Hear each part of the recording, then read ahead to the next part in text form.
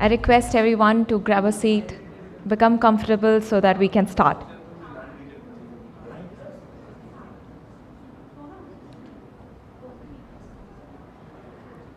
Come right in, there are chairs on your left.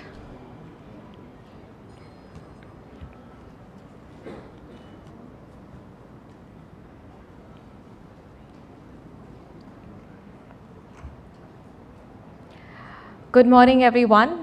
I'm Lavina Lal, and I'll be your host for the day. And I promise you this is going to be very exciting because I'm already very excited. As a fellow healthcare professional, I think what we are going to do over the next few sessions is going to definitely pave some new roads into diagnostics. And how can I not be confident on it? Because we have such an august gathering here with such talented people like you being part of this. So on behalf of the IHH Quality Summit Organizing Committee, it's my pleasure to welcome you to this one-of-its-kind exciting track on clinical laboratory shaping the future of diagnostics. As we gather today, we stand at the threshold of a revolution in clinical lab medicine. The convergence of cutting-edge technology, AI, and precision medicine is transforming the diagnostic laboratory landscape.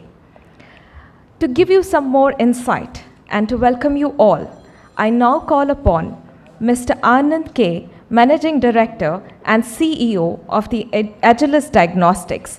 Mr. Anand comes with more than 25 years of robust work experience in healthcare with a deep focus on diagnostic and lab services in India, South Asia, Africa, and Middle East. A people's leader and a seasoned communicator, he believes in empowering teams to drive business goals.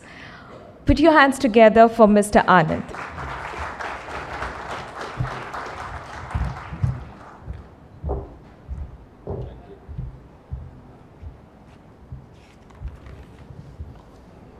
Good morning, all. I would like to start the day 2 of the 9th edition of IHH Quality Summit and the laboratory track with a quote that I've always lived by. Quality in service or a product is not what you put into it, it is what the customer gets out of it, by Peter Drucker. So this quote resonates deeply with me because it highlights a fundamental truth about our industry. No matter how much effort, technology or expertise we invest into our services, the true measure of our success lies in the impact we create for our patients. It's not enough to innovate or implement the latest tools unless they translate into meaningful, positive outcomes for those we serve. In diagnostics, this means providing not just accurate results, but actionable insights that improve lives, reduce the burden of disease, and enhance overall patient care. At the end of the day, quality is defined by the value and trust we deliver to our customers.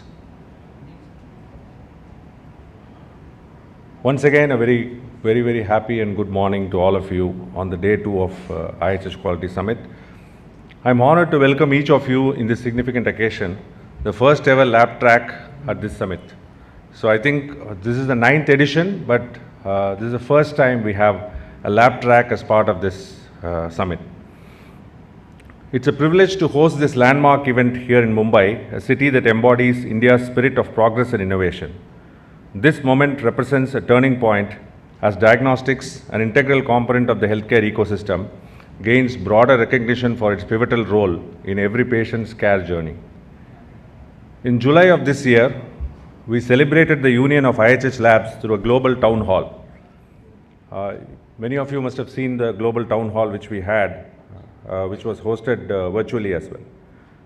Today's Quality Summit further reinforces our collective vision of becoming the world's leading medical laboratory service provider. This vision is not just about growth, but about consistently raising the bar in diagnostic excellence, ensuring that patients receive the best possible care powered by cutting-edge technologies. I extend a warm welcome to all the assemblies here, including Mr. Ashok Pandit, Group Chief Corporate Officer, Professor Ibrahim Unsal, COO and CMO of IHH Labs, and all the doctors and dignitaries who are here with us from various group laboratories. A warm welcome to all the speakers who have joined us today to share their expert insights on this platform.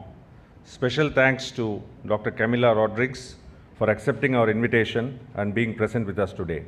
Your participation elevates the discourse and contributes significantly to the value of this summit.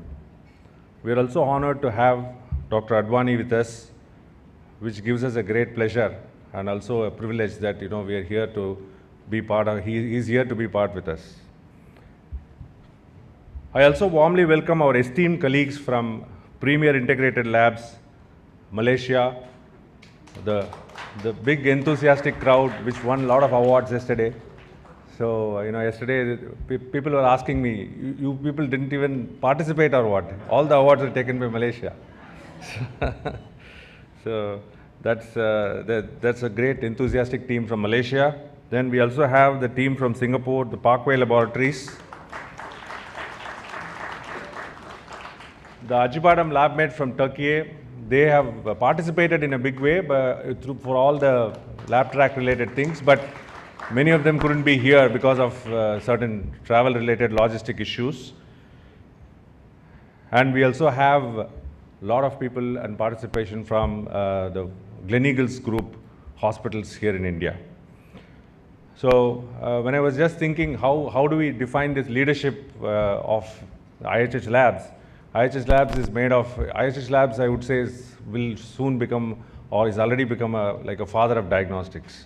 So Premier, Agilus, Parkway, Acıbadem, so Papa of diagnostics, right. As diagnostic technologies continues to evolve, the future holds immense promise. The integration of AI and machine learning into diagnostics will enhance precision, speed, and scalability. We are actually moving towards a future where laboratory medicine will not only diagnose diseases earlier, but also predict them, enabling preventive interventions that will save lives. In a field as dynamic as diagnostics, continuous technical and medical education is critical for staying ahead. The rapid pace of change means that lifelong learning is no longer optional, but a necessity for professionals across the industry. This commitment to learning ensures we remain at the forefront of technological advancements and continue to deliver the highest quality of care.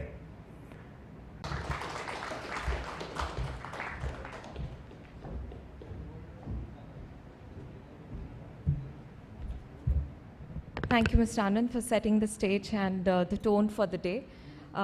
We are now going to see a wonderful video just to give you a glimpse about the IHH Labs. So stay tuned and have a view.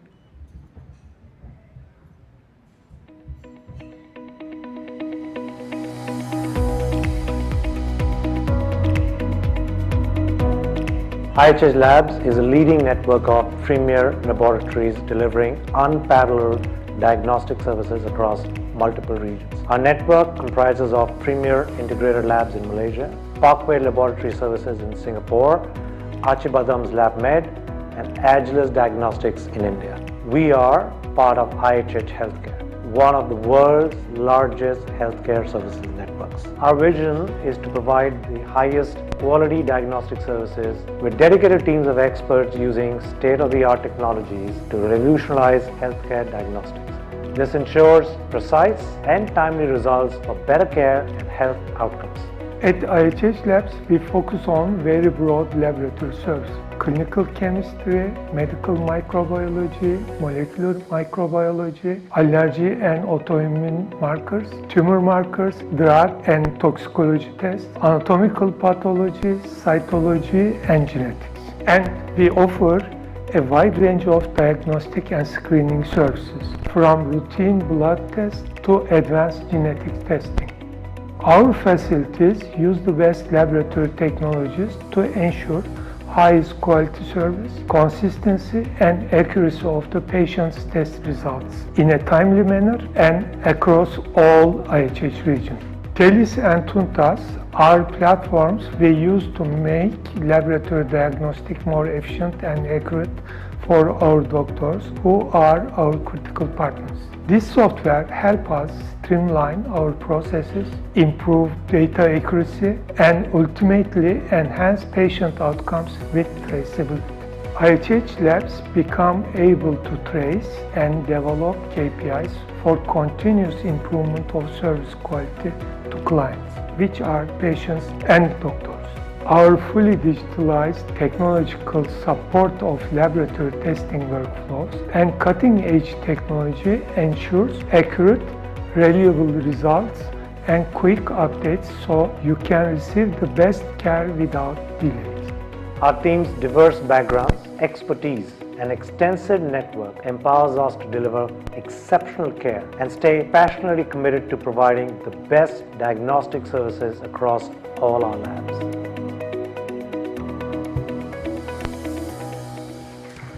Huge round of applause. I think it looks right like a scene out of some sci-fi movie, isn't it? And great actors and talented actors in that working in that movie. So I think this is amazing. I feel this whole track is amazing because this is the first time we're bringing the back-end people right in the forefront and showing to the world what amazing work you people do. So let's not waste much more time and let's get into the first session for the day. And what to say, I think I'll draw some parallels from a session that happened yesterday on antibiotic resistance. So we talked a lot about it. I think we badgered the whole topic here from every aspect. So now we're going to bring why did antibiotics come in the picture. So we're going to talk about infectious diseases and what are the new breakthroughs that are happening in the infectious disease diagnosis, especially the new fast lane. And for this, we are privileged to actually have one of the most, what do I say, I've only heard the name of my 14 years of working in Fortis at Mulund. I've kept hearing this name again and again and again, and it's an honor for me today to introduce her because now I get to see the face behind those wonderful diagnoses that came in. So let us put our hands together for Dr. Camilla Rodrigues, consultant microbiologist, chairperson, Infection Control Committee at PD Hinduja Hospital. She has been a member and a special invitee to several national working committees to the Government of India on tuberculosis, newer diagnostic and antimicrobial resistance. She served as the president of the Indian Association Medical Microbiology and is currently a member of the new diagnostic working group, Stop TB. She has been associated with the International Affairs Committee and oh my goodness, there's a list of all these different places that she works with. I think another huge round of applause for you, ma'am. We are so privileged to have you. Let's have our opening batsman and leave the field to her. Thank you so much.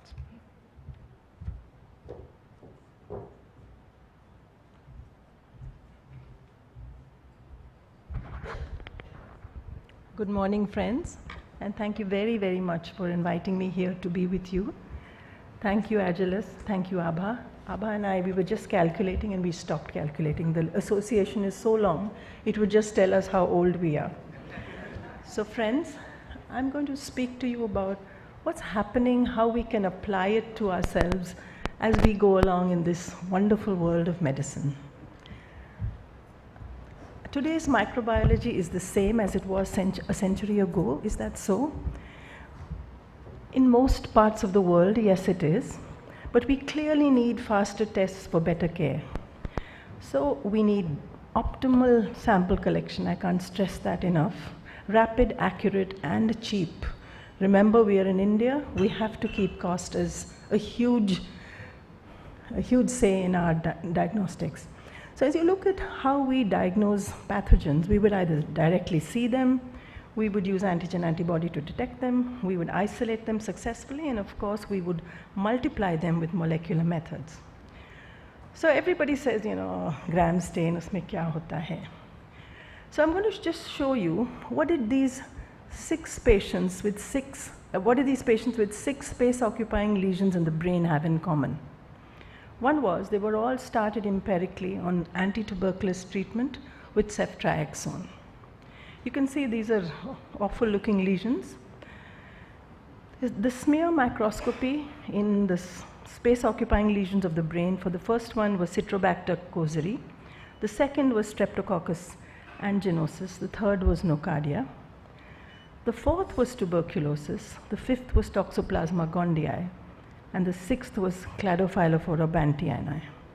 So what did these patients have in common? Actually nothing. And empiric therapy was clearly inappropriate in 4 of these 6 patients. So we've learned that we need to attempt to identify the offending pathogen in every situation. So our dictum is culture every tumor and biopsy every abscess. No more empiric treatment. If you look at supportive evidence, you have antigen-antibody reactions. Clearly, the Binax kit has done wonders. CRAG tests for Cryptococcus really is the way to go, because it can not only be done in CSF, it can be done in blood. And dengue, malaria, we've done our own home amount of false positives, but it works. It works when it's standardized carefully for Candida, Aspergillus, and really works brilliantly for PCP. What about galactomannan? Neutropenic, it's a good test, because a neutropenic simply can't fight the growing hyphae, but the false positives are big time. Beta-lactam antibiotics, certain bacteria, fungi, etc. Today we are getting better tests. We still are not too happy with IMI and point of care OLM, but we're slowly perfecting these. But remember that different patients need different applications, neutropenic versus ICU patients. Different sites, whether you do it in the serum, the bile, or the body fluids, and different continents have different cutoffs. In the lab that we live in today, in a tertiary care center lab, this is what I find is really useful. That is lateral flow tests for detecting carbapenemase specific, which carbapenemase is operative, whether it's NDM, OXA, KPC, VIM, or IM, and Acinetobacter as well has different OXAs. What about successful isolation? Clearly, we live in a world with changing paradigms, and the blood culture methods, I'm sure everyone in this room is using automated methods, but remember in India, we continue to use manual methods, and we really believe we should move to automated methods. And clearly, those days of one blood culture will do are over. You simply need sets. 2 sets is the minimum, because it at least assures 80% recovery, and 3 sets is the best. But at the same time, we need a call for diagnostic stewardship. You shouldn't over the top do all blood cultures for everybody. And clearly it's indicated in the ones I've highlighted in red, where the highest diagnostic yield is obtained. Don't worry about doing blood cultures, where say a patient comes with, an OPD patient, and don't waste money on doing blood cultures when it's possibly the yield may not be more. And similarly for follow-up, there are clear indications. So we've really had a wonderful time in microbiology, from traditional biochemicals to MALDI-TOF. When my MALDI-TOF is sort of on the blink, my technicians almost start weeping. How are we going to manage, ma'am? And we say, oh, we'll send it to Avinash Phatke's lab, who also has a MALDI-TOF. So we cope that way. We exchange. When they are down, we're there. So there's an exchange on MALDI. Nobody wants to do traditional biochemicals. And there's this huge tsunami of new technologies, because MALDI-TOF not only detects bacteria, it detects fungi and mycobacteria within minutes. Hi, Subra. Subra is one of my favorite ID guys. So, and NAT testing really has evolved to the automated black box type. And clearly we're getting into the era of shotgun metagenomics. So if you look at molecular detection from positive blood culture vials, that's where we are currently at.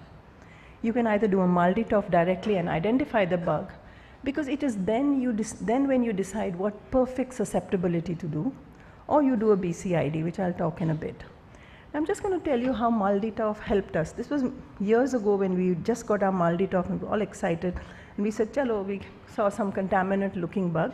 And we said, before just saying it's a bacillus contaminant, let's see what it is. So in this 5-year-old baby who had diarrhea and spiked fever, we grew these aerobic spore bearers, which under normal circumstances we would have pitched out. But since MALDI was the newest toy, we identified it as Bacillus clausi. We said, where did this Bacillus clausi come from in a little 5-day-old baby? And look and see, this baby was being given enterogermina. Enterogermina is billions of spores of actually Bacillus clausii. And we could help by telling the pediatrician, stop it. And immediately the fever resolved. So identification of organisms really helps. We've also standardized yeasts and molds and mycobacteria, and today we're spinning out all our wonderful fancy fungi with MALDI, because believe me, identifying it the manual way just takes ages and ages. This is the latest toy in the market. What's new, because this is T2, it's an MR. Microbiologists also want to be in that MR space, but this is too expensive for us.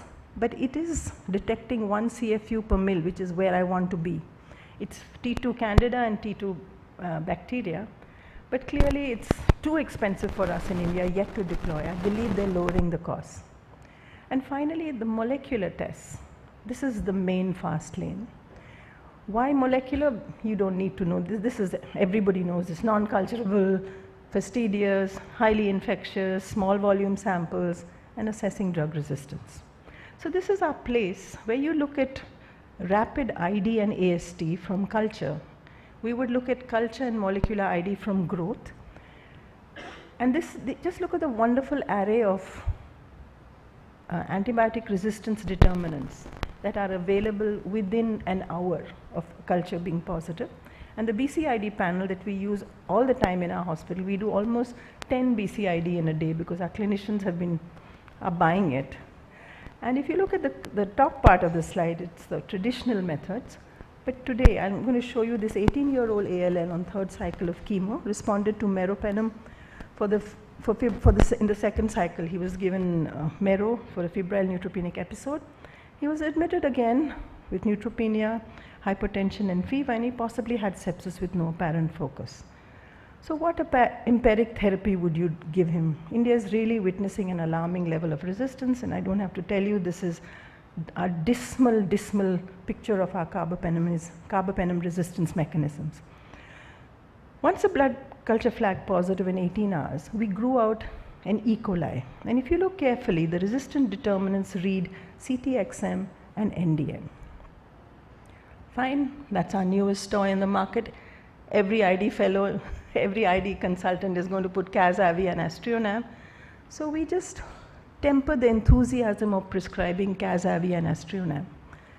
Today, E. coli, NDM E. coli with PBP3 inserts, that is virin and viric, when infected with a plasmid-borne AMP-C, particularly CMY42, actually is resistant to Cas-Avi and Astrionam. And in our lab, we're doing this really fast. We detect with an MSIM CPO, we do LFA, that quick LFA, 15 minutes, followed by synergy testing for all metallo-beta-lactamases. And 48 hours later, we found that this bug was actually synergy negative, so we could not give anything except colistin. I know colistin came and went and everybody said, oh, it's wonderful, but you need to have this backup in the laboratory so you can help your patients who are really sick. And the last is, this is where microbiology has done a huge leapfrogging. Molecular ID and AST directly from sample, and this lovely blue-green shows all the expert cartridges for viruses and bacteria for detection and for antimicrobial resistance. Whether it's MRSA, VAN-A, VAN-B, CABA, MTB, XDR, it's been huge. And today we're talking about syndromic multiplex panels, right targets for appropriate pathogens with clear algorithms and guidelines required. So we have these multiplex tropical fever panels. Today we're really doing a lot of them, and our clinicians are absolutely eating out of these panels because you have, serology is kind of dodgy today. But when you can detect Plasmodium, when you can detect Zika, Leptospira, there's no argument. And similarly, we have a multiplex PCR for NTM, useful again, and these two Aspergillus and Mucor genius really doing wonders. Another a singleplex PCR is for Burkholderia, which I would urge each one of you to push for, and PCP. So I'm going to talk a bit on syndromic panels. This is BioFire. Everyone has, oh, you got a BioFire, tell me in 1 hour, what is this, what is that? There's 6 panels. The BCID is not directly from sample, but these are the ones that are done directly from sample, and the huge array of organisms and antimicrobial resistance determinants. how useful are they in clinical practice? Remember, when you look at respiratory pathogens, there's asymptomatic colonization which varies from virus to virus. RV, BV, adeno, mycoplasma, CP, that's chlamydia, all can be colonizers. The true pathogens are really influenza, RSV, SARS, human metapneumo, and PIV. Long-term shedding again becomes a huge issue. You can see rhino, boca, etc. can exist for more than 30 days and mycoplasma up to 7 weeks. Again, you have co-infections with bacterial pathogen. You can also have super infections. So look at this. This happened a couple of days ago. I hate this pneumonia panel. I'd spend my time telling my clinicians, don't do it, and yet they do. So this was a perfect example of a patient who was sick. Look at this sickening amount of organisms that we identified. There is Klebsiella, Strepto, Enterobacter, Acinetobacter, Pseudomonas, Strep A galacti, and the huge array of antimicrobial resistance determinants. If you saw this, you'd say, oh my gosh, what am I going to treat this patient with? Because there were so many bugs there. Luckily, this patient actually had a blood culture that had shown strep pneumoniae. So we could go back and treat this patient with simple, pure ceftriaxone. But again, unless you have a backup to understand the patch, he had a nice lobar pneumonia patch. And the clinician said, no, I want to do pneumonia panel. When you grow a bunch of colonizing flora, it's not that this is junk, but these are resistant colonizing flora that actually mean nothing. So today we're getting into, this is just off the shelf, exciting complex metagenomics, NGS and targeted NGS. And clearly these simpler microarrays are going to be common. To me, they're going to be challenging because I'm going to give you 200 pathogens and you're going to have to decide which one is the real one causing the problem. So as we changed these challenges to adopt syndromic diagnostic tests really come down to patient severity of illness, duration of symptoms, comorbidities, and most important, the net state of immune suppression. So you have a diagnostic decision efficacy, you have a therapeutic efficacy, a patient outcome efficacy, and most important, you have to answer to the public, is this worth it? So as we look at sepsis, I promise you these are my last 5-6 slides. I have to give the audience some assurance that this lecture is going to end because there's some hope inside. So this is where I believe microbiology should really work hard on sepsis. We're just dragging our feet too long, and this is what's currently available. 6 hours not good enough. And clearly it's better than what we are used to. Blood cultures is up to 96 hours, but clearly we're getting there with other kits. And India itself is making a huge amount of effort. We have, on the ICMR, we're looking at lots of new companies that are coming up with, kits like HRM, WGS, DNA microarrays, biosensors, and POCTs. And if you look at this, when you compare the 16S, ideally this should be the way our life should be. I really believe we need to perfect the 16S, the detection of bacteria, the 16S metagenomics. And these are new kits that are available today, expensive, but we need to tweak it. We need to tweak it to do it fast for each sample. Not, oh, when I get a batch, I'll do it. The ICU guy is not going to wait for you. We must realize as laboratory guy, our job is to deliver fast. And again, we're looking at not only the bugs, we're looking at integrated host plasma metagenomics. Clearly 2 years away, but we're getting there. And for TB, I can't stop my talk without talking on TB. Believe me, new fast lane diagnostics have arrived. This is my midget. This is PCRs, and this is where we're getting into, targeted NGS. And India is really fortunate that we've gone, today my registrars are saying, your TB result is not ready. I said, it's just been 3 hours since I've got the sample. When I started TB, it used to take 3 months. Just be grateful, it's only 3 hours. So that's how demanding experts have become. So not only do you have expert MTB, you have Ultra, you have TrueNat, you have expert XDR, all within 3 hours. You have LPAs, and you have others which are not highlighted in red that are available across the world. But it's sequencing that I'm going to talk on. We've actually managed to look at pyrosequencing, which we really do well for CSF. we can diagnose 85% of TBM just with a pyrosequencing compared to 70% with an expert, and we give susceptibilities to all drugs. But this is the future. This is an article that's coming out next week. I love this article because it's actually talking about targeted NGS, culture-free targeted NGS for diagnosing drug-resistant TB. It's called end-to-end workflows. And the WHO, on the basis of this work we did over the last 2 years, has actually endorsed this technology with 2 particular kits, Dplex and ONT, that's Oxford Nanopore Technologies. And this is China that has already implemented it in Shenzhen. So I'm going to end with this. What if we could embrace innovation and address implementation? What if we had the tools to rapidly pick up TB? What if we could predictively model from SNP to dose and from clinic to dose? What if we could do drug monitoring well and assess toxic drug ranges? No more science fiction, and I'm happy to say we're just starting a project with NIH where we're looking at a DRTB patient who comes to us. Within 3 days, we'll do targeted NGS. So we have what we can give. We will convince our clinicians that these are high confidence mutations, so start this. Within the next 3 weeks, we will do drug levels.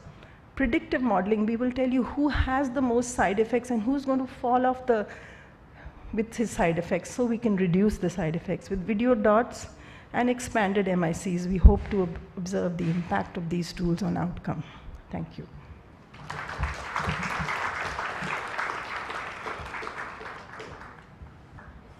Question or 3 questions? Yeah, any question? We'll take just 3 questions in the interest of time. So,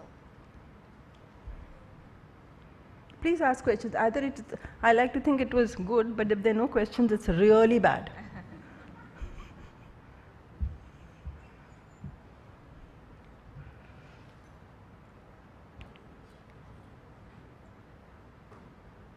As always, a masterclass. Lovely listening to you this morning. Few years ago, there was some excitement about doing a Buffy coat and a 16S and gene sequencing directly on blood samples. Has that fallen off the grid, or has there been any further? It's not fallen off the grid. It needs to be tweaked and validated better. But I think see now currently with metagenomics, all that has kind of replaced, Buffy codes and trying to get where the problems are. And standardizing these, ultimately it's quality. Standardizing consistently, reproducing everything consistently becomes a norm. In fact, for targeted NGS, today we have companies that are doing targeted NGS cheap, but where the quality assurance is really a huge issue. And when I'm shooting off a report, I need someone to shoot from my shoulder and say, yeah, the test that you're doing, I am sure is quality assured. Which is why we need WHO to help me say, I endorse this test or I don't endorse this test. So ultimately, it's about endorsing a technology with the huge baggage of quality assurance being assured. Yeah, Anita.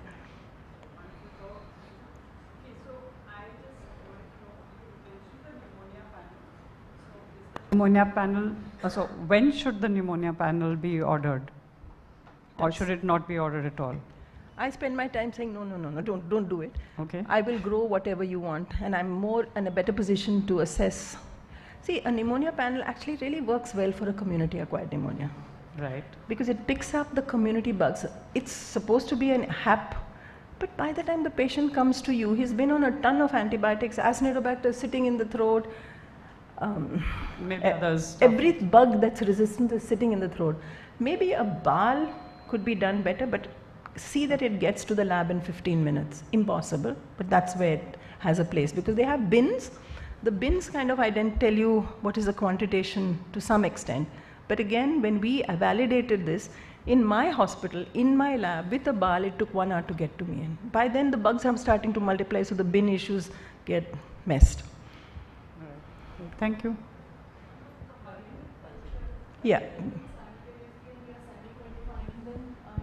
Can get good results, because we cannot totally brush away. You can't trash it. I don't mean you should, but I mean you have to interpret it with caution. The rest of the BioFire panels are great. Sterile body fluids, CSF is great. ME is great. Yes. ME is great. The JI is great. In fact, our ID physicians are using JI for everything. If there's a pus I say, this is not a joint fluid. No, but I need, it's got 42 pathogens, I want to know which pathogen it is. So this is off-label, I write clearly. This is on clinician request. The lab does not endorse this sample milieu.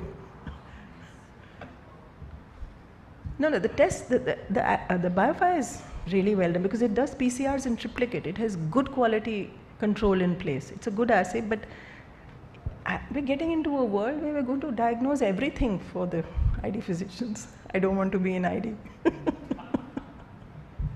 Ma'am, you want it, we'll give it to you, Subra. Ma'am, about the GI panel, can you please share some clinical cases, one or two cases in which we should be using it? Because like you said, it's been used for everything but GI pathogens right now. So GI or GI? GI, gastrointestinal. Very good if it's done for immune compromised patients that are having diarrhea more than 4 a day. Excellent panel. Not for every run-of-the-mill patient. Immune compromised works really well. So for chronic intractable diarrhea without a patient being immunocompromised, a lot of clinicians are asking for the GI panel. See, then you get 3 pathogens and you're struggling to epic, you're getting all sorts of E. coli that are pathogenic. Now you have to actually have anti-sera to those to see really whether they are pathogens in that setting. It kind of reassures you that there is something going on, but you need to tackle what bug you're going to treat. I mean, we've had lovely results with Campylobacter, rotavirus, when they weren't being suspected. I actually like the GI panel when it's well done. Okay, thank you. And the last question is for the Malditoff and atypical mycobac. Can you share your experience on using the Malditoff for ATMs, I mean, how NTMs rather? So how would you, is the process standardized enough for us? Completely different. We put 2 MSc girls on it and finally we've tweaked it. We spent 2 years doing this. Okay. We do it at this time, abhi aaya positive, it's very, very... It's very difficult to standardize very for difficult. us. But once you do it, we'll help you standardize if you need to, no worries. Okay, thank you. Thank you so much. I think a huge round of applause for Dr. Camilla. She said, embrace innovation and address implementation. I think that's our take home for today. I now call upon Professor Ibrahim, COO, CMO of IHH Labs, to please felicitate Dr. Camilla.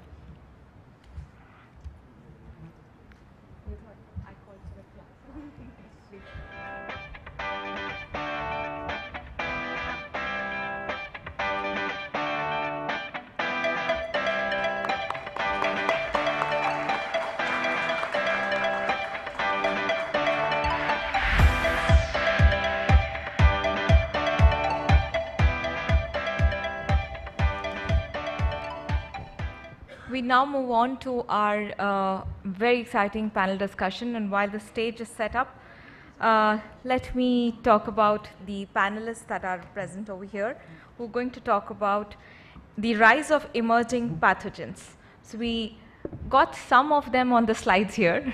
We saw a few of them, but now we're going to talk in detail about it. And we have Dr. Ravneet Kaur, the lab head of Fortis Hospital, Noida, who's going to moderate this session. So, ladies and gentlemen, a very warm welcome for Dr. Ravneet Kaur. She's an alumni of CMC. She has more than 20 years of experience in clinical microbiology. She heads the lab services at Fortis Hospital, Noida. She holds the position of the infection control officer at the hospital and is a member of the CPAC. Just a small correction, it's GMC. GMC, oh, Amritsar. GMC Amritsar, okay. एक गलती माफ है. All right. And we have our next speaker, Dr. Subramaniam S., Director, Infectious Disease, Gleneagles Hospital. And we had him yesterday also on our session, and that session also was very rocking. We talked about, he was part of the antimicrobial stewardship program. Okay, and today he's going to be part of the infectious diseases. He's the Director of Infectious Diseases at the Gleneagles Hospital, handling the patient care issues, and also at CHIC at Chennai in Bangalore. He has extensive experience in academics and training from postgraduate days at CMC again, I think alumni over here. rising to the position of associate professor in the Division of Medicine and Infectious Diseases. He served as a faculty in the HIV distance learning course and was charged with creating the material for antiretroviral therapy. Pleasure to have you, sir. And our last panelist for this session is Dr. Balaji, Chief of Labs, Hospital Infection Control Chairperson, Head Microbiology and ID Serology, Gleneagles Hospital. A huge round of applause for all of them. Dr. Balaji has completed his MBBS and MD Microbiology. He's a faculty for the Fellowship Program of Microbial Medicines and Infectious Control and has an MHA. He's an NABL assessor and certified NABH internal counselor. So a huge round of applause for the panel, and let's hand the stage over to them.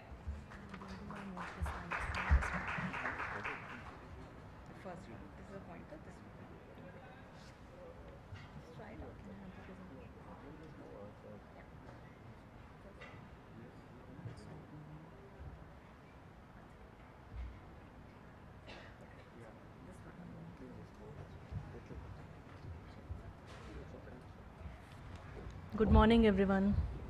So, thank you for giving me the opportunity to be here. Now, this panel discussion is about the emerging pathogens. Now, emerging pathogens is a very vast topic. So, in order to give audience a bird's eye view and a gist of what are the definitions and where to pick the content from, there's a very small presentation here. So what are emerging pathogens? What are emerging infectious diseases? The WHO says the diseases that appear in a population for the first time or they may have existed previously but are rapidly increasing in incidence or geographic range. The emerging infectious diseases, they account for at least 15% of all human pathogens. Majority are zoonotic. Likewise, there can be foodborne, vector-borne or airborne. So what are the basic criteria for the spread? There should be an introduction of the infectious agent into the vulnerable population, and there should be ability to spread from human to human and cause a disease. We all know what are the factors responsible for emergence, very vast globalization, habitat destruction of flora, close contact with animals, antibiotic resistance, poor sanitation, rapid population growth, unplanned urbanization and poor infrastructure. So there is a WHO priority list which regularly updates the list. Basically it's there because there's a very wide range of diseases, and to prioritize the attention, the R&D and the efforts, WHO periodically revises this list. So in the viral priority disease we have COVID-19, we have Crimean Congo hemorrhagic fever, Ebola, Marburg, Lassa fever. We have MERS-CoV, SARS, Nipah. Then we have Rift Valley, Zika, and we have disease X, which is basically any new disease where pathogen is yet unknown. Similarly, we have a WHO bacterial pathogen priority list also, which categorizes the same into 3 groups, which is critical, high group and medium group, and we can refer to all these pathogens which are likewise there in this list. So CDC also talks about the global health priorities. There's a paper which talks about global health priorities, which is 2023 to 2026 list, which basically talks about high priority threats, vector-borne diseases, parasitic diseases, and any additional threats. So there are climate and infectious diseases also which are there in CDC, which talks about tick and mosquito-borne diseases, fungi and vibriosis. So we also have list of emerging pathogens according to the US National Institute of Allergy and Infectious Diseases, which are again categorized into bacteria, fungi, protozoa and viruses. So we can see, if you look at this map across the years, there's a huge list of emerging infectious diseases, and we continue to add on to the list. This is a year-wise list of all the emerging pathogens which have been summarized in this table. Now just one slide about what are re-emerging pathogens. So basically the diseases which were major health problems globally, then they declined significantly, And again, now they are becoming health problems for a significant number of population. There are some examples like Neisseria, group A streptococci, Plasmodium, Mycobacterium tuberculosis, syphilis. So we start with the panel discussion with just with this brief introduction.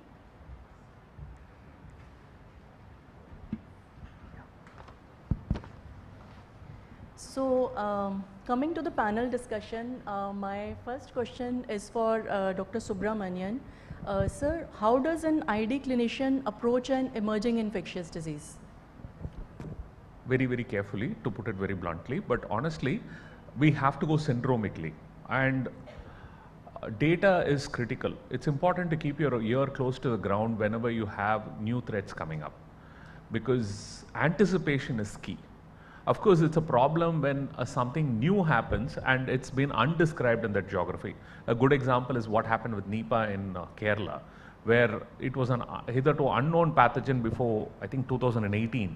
And it was incredibly brilliant how they were able to make a diagnosis, go forward, control it, and do mitigation measures. But for the most part, it's about pattern recognition, asking for the right tests, having enough backup, and quickly putting into place a protocol to ensure that clinicians are trained and educated on identifying the early symptoms, B, there's a protocol for taking samples and sending it off, and C, putting into place individual patient care protocols and control measures to ensure there's no further spread. Unfortunately, we have not evolved to a very good position beyond that in terms of being able to do multiplex testing and things like that at a field level.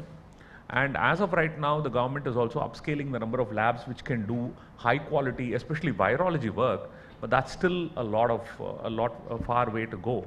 But as of right now, we are stuck with this. Thank you. My second question again for Dr. Subramanian. What lab support would an ID clinician expect? Well, magic would be nice. You see, the problem is that when the clinician himself or herself is not really sure what exactly the pathogen is, when you don't know what your target is, what do you do? Isn't it? So I think this is where a good conversation between the clinician and the lab is really useful, because I say this all the time. Clinicians never have a problem walking to pathology and talking to them. But clinicians somehow are very uncomfortable walking to microbiology and talking to them. Dr. Kamala, you don't go by your own personal experience, you're different. So for the most part, I mean, I'm fortunate because Balaji is my victim for a very long time. But for the most part, most clinicians do not go to microbiology simply because they believe that the language is different. There's a huge language barrier there, and they don't understand what's happening, right? And it doesn't help that the bacteria and the fungi go name change every few years. Nacasiomyces glabratus, Pichia kudravasivi. Seriously, no, but honestly, the problem is that kind of collaborative work needs to happen. You need to go and talk to the microbiologist and ask her, listen, I have this syndrome. These are the things that I'm looking at. What is the best way to go forward with this? What kind of samples do I need? Because, the worst thing you can send is a swab and say, do something with it. The best thing you can do with the swab is throw it into the rubbish bin. But honestly, getting a good quality sample, making sure it's transported early, Dr. Kamala talked about it. You need to make sure that the sample is fast tracked. Especially when you're talking about viruses, it needs a transport medium, it has to be sent in very quickly, and planning what tests to do, because samples are very precious. You can't just blankly send off saying, send an aerobic culture, send off an anaerobic culture. Anaerobic cultures, when you're sending it, improperly, you're not going to get anything out of it. And you want fungal culture, you want TB culture, you want mycobacterial culture, you want 10 PCRs, and you send one drop of pus. So I think, discussing all of this beforehand will make it easier for the lab to prioritize what needs to be done first. Otherwise, what happens is the lab will have to kind of say, inky, pinky, ponky, let me do this kind of thing. Or they are chasing you. I'm sure all of us feel flattered about being chased, but come on, they need to have other things to do in their lifetime. But I think this conversation can obviously strengthen the process and make it more meaningful to the patient as well. It is a serious issue, isn't it? Let's accept that. It is still a serious issue in various parts of the world, even in the developed world. I've worked in the US and I know how it is. We don't always go to the lab. ID guys go to the lab, but most of the clinicians, I don't see them going to the lab. But I think that's probably the biggest Achilles heel. The second thing is deciding on what tests are the best.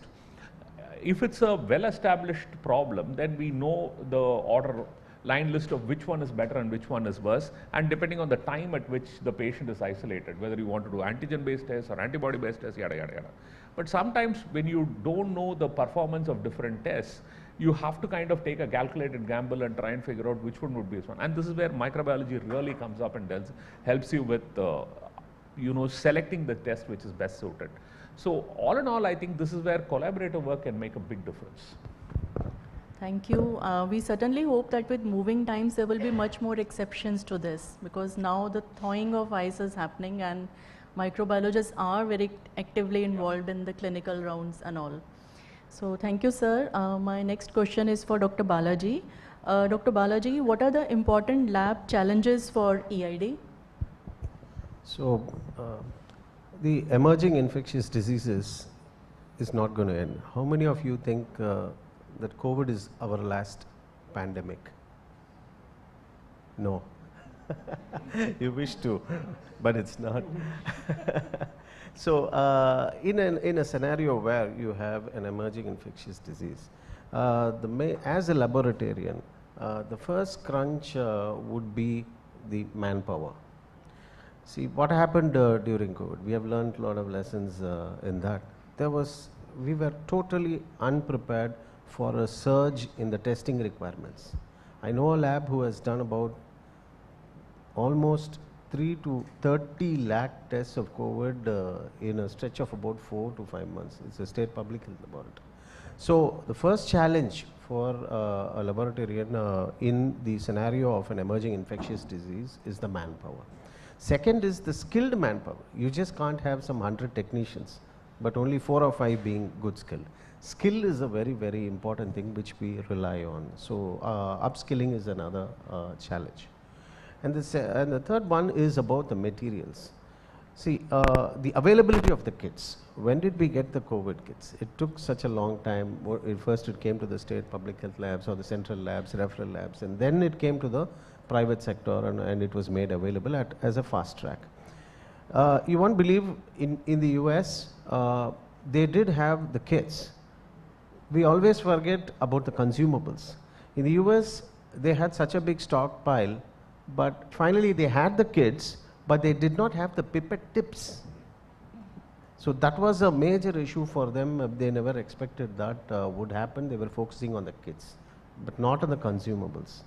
So the material as such is the second challenge which we have to be well prepared. And the third one is, of course, the pricing. Nothing comes for free.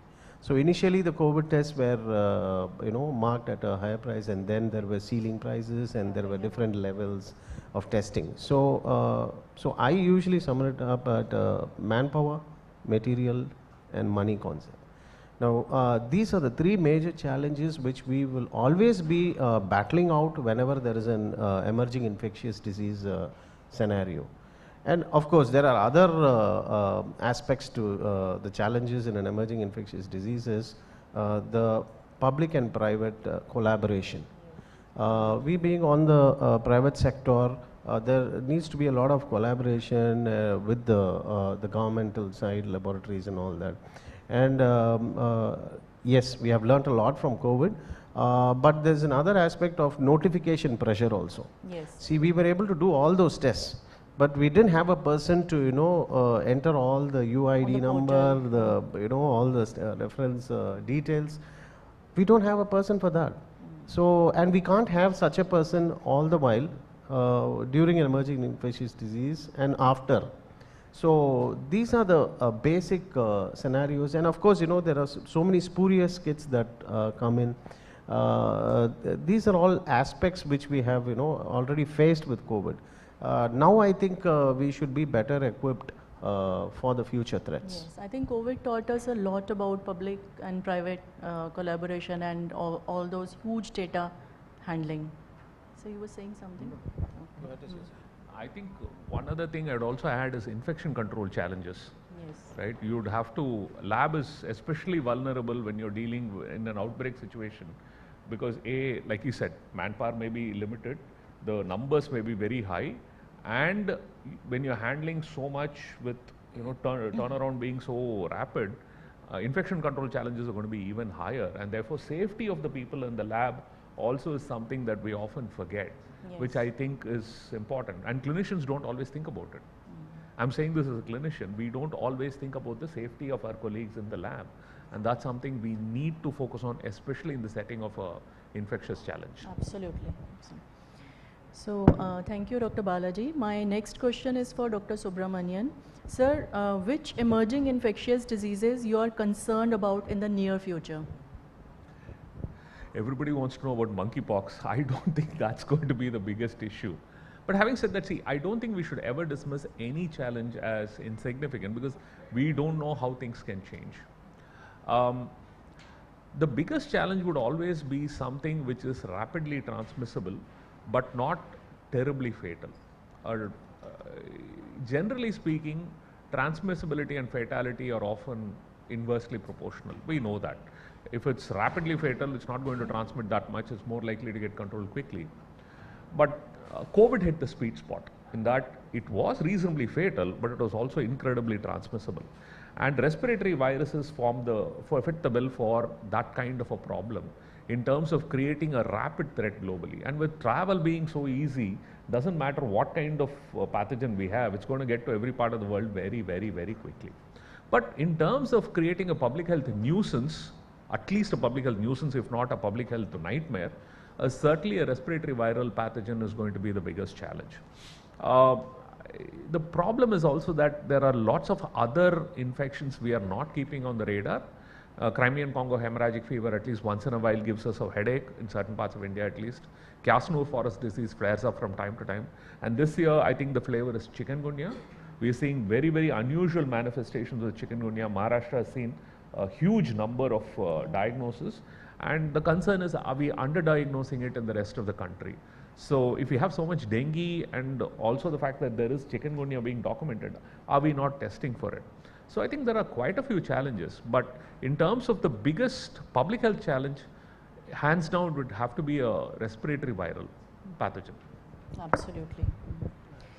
So, I just want to add there. See, we always look at a natural phenomenon that's coming in, like H1N1 or smallpox and all those things. But there is another dark side to this.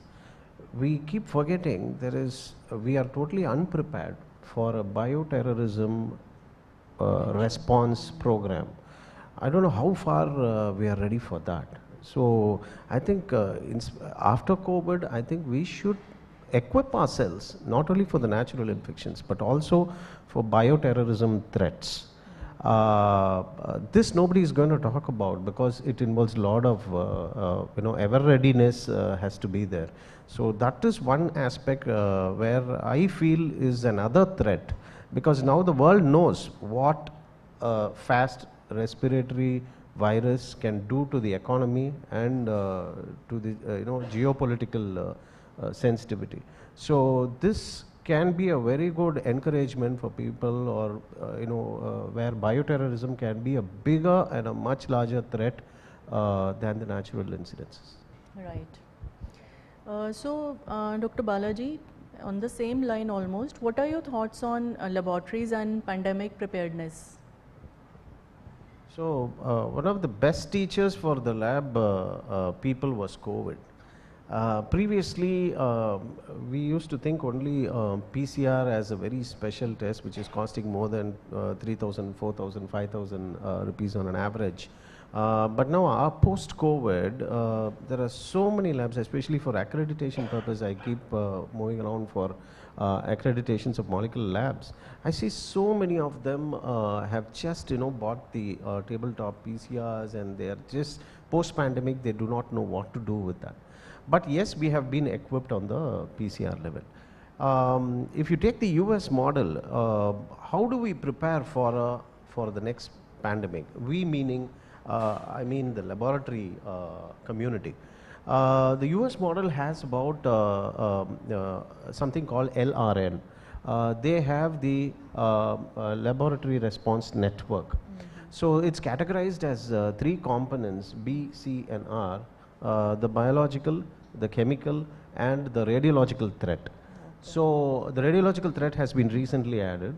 So these are the threats for which there is a laboratory reference network in the US model. This being said, what is it that is being done from the Indian perspective? Recently, I think September 11, yes, there was a Niti Aayog framework was prepared for the preparation of future threats for the Indian perspective. A framework was prepared under Niti Aayog, and they have established a 100-day plan what has to be done if we have the next emerging infectious disease at a national level. So that plan is happening at the Indian perspective. If you go at a global scenario, there is something called SAGO. It's a special advisory group for the origin of novel pathogens. They search for what is the origin of such a pandemic possible pathogen. So this is subsidized. It is coming under a subset of the WHO, where they have this SAGO thing. And the other one is about PRET, where there is no pandemic preparedness and resilience execution. So these are all bodies which are actually working silently because after this COVID. And of course, there's another very interesting area where they are looking at is the PGS, which is the pathogen genomic surveillance program.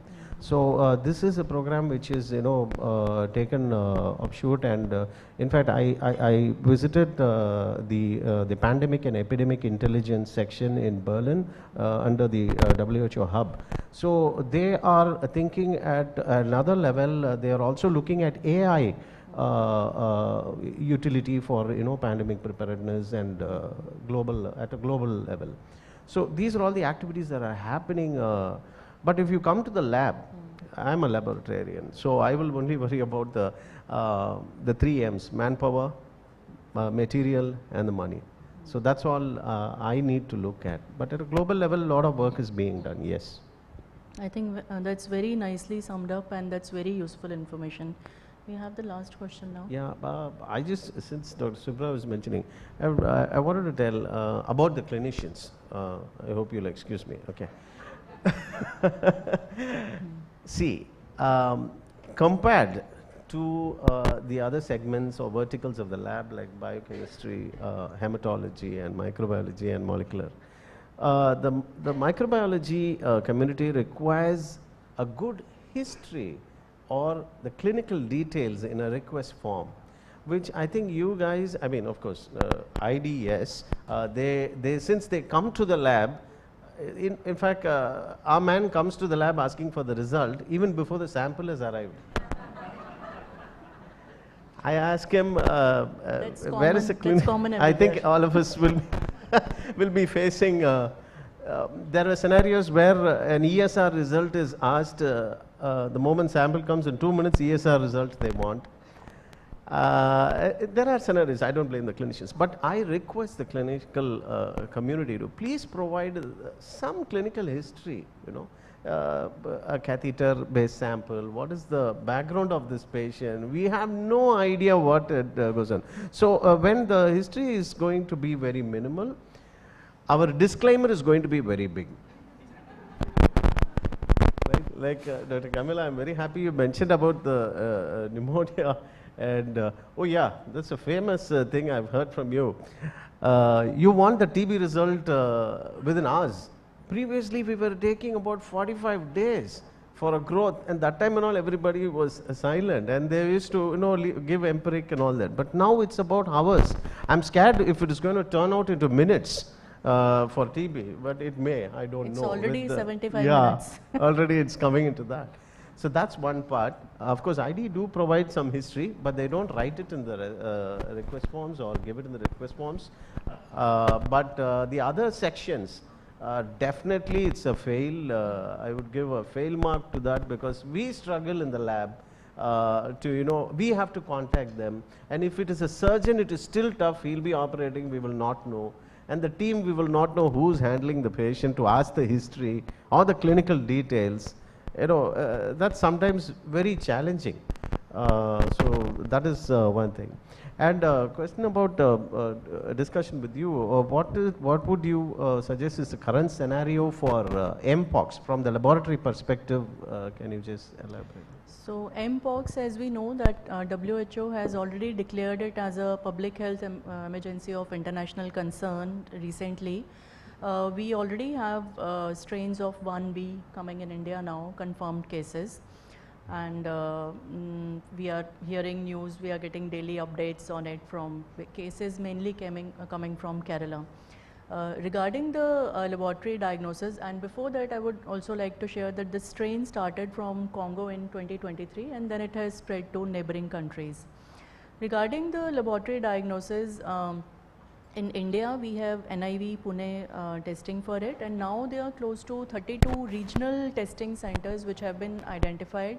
AIIMS Nagpur being one of them. I was also reading SMS Jaipur and various and other laboratories which are now prepared to handle.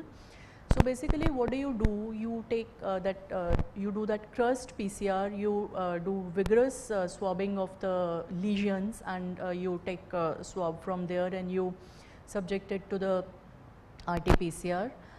Blood is actually not a sample of choice. Of course, somewhere I read it that you can take blood if no other sample is available, but it is not a specimen of choice. You can also take throat swabs and anus swabs if you are not able to get a lesion sample, which is rare. You should be able to get it. So that is what is being done currently in India. Government agencies are doing testings. I think as the time goes on, we might soon land up at a stage where private laboratories will also be pitched in slowly. So that is the status right now. We have RT-PCR and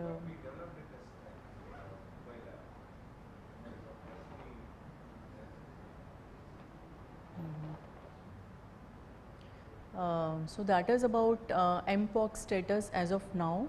So coming at the end of panel discussion, sir, Dr. Subramanian, any closing remarks from your side? We'll talk privately.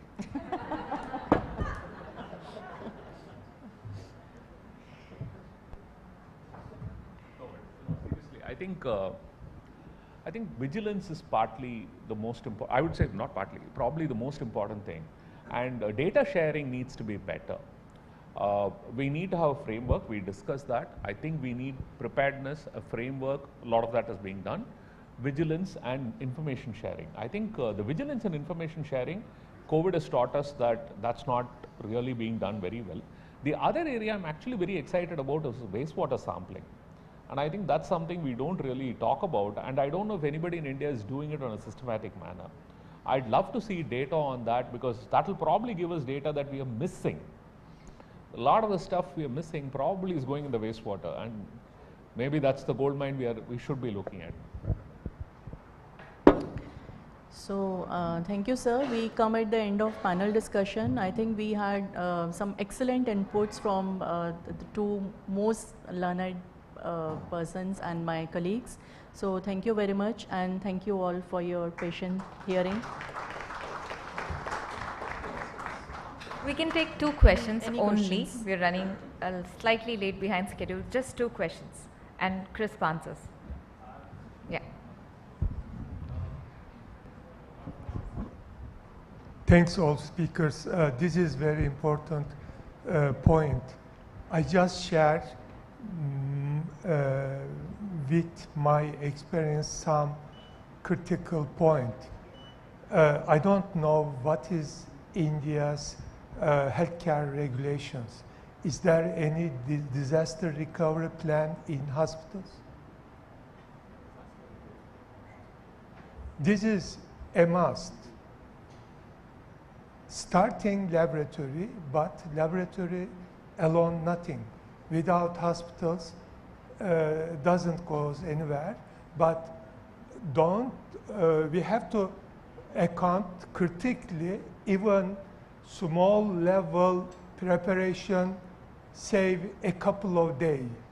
In that case, real disaster day, a couple of days so long.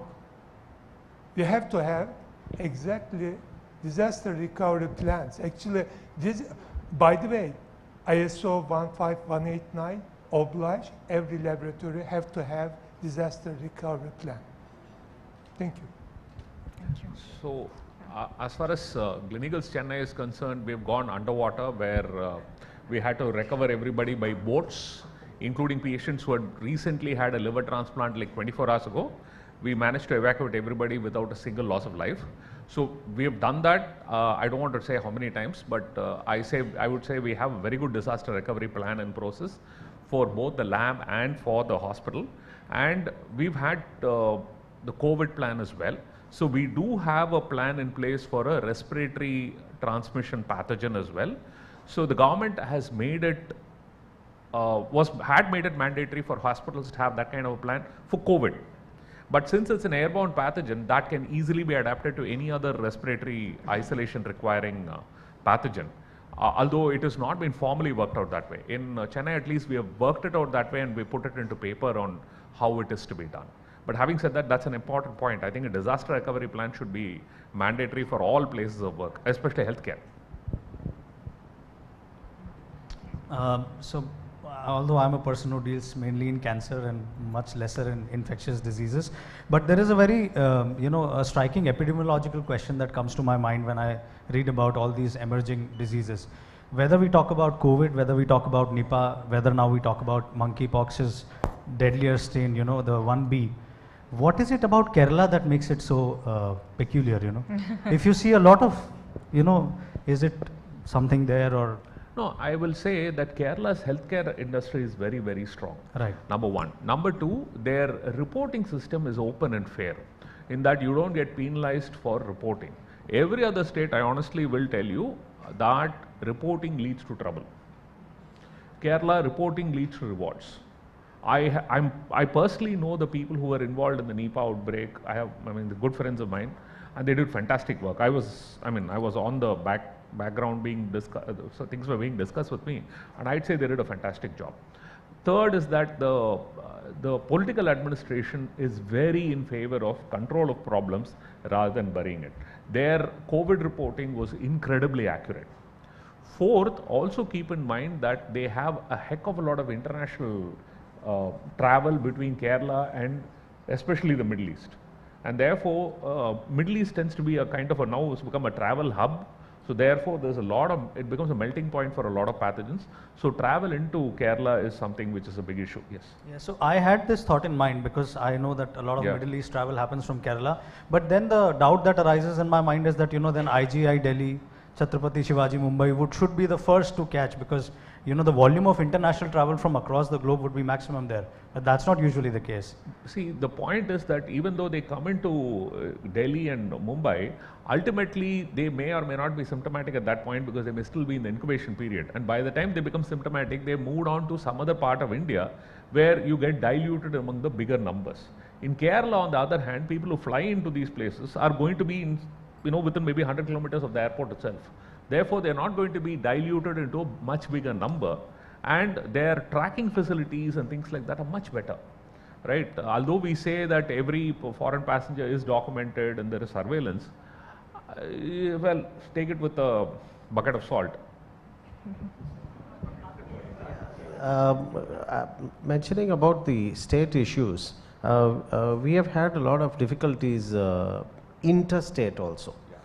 For example, the COVID rapid card test was acceptable in the Kerala state, but in Tamil Nadu, PCR only was acceptable for notification. This is the antigen test you're talking about? COVID, yeah. So in Tamil Nadu, only the PCR was acceptable for notification, whereas in Kerala, PCR and rapid cards was acceptable. So even though I had kits in my hospital as a frontline lab, we have to face the patient for infection control purposes. I was unable to report the rapid card result in writing to the patient because the government public health authority is going to come to my room.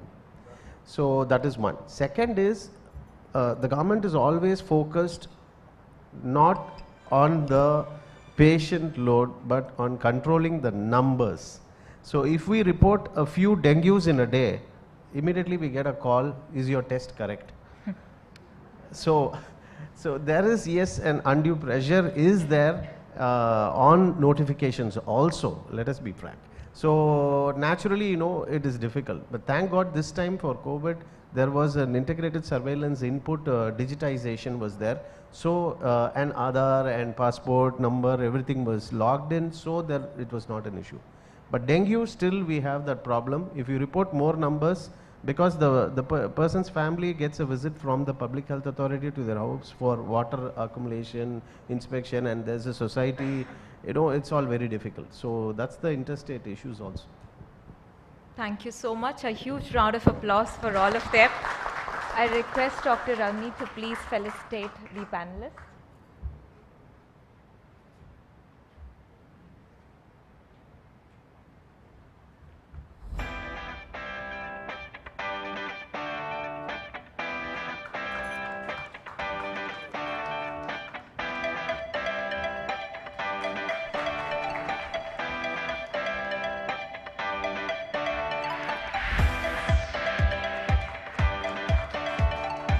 And I request Mr. Anand to please come forward and felicitate Dr. Ravni.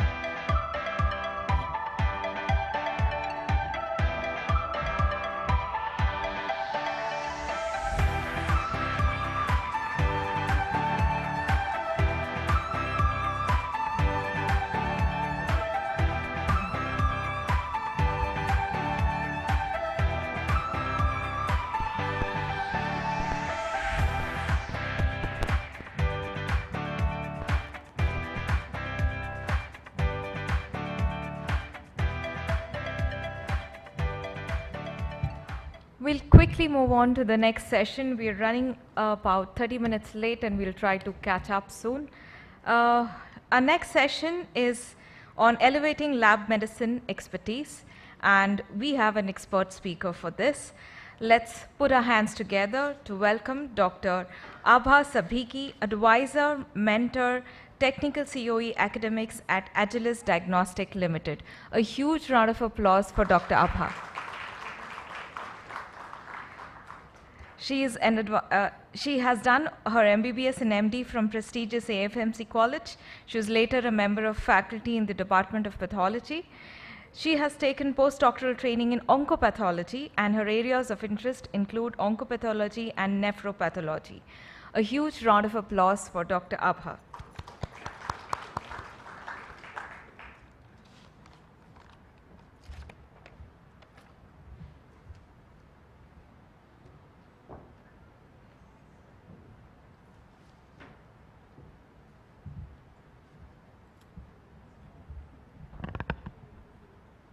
Good morning to you all.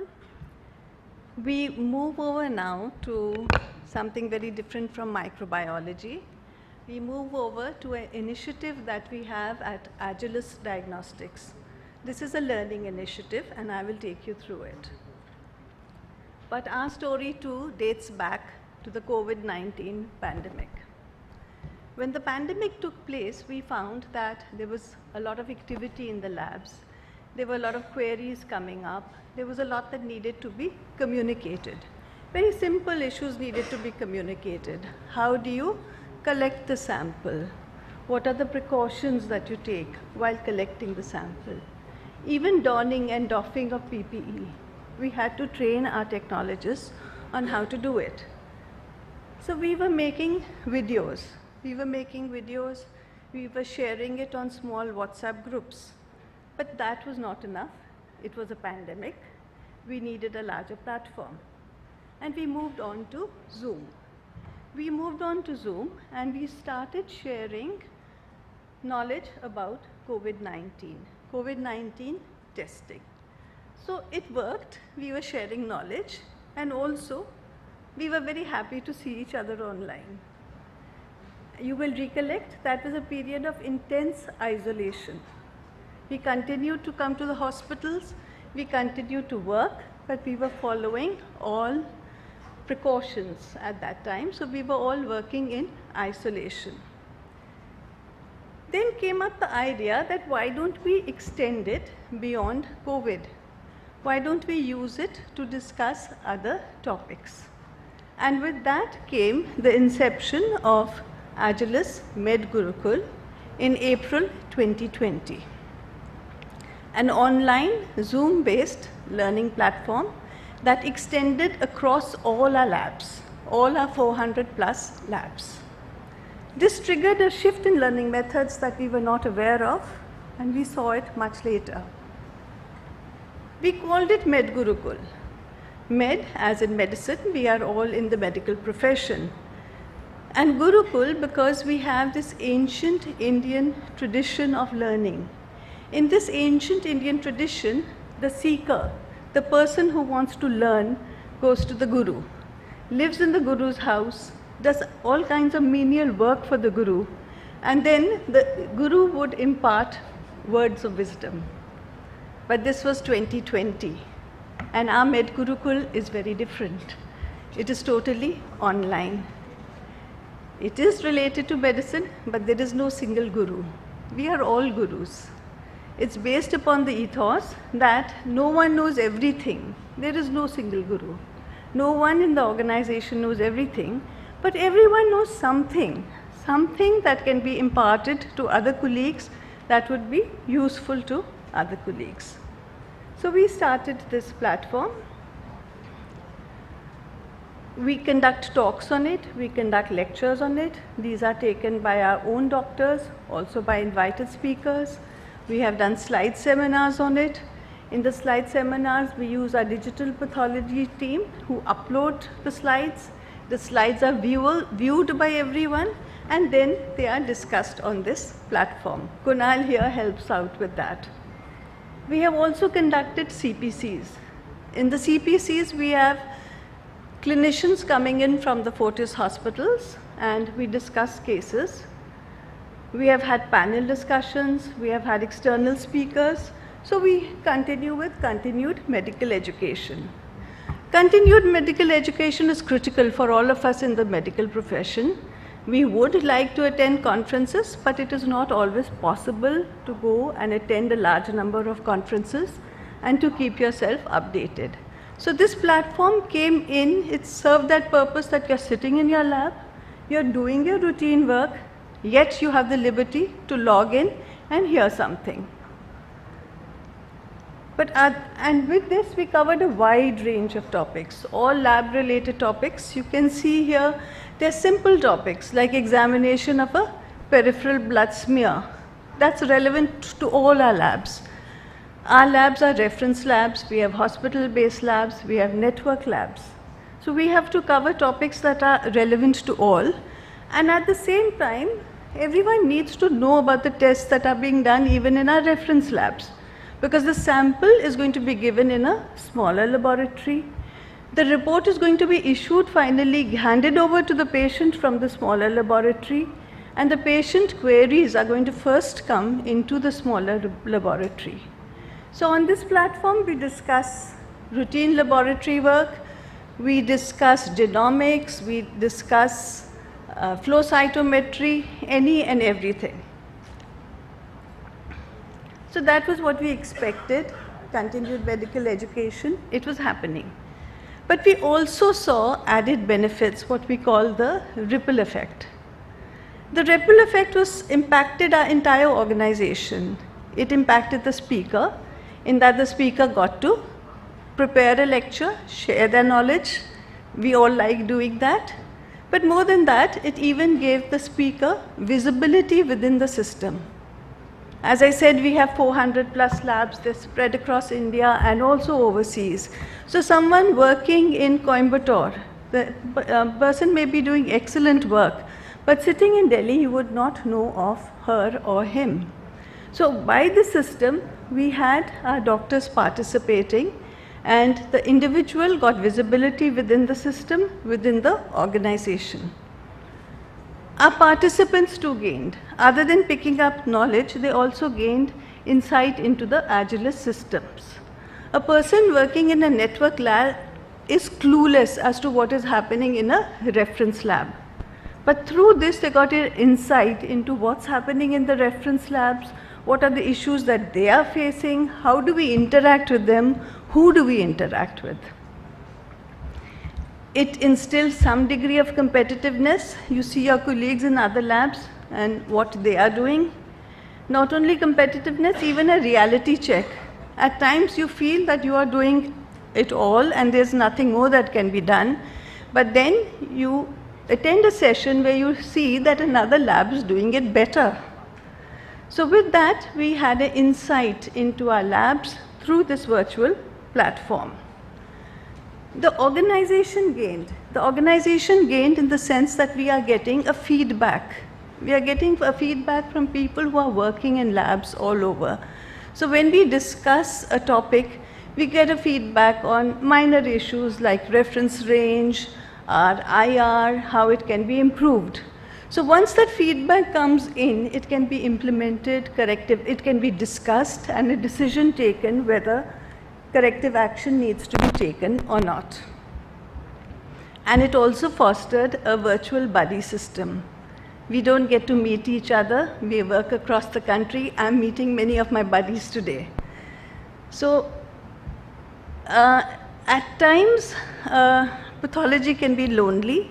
All of us are not lucky to work in large labs where you have seniors to mentor you. Very often a fresh MD is in a small lab and you're at a loss. The training that one gets while doing MD does not prepare you to run a lab. So through the system, we fostered a virtual buddy system.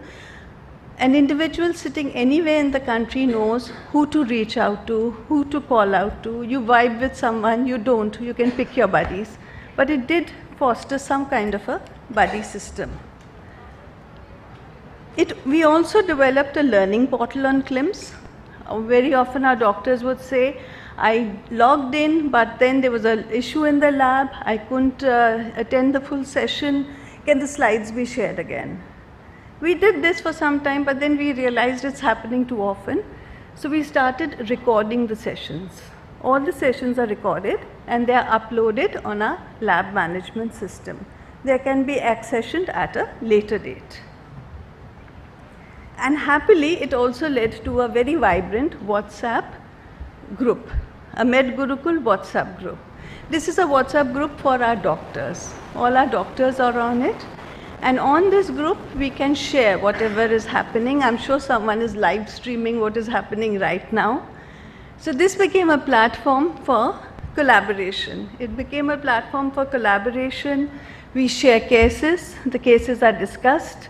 In this, our histopathologists are very active. They upload a slide that they are seeing and then discuss out the case as they are working it up. You can also share cases where you have a diagnostic problem and get an opinion from someone. Thereby, problem resolution takes place. And even small issues, is this test being done in the system? Where is it being done? Any query put onto the WhatsApp group will get an answer, in all probability from the doctor who is conducting the test. This slide shows you our Med Gurukul on our lab management system. What you see here is a window from our lab management system. The window to your right shows all our topics that have been covered and how one can access them. We also started sharing selected topics on the Agilus YouTube channel. The quality of the lectures is very good and we thought, why don't they reach a wider audience? So selected topics are there on the Agilus YouTube channel. So having done Med Gurukul and seeing its success, we found that very often our technologists are also joining in. And they were welcome, and then we thought, why not have a platform just for them where we can address topics that are relevant to technologists. So with this was conceived the idea of Agilus Tech Talk. This we started about a year later in 2021. And the format that we follow over here is that the topic is covered by the technologist. The technologist is guided by a senior doctor or the lab head who also addresses the question and answers if required. They can step in. And this session is conducted on the same Zoom platform. So we cover topics that are relevant to all, like lab safety, daily IQC monitoring, Westcard's rule, simple topics. We give a certificate of participation to our technologists. They have reacted very positively to it because for them it's a new learning experience. Many of them were making PowerPoint slides for the first time. They were learning from their children, and at the same time they felt very honored by it. And on this we also try to inculcate the system that we expect technologists to work as technologists and not as technicians. The subtle difference being a technician would be a person who moves a sample from point A to point B, puts it into the machine, takes out the report, and that's it. Whereas a technologist would go a step further and try to have an analytical mindset. That if the test result is wrong, it is not what you would expect. Why is it so? Can I go back? Can I check on the pre-analytical? Can I check on the pre-analytical? So we try to inculcate this kind of a mindset within our technologists. So since we have them all on one platform, we have also done certain projects on this. We have done many, but I would like to highlight one such project, which is Mission Shunya. Shunya again means zero. It means zero in Sanskrit, zero, absence or emptiness. So we did Mission Shunya for pre-analytical errors.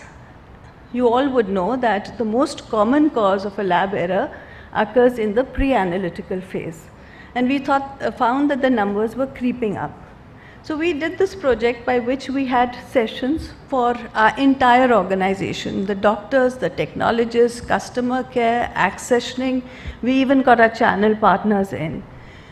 This was done over a period of 6 to 8 weeks, and the speakers were from reference labs, network labs, hospital-based labs, and customer care. So all parts of this pre-analytical phase was addressed. We documented a significant reduction in pre-analytical errors. We also conducted other projects like training on our DOS. When the new DOS came out, eDOS came out, we have been doing it. We also use this platform to celebrate activity like Medical Lab Professionals Week. Medical Lab Professionals Week is a week wherein we honor our profession, the work that we are doing, we honor our colleagues, and we try to make people outside the lab understand what happens within a lab. So we use this platform to conduct activity on Medical Lab Professionals Week, and that we open to all medical lab professionals within Agilus and also outside Agilus. This is a snapshot of the sessions that we have conducted. We aim to conduct 2 per month. And as you would see in the early COVID phase, we conducted many more. But now we conduct 2 per month. Very heartening to see the number of people who've joined in and who have gained from these sessions.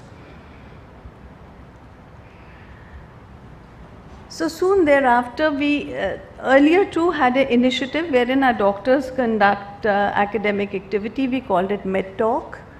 These are initiatives that are taken by our doctors, but soon thereafter in 2020, we brought it under the umbrella of MedGurukul so that MedGurukul could oversee all this. This year itself, we have conducted an oncopathology slide seminar, a session on risk management in the diagnostic laboratory. We have done a dermatopathology slide seminar.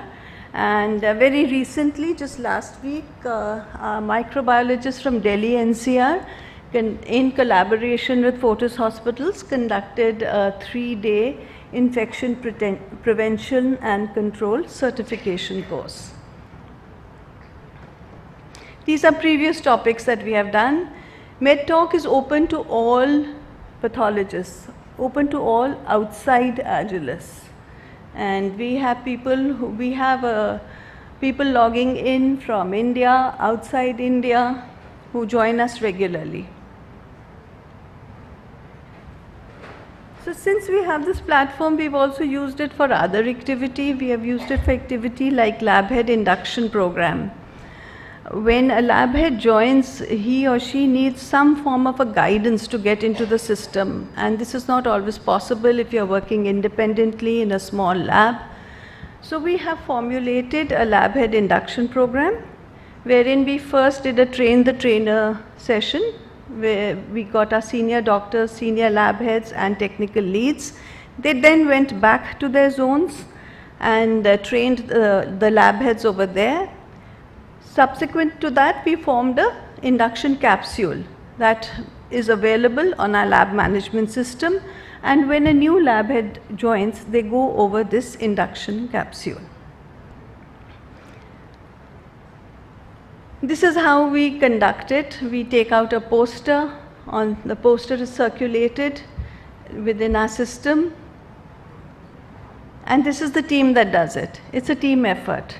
It's a team effort wherein effort is put in by the speaker, effort is put in by the participants. The participants have a very vibrant Q&A sessions. They have their suggestions on what topics need to be covered. So it's a team effort. We all join in together. We have support from our corporate HR learning and management team.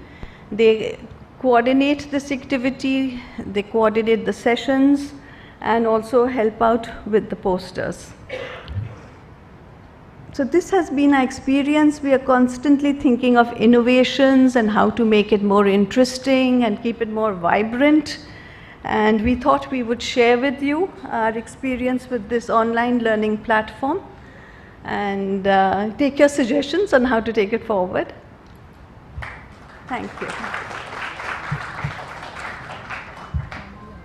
Yeah. Thank you so much. Oh, yeah, coming to you. Abha,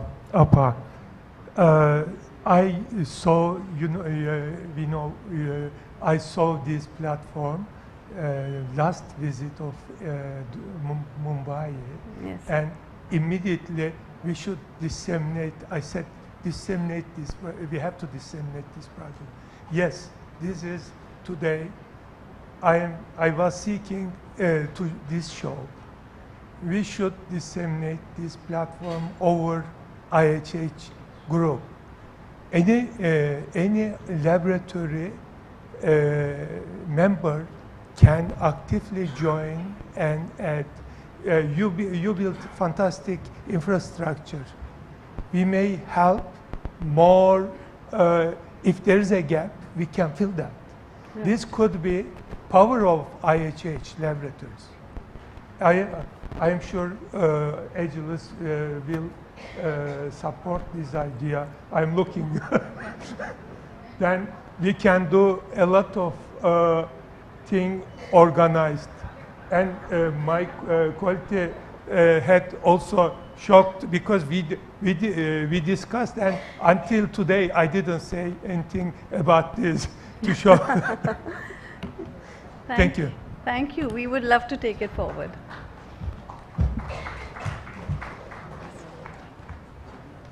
Thank you, Dr. Abha. I think this was an amazing hard work put into it, very structured way of addressing training. I mean, what could be more gratifying than playing a part in equipping and enhancing the expertise of your team members.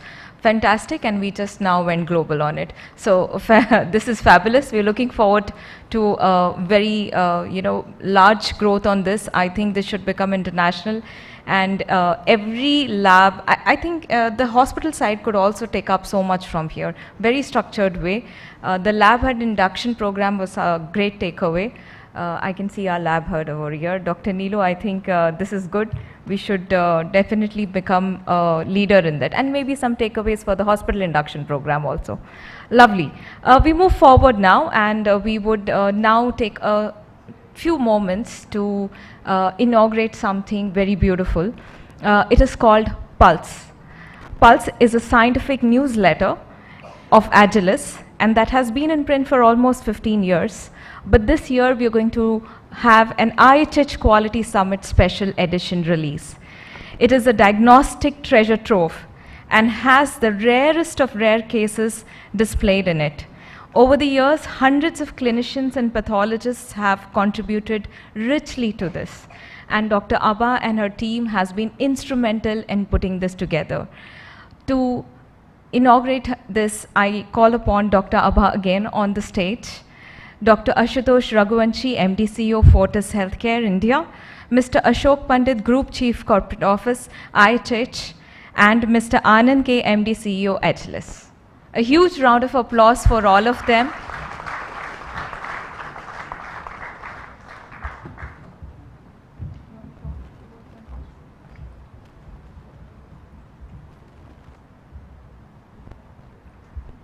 We request you to unveil it.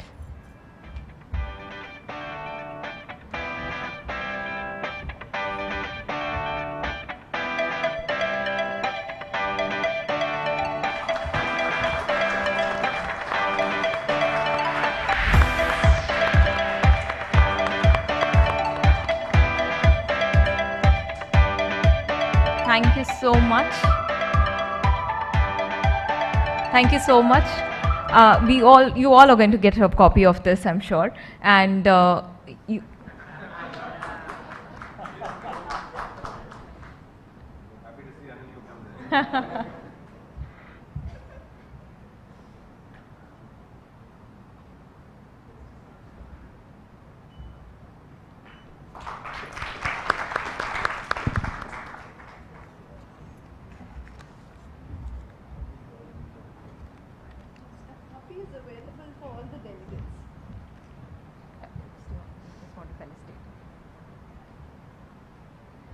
And I call upon Mr. Anand again to felicitate Dr. Abha for her wonderful session on futuristic learning is what I would say.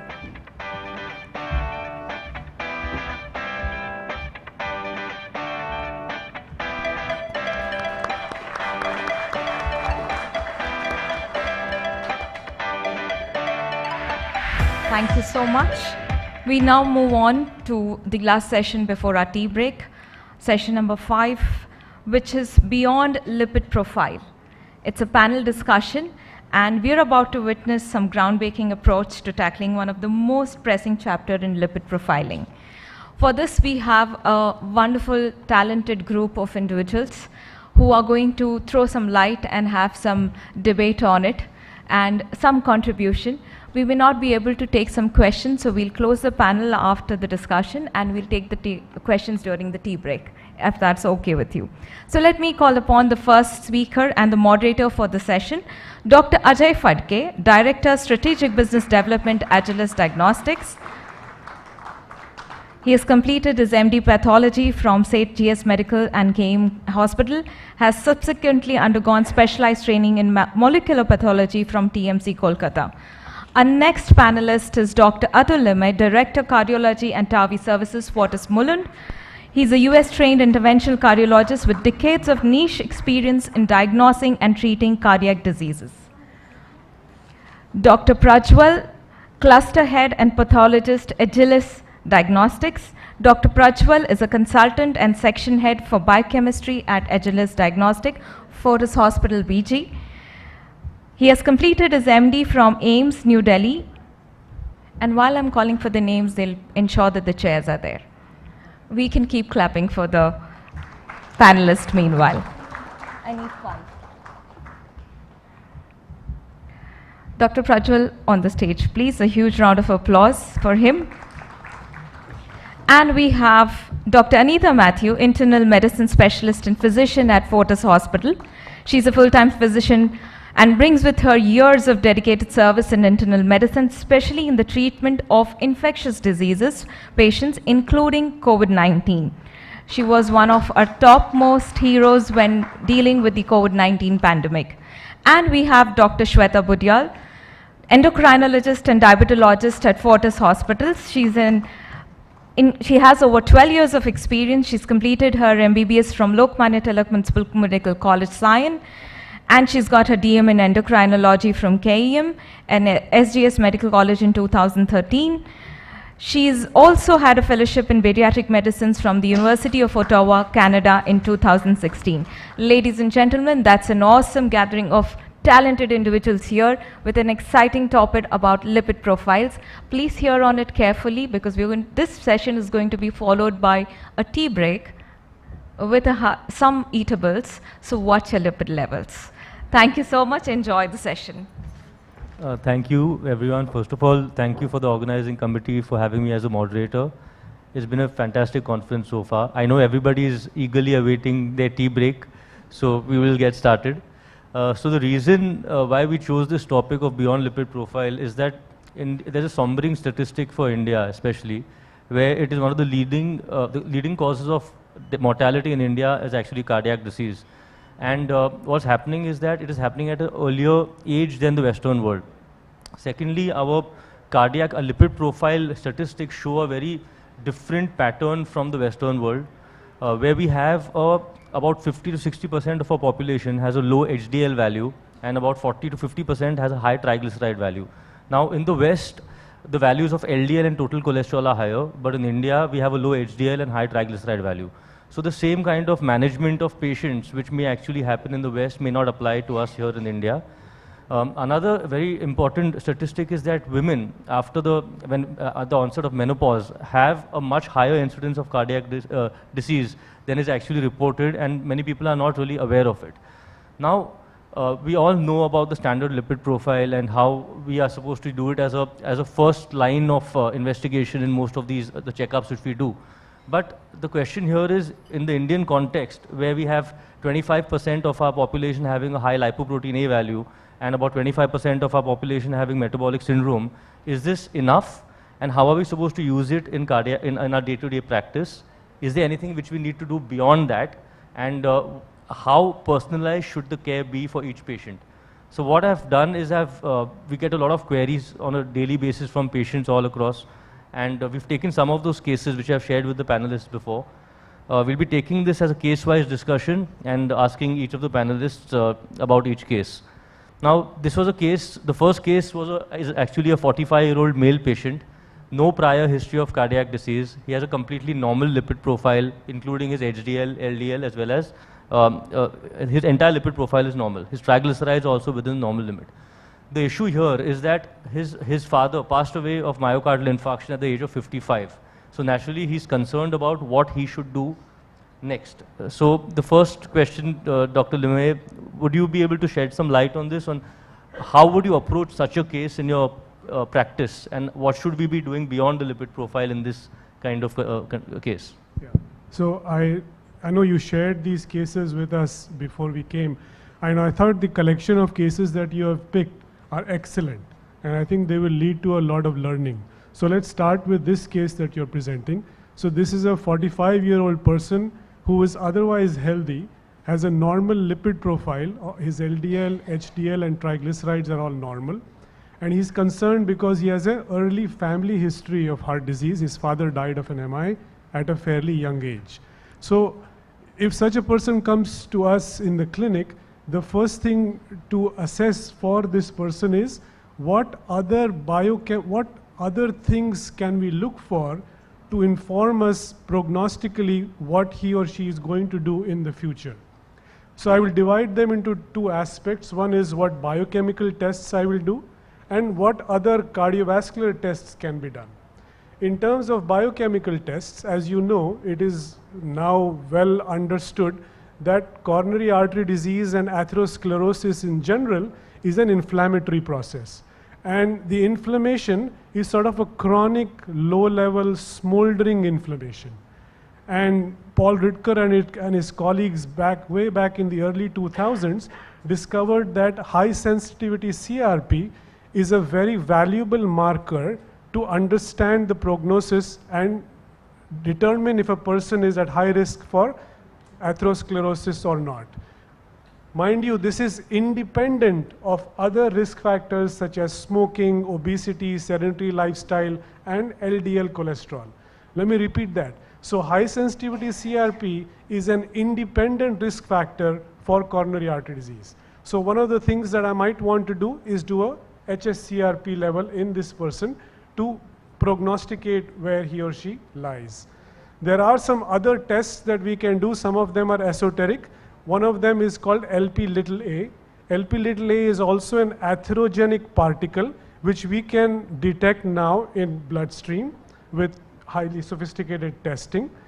So high sensitivity CRP and lipoprotein little a are some of the blood tests that we can do. In addition, we can break down their apolipoproteins. So we can do an ApoB level and we can do an ApoA level. So ApoB level is bound, ApoB is a protein which is bound to LDL cholesterol, and ApoA is a protein which is bound to the HDL cholesterol. So a high ApoB and a low ApoA would in turn indicate a high marker for cardiovascular disease. So these are the biochemical tests that I would like to do. Next, what I would do is some tests in the cardiovascular lab. So for instance, I would probably put him on a treadmill and see how much that person can do on a treadmill. So if this person can do, let's say, 12 minutes on a standard Bruce protocol of a treadmill, and all his biochemical tests are normal, I think I'm in a pretty good shape to tell this person that you are at low risk for cardiovascular disease. Now, I know there has been some recent enthusiasm to do CT coronary angiograms. I was just going to ask you. I know that. And so I want to tell you at the outset that I'm a conservative cardiologist. What do I mean by that? What I mean is I am very cognizant and leery of exposing people to unnecessary radiation. And I think every CT coronary angiogram should be ordered with some thought process in mind. I am completely against the ordering of CT angios just for the sake of it. So I need to have a valid, solid reason to order a CT angio. So in a person like this, if his biochemical tests come back abnormal, so for example, if his ApoB is high, if he doesn't do as well on the treadmill test as I would like a 45-year-old person to do, then I would do a CT angio and see if he has lipid plaques on his angiogram, and that would dictate whether or not I would put him on statins.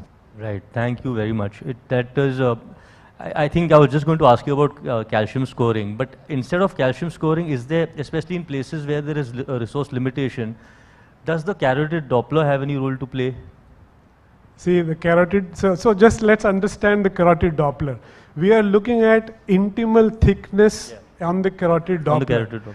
If you are going to tell me that you are able to, or your lab is going to identify a 6 millimeter carotid intimal thickness versus a 12 millimeter carotid intimal thickness, and you're going to make a judgment on that, I don't know about that. So I think I would say a calcium score is a low dose CT scan. So I wouldn't have any problems ordering a calcium score. Right. So if you really wanted to risk stratify a person. But just remember, not all plaques that rupture have calcium in them. Right. You could have soft plaques with no calcium, which would then rupture. So what I'm trying to tell you is that I am more inclined to do biochemical testing and a treadmill testing before I would jump to doing a CT angio with its inherent radiation risk. Okay, got it. Thanks, that sheds a lot of light. Any other comments about this particular case? So what about HS troponin I adding into the basic profile? Yeah, I need to be careful because I think this is a room full of mainly pathologists and lab people. I don't think there is any data as such to put HS troponin, as a routine screening test. I'm sorry, I just don't think there is a role for that. Fine, thanks a lot, sir.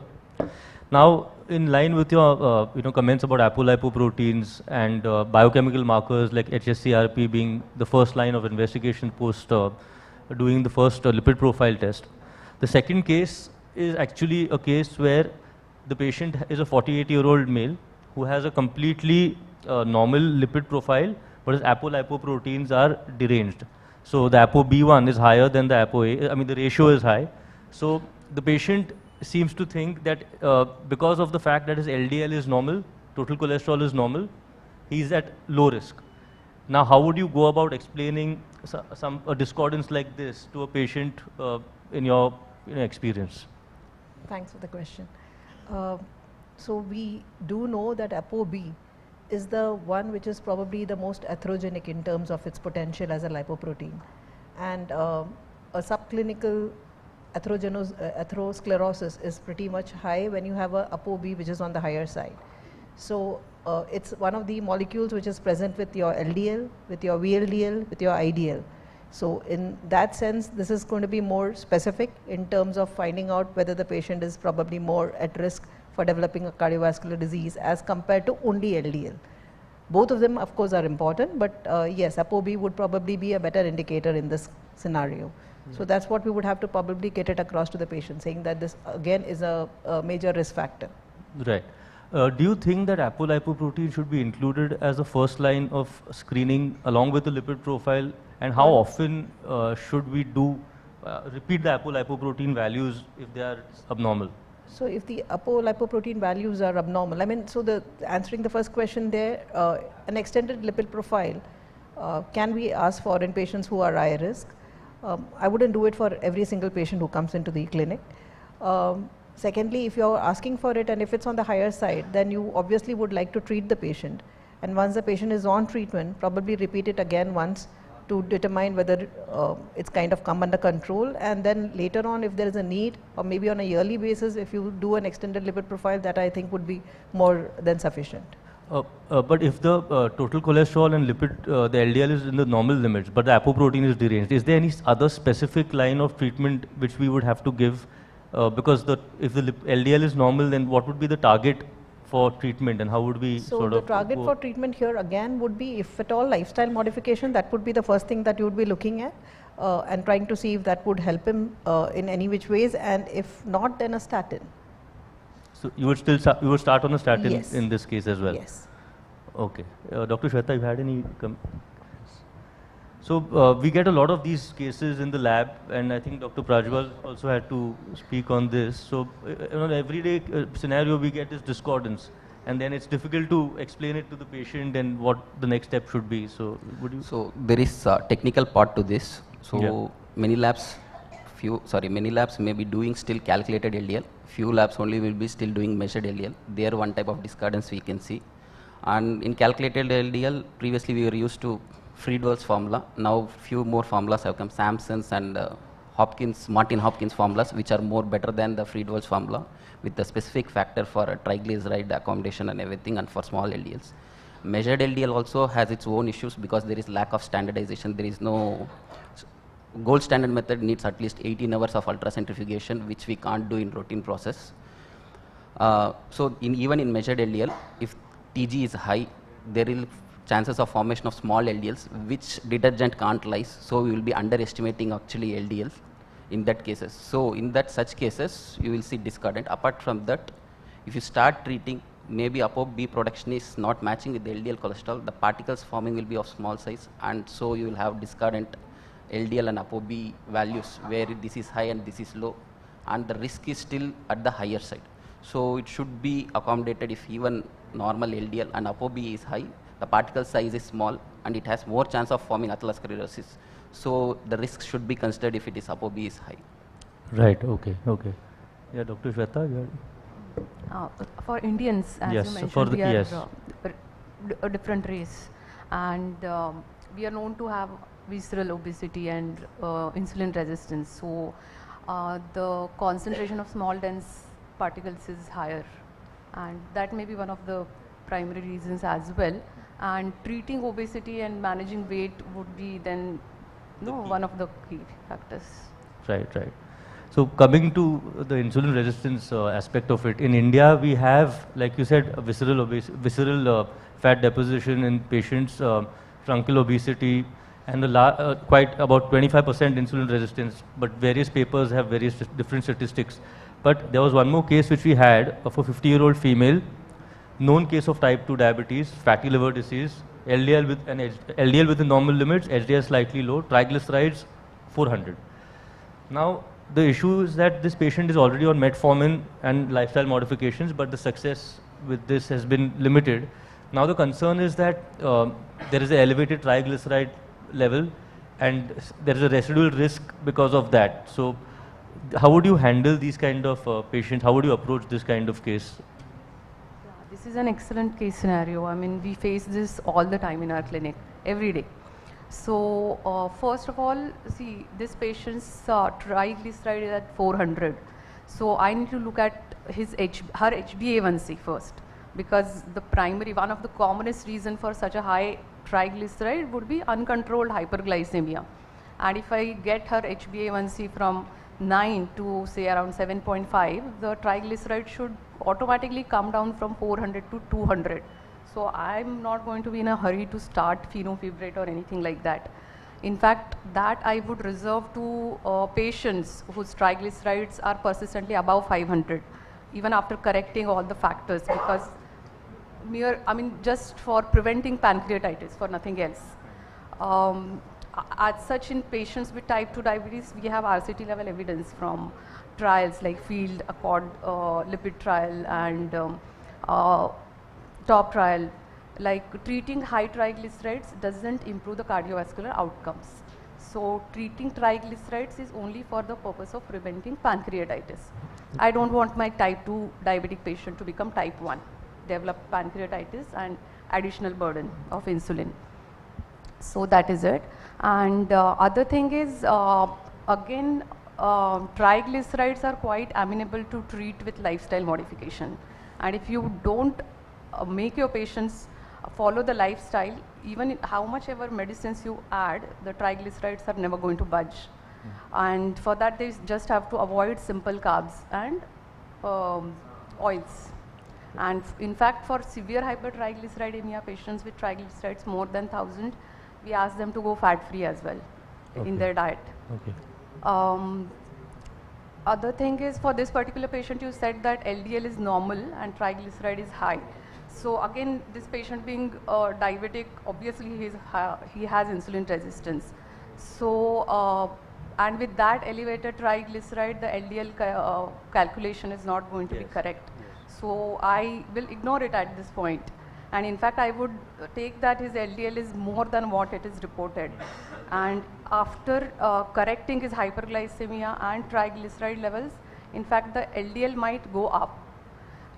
Putting statin right now is a good strategy, but the patient is not going to be convinced.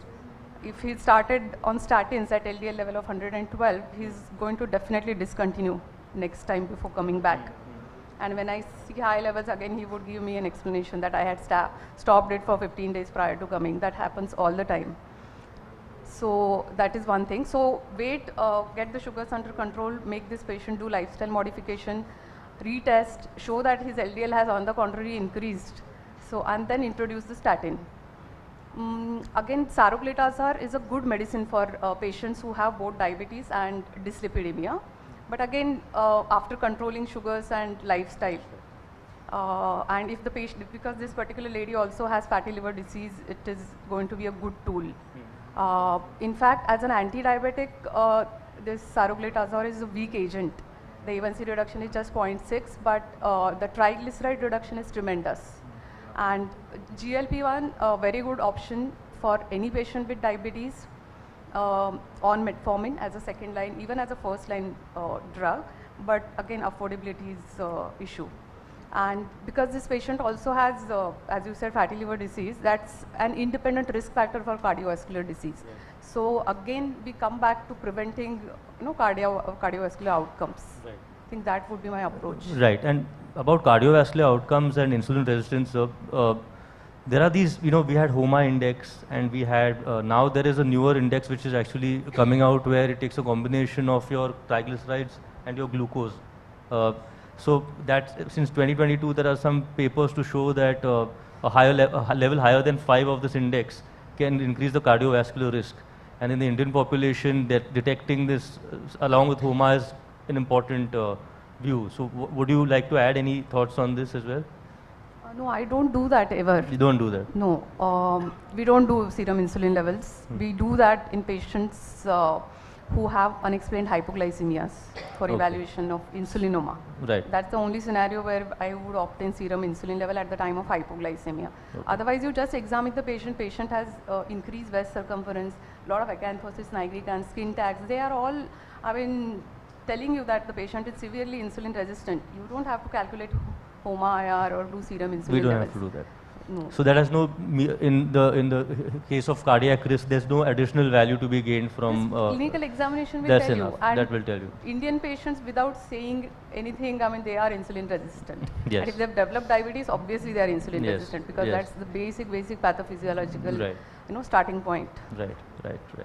So yes, that was a very interesting case. Now, so Dr. Limay, you want to add something, Dr. Prajwal, on this? No. So the next case is, how much time do we have left? That time was 4 minutes, yeah. So we'll just take one more case and then we will wind up. So you were talking about lipoprotein A being a major independent marker of cardiac risk as well. Now there was recently a case which is a 42-year-old male, experienced a MI. Again, lipid profiles were normal. And family history, there was no known cardiovascular disease as far as he was concerned. He actually didn't come from Mumbai. He was traveling from some other village in the state. So we didn't get much history. So how much in a patient like this who has had an early onset of MI with a lipoprotein A value which is elevated, now can you shed some light on lipoprotein A as an independent risk marker and how you would use it clinically as well? See, lipoprotein little a is a problem. It's a problem because, yes, we have assays to assess lipoprotein little a, and assays are of two types. One assay measures the particle size, and the other assay measures the atomic mass or the number. And most people feel that the particle size, the particle number is more accurate predictor of cardiovascular risk. Unfortunately, our labs give the value in milligrams per deciliter, which is the mass size of it. So having said that, there are ways that you can convert one to the other. So the reason LP little a is a problem is because there isn't, as of now, there aren't any easy medicines to lower LP little a, number one. Number two, lifestyle changes, unfortunately, have no effect on LP little a. Number three, you will be shocked to know that statins actually, and I don't want to confuse you, statins actually can increase the levels of lipoprotein little a. And so, so if you get a lipoprotein A which is very high, I think what I want to clarify in my mind is, am I going to give this person PCSK9 inhibitors or the small molecule inclisiran?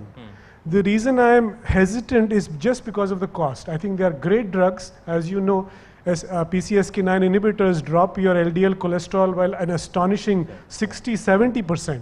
The problem, they are very, very expensive. I mean, inclisiran, one shot of inclisiran, which is 6 monthly, is close to 1 lakh rupees. So a 40-year-old person is going to be on inclisiran for the rest of his life. It's not a one-time shot. So rosuvastatin 40 milligrams for 6 months is about 3,000 rupees. Compare that to 1 lakh rupees. So I think we need to be resource conscious. And that is why I am very, very leery of getting into this whole lipoprotein little a business. Yes, it is good to talk about, but I think once you get the value, it is unclear what you're going to do about it. Right. And yes, like you said, the treatment is quite expensive and statins don't really help in this case. So that's something, and the unfortunate part is that 25% statistically in India are supposed to have a high lipoprotein A value. So I think it's important to triage what we have. A lipid profile maybe can be the base, and then you can add on tests depending on each and every patient. So personalized care would be the way to go. Dr. Anita, would you like to summarize what our discussion or add any points? So yes, we should be doing the lipid profile if the patient is above a particular age group. Generally, we would like to do it in men above the age of 40. In women close to about menopause. I'm not saying that it should be a blanket thing unless and until there are risk factors for the same. Extended lipid profile would be a norm for those patients at least at the first time point, then later on if there is a need. And there has to be an holistic modality of treatment. So I think the primary caregivers, the endocrinologist, the cardiologist, all of them need to work in together along with the nutritionist to be able to get to the bottom and get the patient a complete care. Okay, thank you. I think any comments, Dr. Jweta? I think Dr. Anita summarized it very well. Okay, so thanks for your valuable comments. It was a great discussion. And I think we need a lot of awareness about hypolipidemia in India, where there is still low awareness. Testing at mass scales is important. And then correct treatment protocols, standardized treatment protocols are very, very important. So I'd like to leave it at that. And thank you very much. And thanks to the audience for listening as well. Thank you. Bigger round of applause. डर गए क्या lipid profile? Everybody is trying to remember your latest lipid profile, is it? I hope not. But wonderful session. Thank you so much, Dr. Fadke, for moderating the session, and for all the panelists over here. I think that was very eye-opening, and I found people really being very keenly listening to it. So some takeaways. He wrapped up quite beautifully. So let's work on that. And now I request Dr. Fadke to please felicitate our speakers for the day.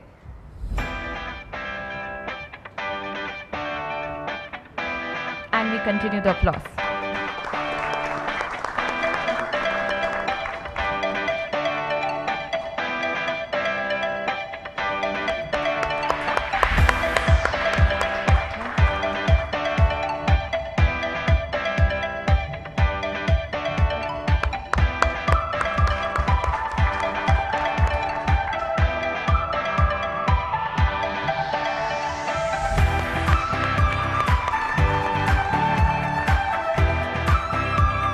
And I request Mr. Anurag Yadav, CEO IHH Healthcare India, to felicitate Dr. Fadke.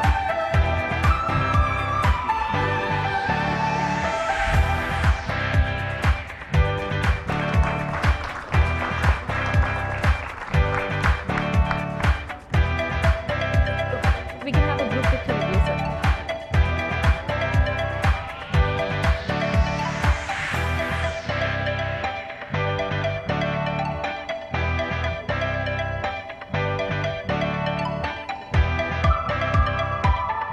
Thank you so much, ladies and gentlemen. We now break for tea. You have a 15 minutes tea break. We will reconvene at 11:40 sharp.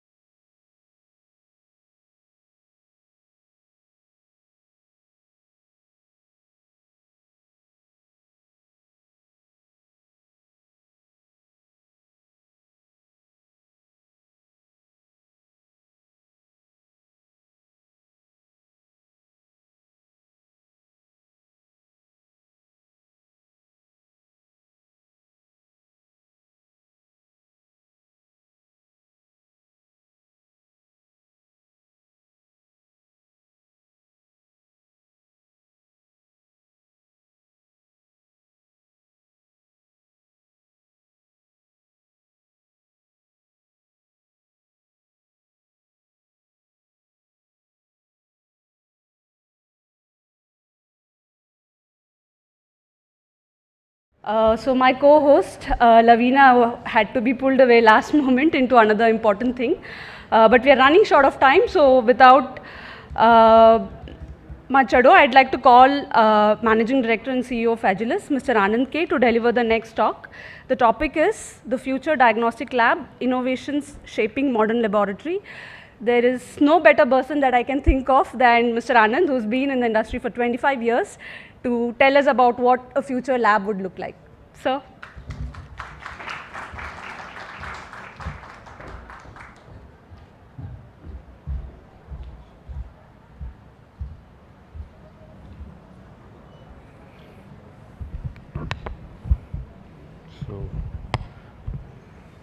So good morning once again. So I'll not take much time because we are already running late on schedule. So this is supposed to be a 20 minutes, 15 minutes talk, but I'll try to do it in 10 minutes.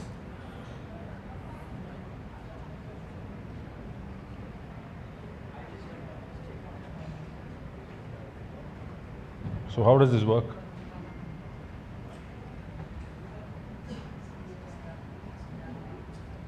I'm pointing out the wrong way.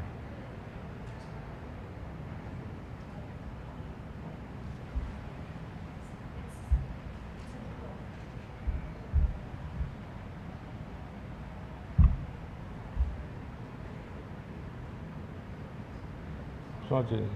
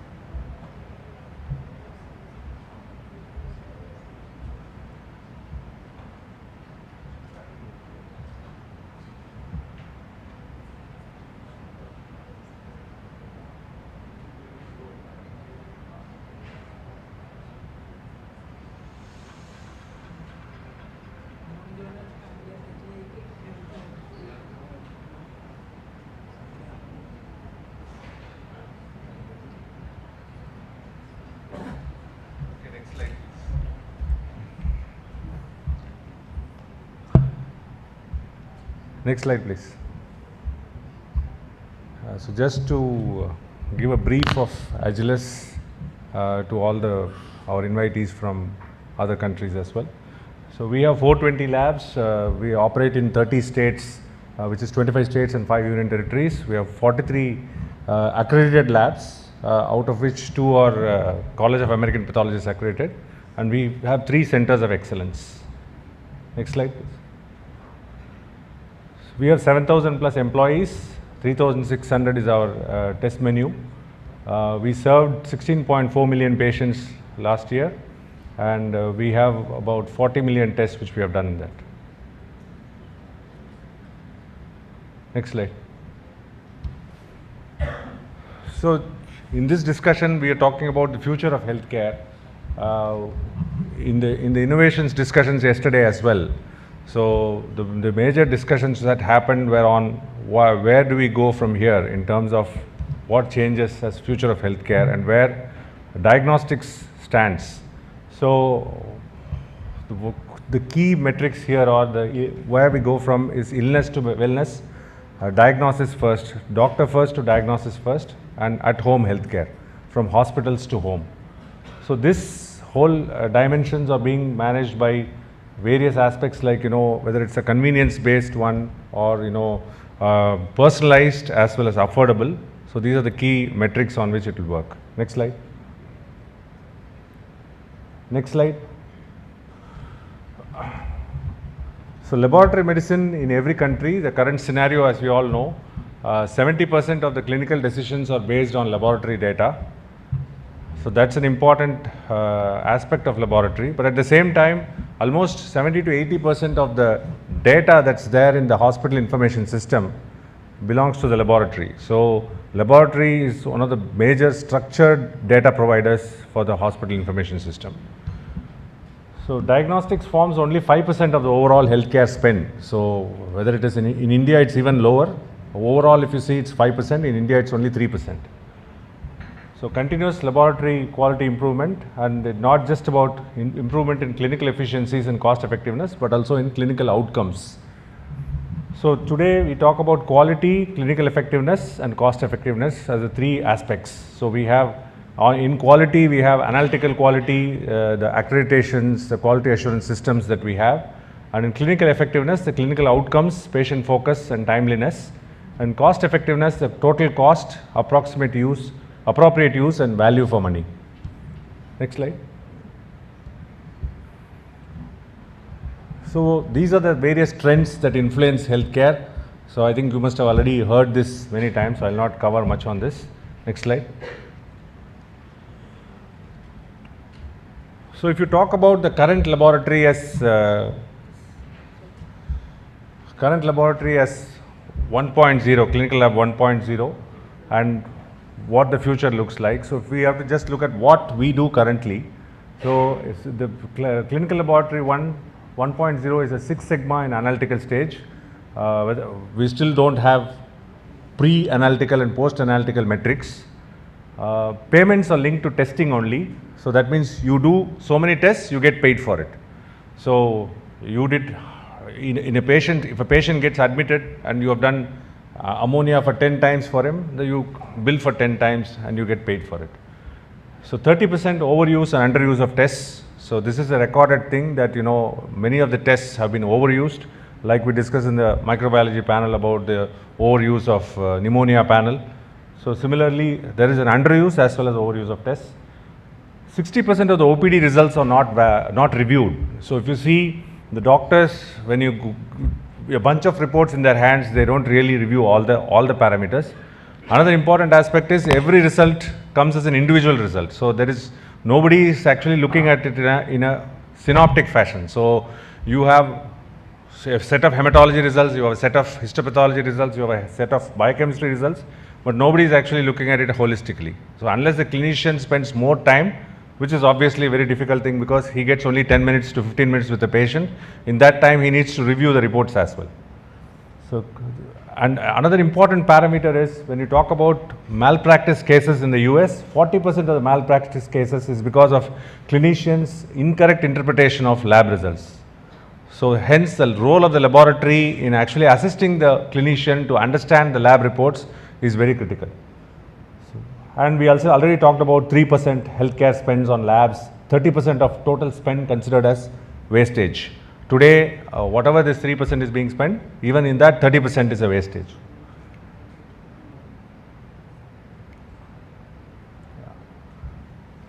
So how do we look at it as what are the obstacles that we currently face and how do we convert them into opportunities?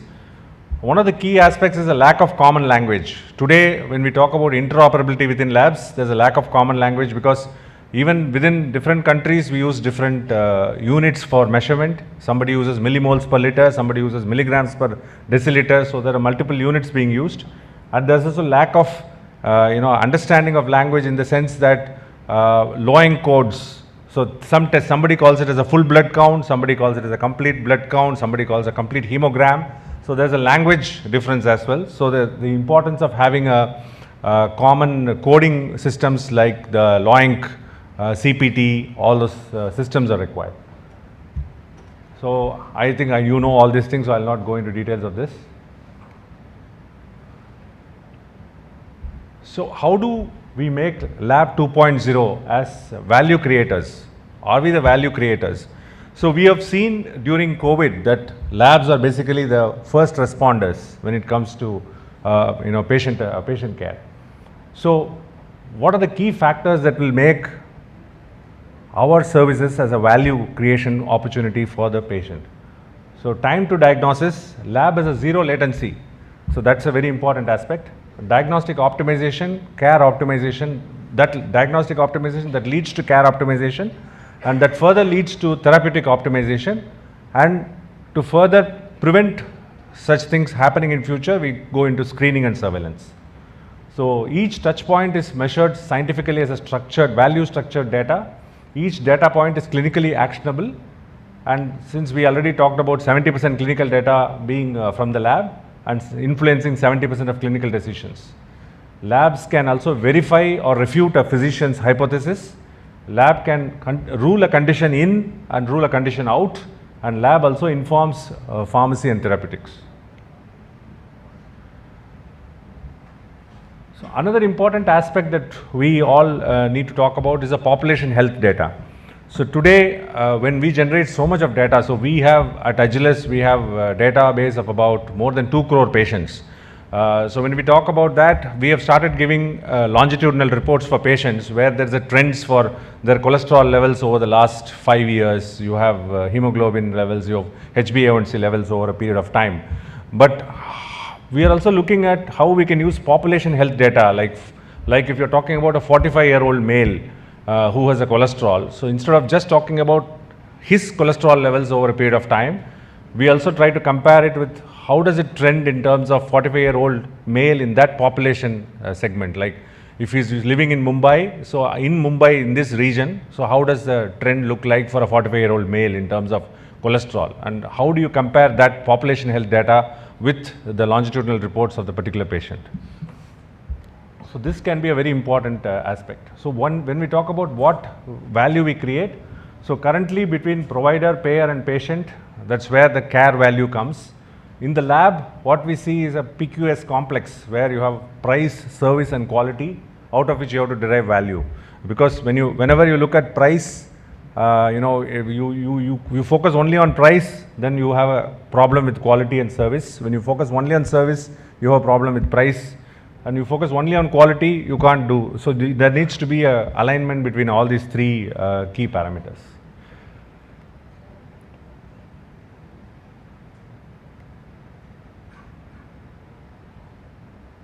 So can you go back one slide? Yeah, this one. So this is how a lab looked like in 1955, and this is how it looks like currently. And we want to know how it looks like in 2045.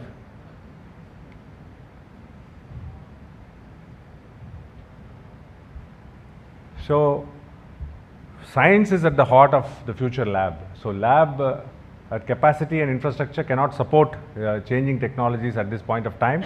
And we also have the unnecessary time spent on day-to-day running of the lab and the constant movement between lab and desk to complete the work. So how does it change? Using new and innovative technologies, a lab that adapts to changing science and access scientific data from anywhere.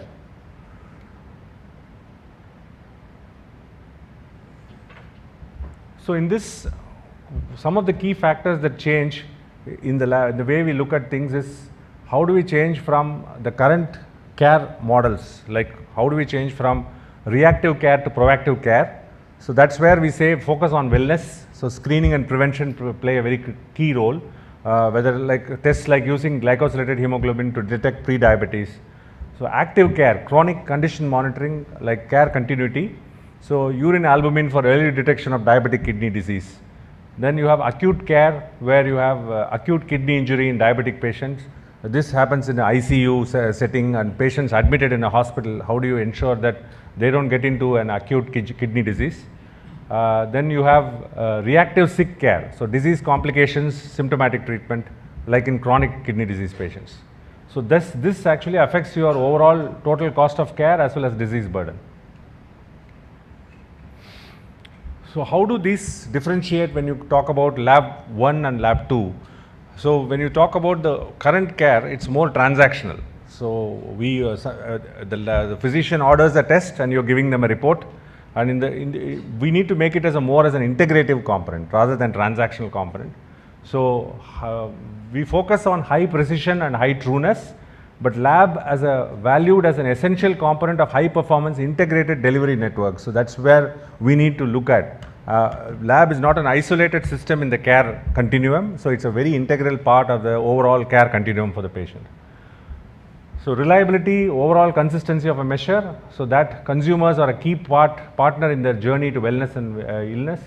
And you go from a model of revenue, expense, margin, profit to actually look at outcomes for the patient. So instead of charging cost per test, you charge cost per outcome. So currently in India, we have a large component of out-of-pocket expenditure. So today we have about 70% going out of pocket, and we are seeing that it is decreasing. Every year it's going down. It was about 90% earlier. Now it has come to about 70%. There are some recent news reports which suggest that it has even gone down further in some cities. But if you see in many of the developed countries and in places where insurance is a significant contributor to payment, so there you have out-of-pocket expenses very less. So when you look at insurance companies and what they look for, so it's more of an outcome-based pricing will be helpful rather than looking at a cost per test. So that way you are saying that you have a patient, you manage the patient, so how much does it cost? In that, laboratory is part of the whole deal. So that's how billings will happen. So this will have a very different way of looking at how labs perform, and you are not looking at what volume you generate, but what value you create for the overall patient journey. So Lab 2.0, the drivers. So the AI-based algorithms, we talked about AI in the previous sessions as well. The omics, the personalized medicine, the genomics, proteomics, metabolomics, and microbiomics. So these are going to be very critical because of each individual is unique, and you will have different reports based on the patient. So we also have digital pathology. We have a session on that after this. So the breaking the glass ceiling in anatomic pathology is a very important aspect of this. And accountable care, rather than just talking about managed care or just a care, we talk about accountable care, where affordability is a very key metric, and also overall going into value-based healthcare models. So one of the key components here is also the data science and data analytics that is involved, because the lab is going to generate so much of data, and how are you going to use it, and how are you going to convert it into actionable metrics. And there are insights which are going to come out of it, which will help the clinician, which will empower the clinician to take the right decisions for the patient.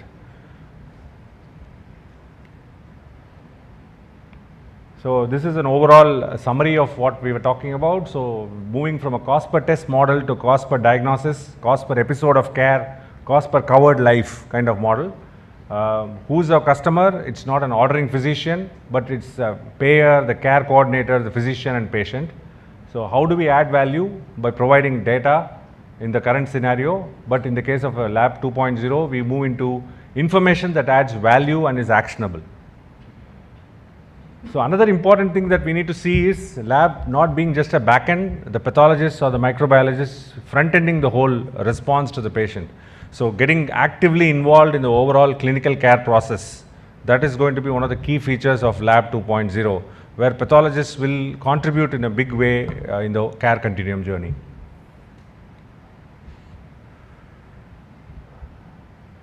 So these are some of the things that we think we should be doing if we have to move from Lab 1.0 to 2.0, and some of the aspects. So I will not go into too much detail considering the time.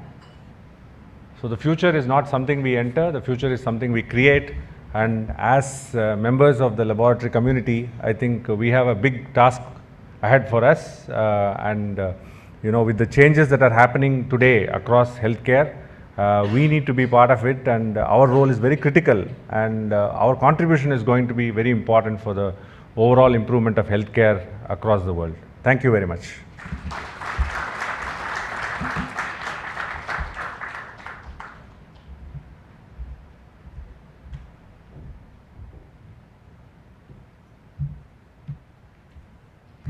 Thank you, sir, for giving us a glimpse of what future lab looks like. Our next speaker needs no introduction. He is one of the 40 under 40 award winners. He's now going to talk to us about digital pathology, the evolution of digital pathology, and give us global and local insights. Dr. Kunal Sharma is our Associate Director and Head of Department of Histopathology at our Global Reference Lab. He also heads our digital pathology and artificial intelligence initiatives. He's been a speaker at many forums, including the Fortis Cancer Summit, the Roche APAC Lung Pathologists Meeting, and several others. The list is too long for me to go through. I would now please welcome Dr. Kunal to take us through the next session.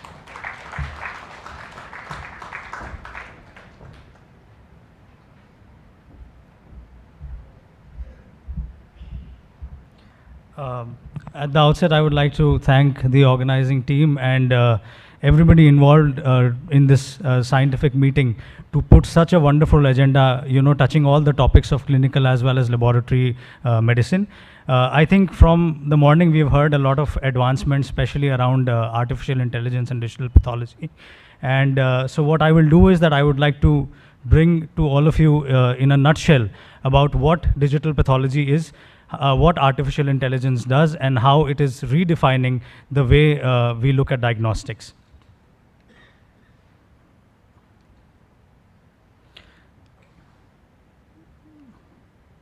Okay.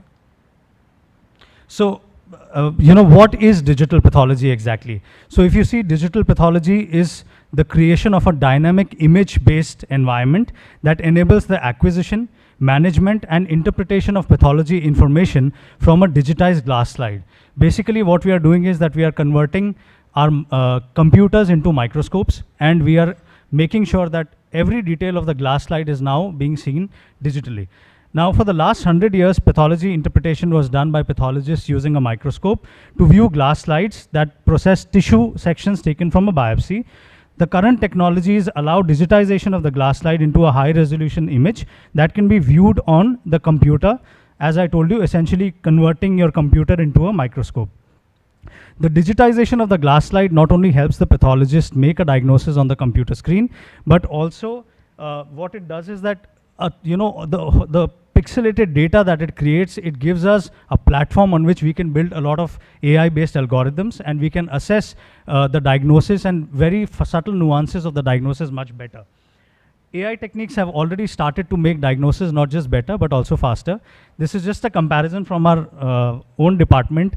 One of the really archaic microscopes which one of my pathologists loves to use, and the other one with barcode-enabled, digital slide, and how that, it's different. At least it's neater, if we'll go into the details later.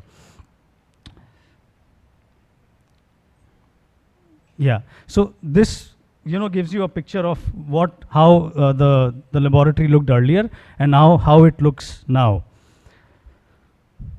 So the traditional teaching techniques, it involved at the max these multi-headers. So what would they do is that as many headers were present, those were the number of pathologists who could see the slide. But with digital pathology, you know that numerous pathologists can see the glass slide at the same time.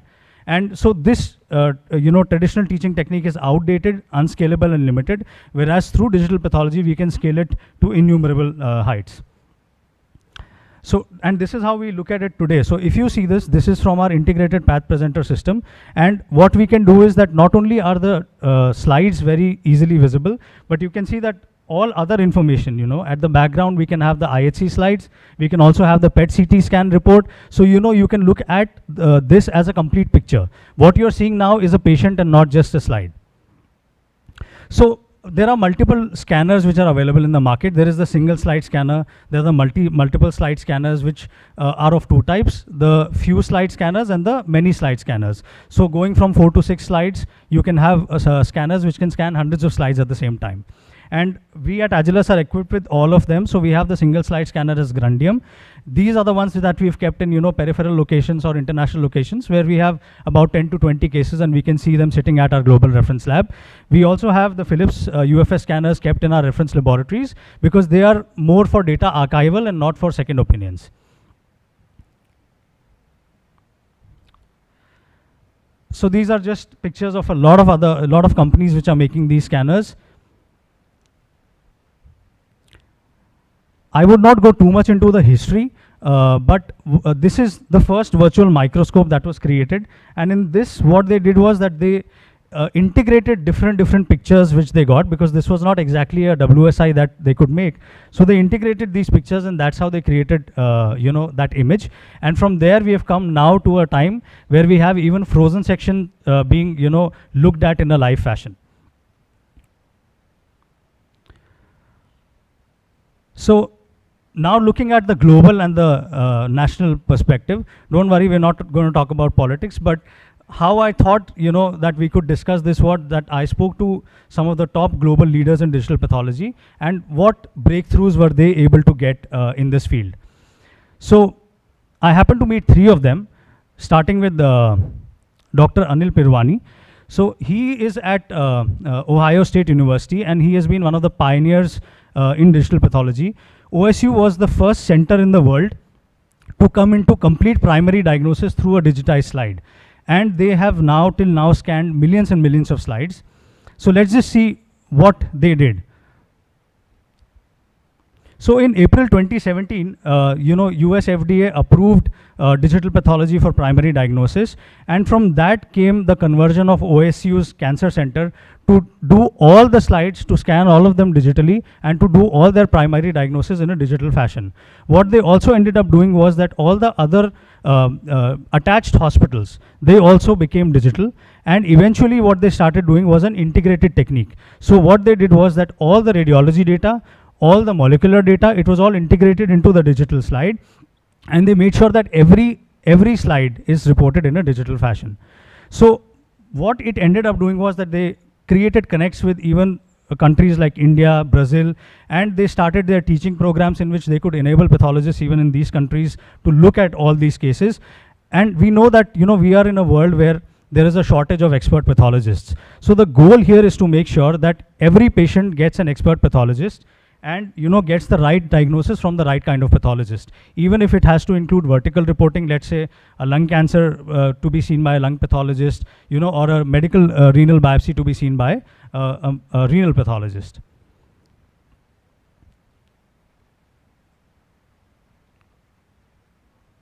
So the next person I contacted was Matt Hanna. He was the director of digital pathology at MSKCC, and at MSKCC, their digital pathology program essentially started because of COVID, and they realized that they were burdened with a lot of slides, and not everybody could come to work and report the slides. So what Matt Hanna essentially did, that of course they started with the whole slide scanners. They made sure all their slides are scanned and everything was reported digitally, but they also integrated with two softwares. One was called Hobbit and the other was called Empath. And what Hobbit essentially did, that Hobbit made sure that all the data is anonymized. So the patient's name and their demographics did not come, and they started building AI algorithms and started analyzing this data because it was anonymized.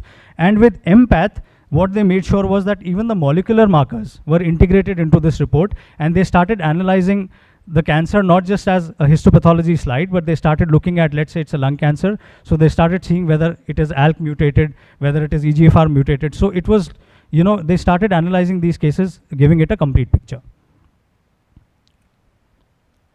And of course then, he's considered the father of modern digital pathology, Dr. Rajinder Singh.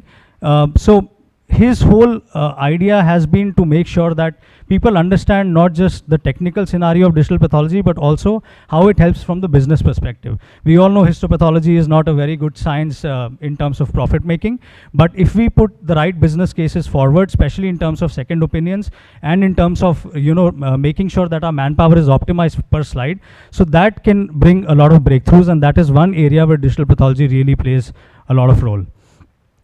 We at Agilus have been fortunate that we are the first company in India who have partnered with Path Presenter, and we have 3 of our reference labs integrated with the Path Presenter system. This was just one of the articles I had co-authored with Dr. Raj Singh, A Digital Pathology Revolution, Streamlining the Rush.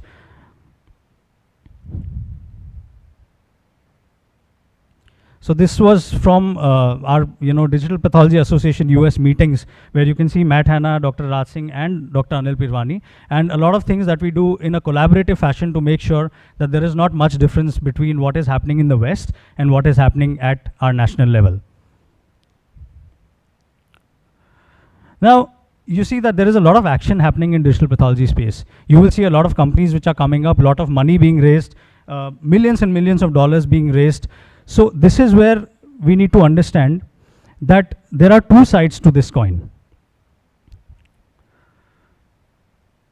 This is just, what I was telling you, that we are the first company to have partnered with Path Presenter and, digitized our 3 reference laboratories. And you see Page AI is one of the biggest companies of digital pathology and AI in the world. And you see on one side that $100 million have been raised by Page, and on the other side, Path AI, which is one of Massachusetts' largest health tech companies, actually went down cutting the jobs. So what I'm trying to put forth is that you will see a lot of companies which are raising money in digital pathology, but not all of them are doing the right kind of work. And what you will see is that a lot of them will be cannibalized or taken over by the bigger companies. So in brief, what are the advantages that digital pathology offers? It gives us increased accuracy. It enables to study very subtle differences and detailed differences in cell morphology and architecture of cancer. Also, they help in standardized measurement protocols, reducing variability and improving consistency in diagnosis. If you see prostate cancer, you give two pathologists the same prostate slide, you will see them both grading it differently. Even in breast cancers, that subjective differences happen, and this is where digital pathology plays a very important role, that it objectifies all these. In mitotic counts and in Ki-67 index, we do a lot of eyeballing, and that is something that is also objectified when we talk about digital pathology. Also, it helps us to collaborate with people sitting across the globe. We can see the same slide across the globe. Many pathologists can look at it, and it gives us a basis on which artificial intelligence algorithms can be built.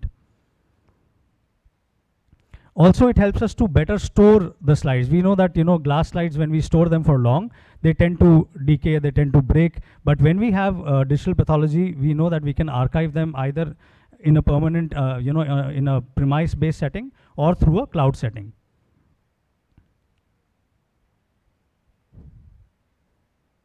So coming to digital pathology at Agilus, I told you that we have all the different types of scanners. We have the single slide scanners, which we have put at locations like Dubai, Maldives, from where a lot of slides are scanned, and our pathologists sitting in Mumbai report them on a daily basis. We also have an Opera scanner, in which we did, we built a software with Microsoft, and we did that for liquid-based cytology screening of to prevent cervical cancer. These are the various places where our digital pathology network is present: Maldives, Gurgaon, Mumbai, Bengaluru, Uzbekistan, and Dubai. And these are some of the projects that we have underway. I've already told you about Microsoft, which was for cervical cancer. Then we are doing something with Aphoria, in which we are actually building algorithms for computational AI, which will help us to estimate Ki-67 and mitotic index. Also, we have signed a CDA with Roche for developing AI on head and neck cancers. This is just to show you how our Microsoft software helps us to scan the cervical cytology better. At the fag end of the day, a pathologist seeing hundreds of LBC slides, they are likely to miss a H-cell or a L-cell. So what this software does, it raises your regions of interest. These are the red flags, and the pathologist can make sure that they look at these red flags and they don't miss out on any important pathology. Also, through our path presenter, what Dr. Abha had already highlighted before, this is a pathologist sitting in Bangalore. All these slides were shared with the network of histopathologists across Agilus, and we could all see those slides at the same time and discuss. So this is where DP and AI has really changed the scenario. And this is just to show you a microarray which we are building with Aphoria, where we are doing computational AI algorithm development for Ki-67 index, and this can very easily be translated for your ER, PR, and HER2s as well.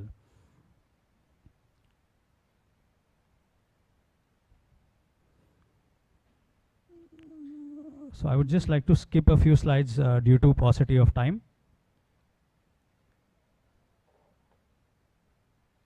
A very important aspect of digital pathology is to make sure that it is validated properly. So there are validation guidelines, which I would just like to put forth.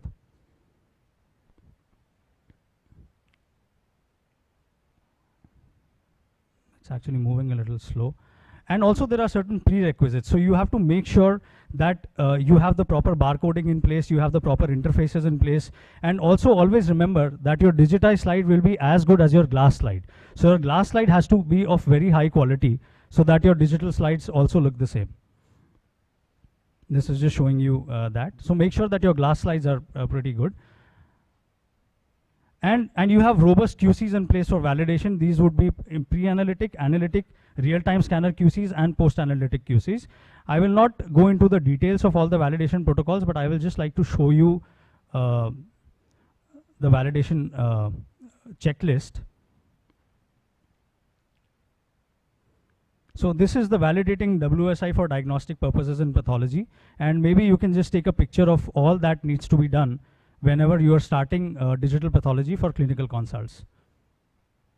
So these are the guidelines. Basically what they tell you is that at least 60 cases for one application need to be validated, and if you're adding any additional application, you need to do at least 20 cases, and you have to give a rest time between you do physical evaluation and when you do digital evaluation.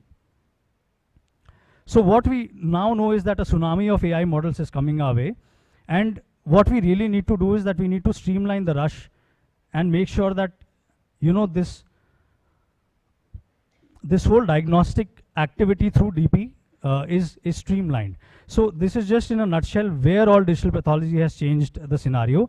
From detection of tumor, you see AI-based tools for tumor detection, you know, they have actually improved detection of tumor, to improvement in diagnostic precision, that is tumor classification, what kind of tumor are we dealing with, especially in prostatic biopsies,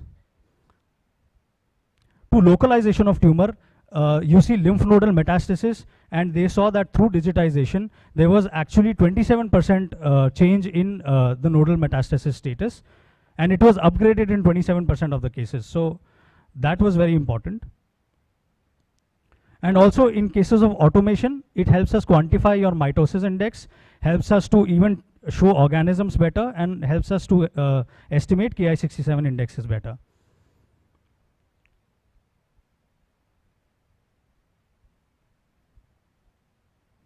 So this is just to show you where all AI helps in the process. So right from you know, seeing the slide to estimating the variety of pathological features that we look into the slide, AI now has a role in all these places.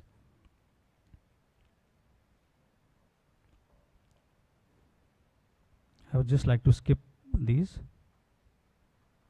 So basically now what we are doing is that this whole data is now being summarized from your demographics to your radiology, to your pathology, to your molecular, and now we are looking at the slide as a patient rather than looking at it just as a slide.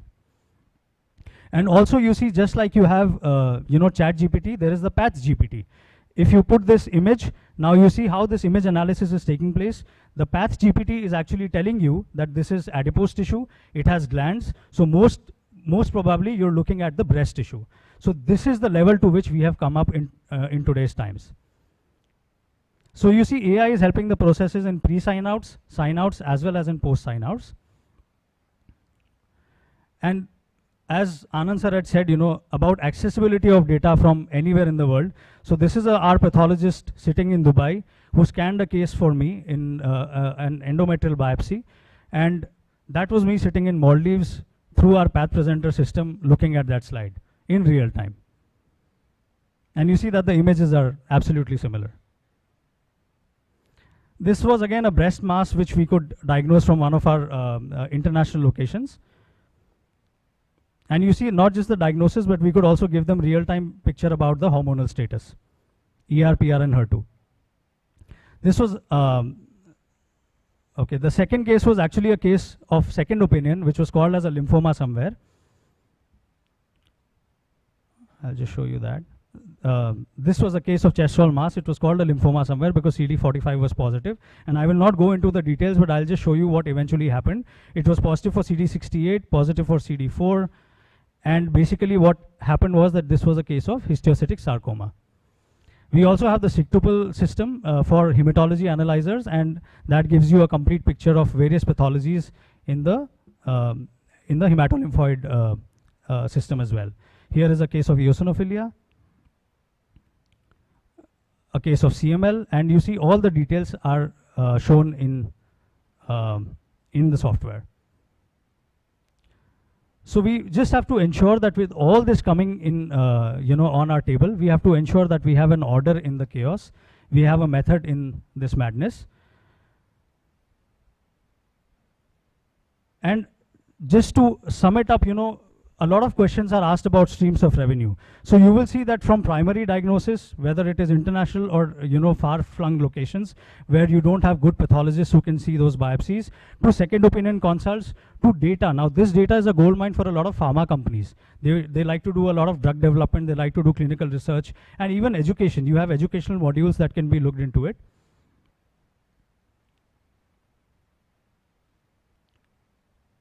So just to sum it up, the pathologists in coming years will move from just being diagnosticians to actually being information managers and integrators, and becoming multimodal diagnosticians and reporting of cases. So just to conclude, digital pathology and AI are here to stay and will continuously transform the delivery of precision medicine. We all know about these companies, right? They were the giants in their fields, and they actually became redundant because they didn't move with time, and they were replaced by these. So it is essential for us pathologists to move with time and to understand that AI is not here to replace, digital pathology and AI are not here to replace our jobs, but they are actually here like an autopilot to ensure that they make our job complementary and they make our job better. As Charles Darwin said, it is not the strongest of the species that survive, nor the most intelligent, but the one most adaptable or responsive to change. So we as pathologists should accept digital pathology and artificial intelligence to ensure that we don't stay behind time. So with that, I conclude my talk. These are just some of the pictures from, a lot of other participations. This is from Samanvay 2023, which is our Pan Fortis Oncology Meet. Then from Fortis Cancer Summit.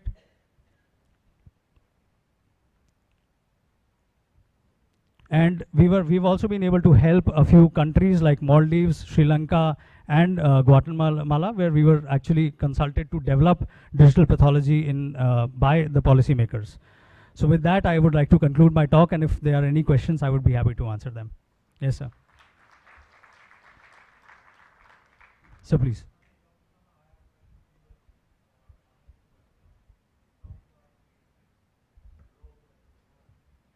Sure, sir.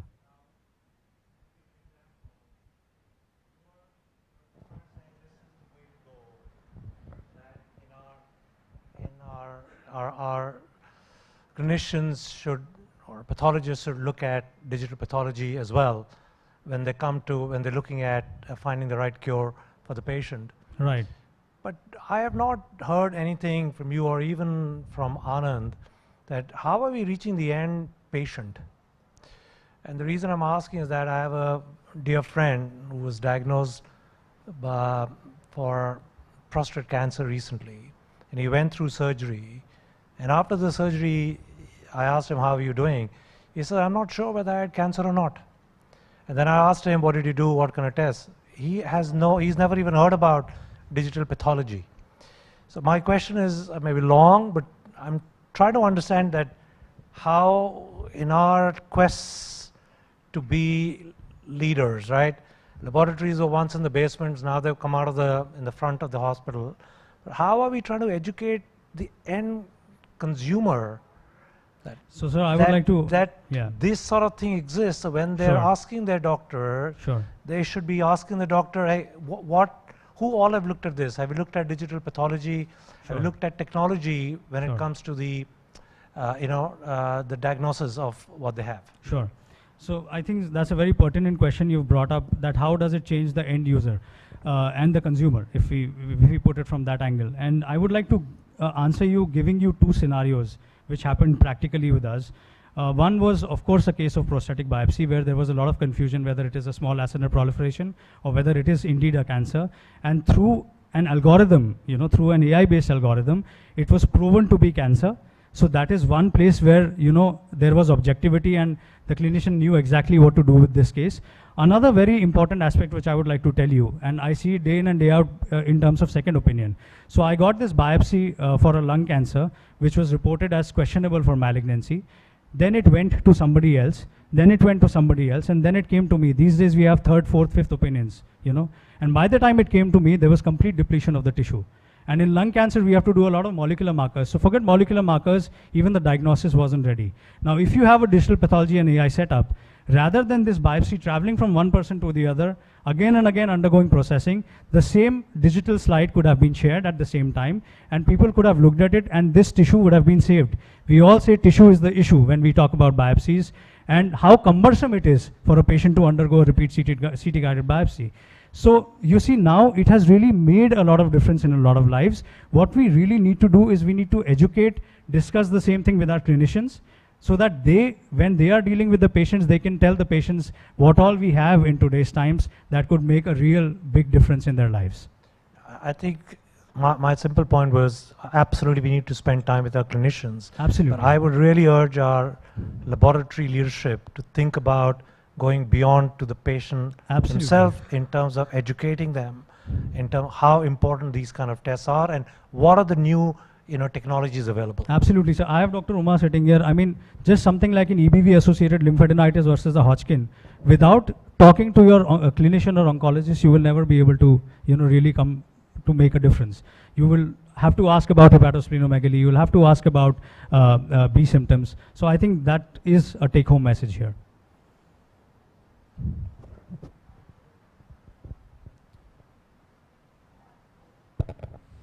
Yeah.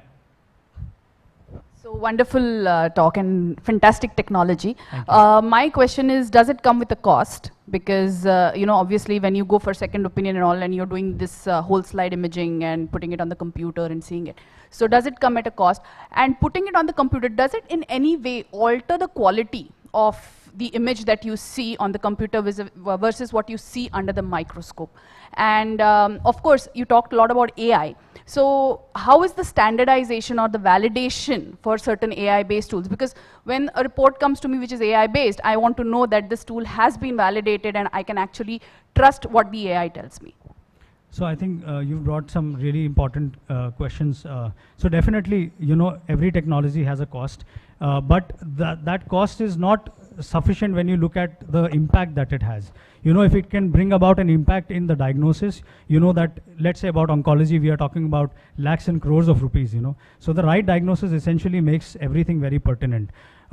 Your second question was about the quality of image. So I would definitely like to tell you that we all have, an inhibition in getting out of our comfort zones. Now that is where pathologists need to come out and see that image on on your monitor to see how different it is, In a microscope, there are parts that you can miss. You really have to go from one part to the other part, and still there are parts that you can miss. But when you look at the same image on the monitor, it really comes up in a very, very crisp and clear manner. Also, there are parameters like mitotic index, Ki67, depth of tumor invasion, which are much better validated or much better analyzed on a monitor, and there are various papers about it.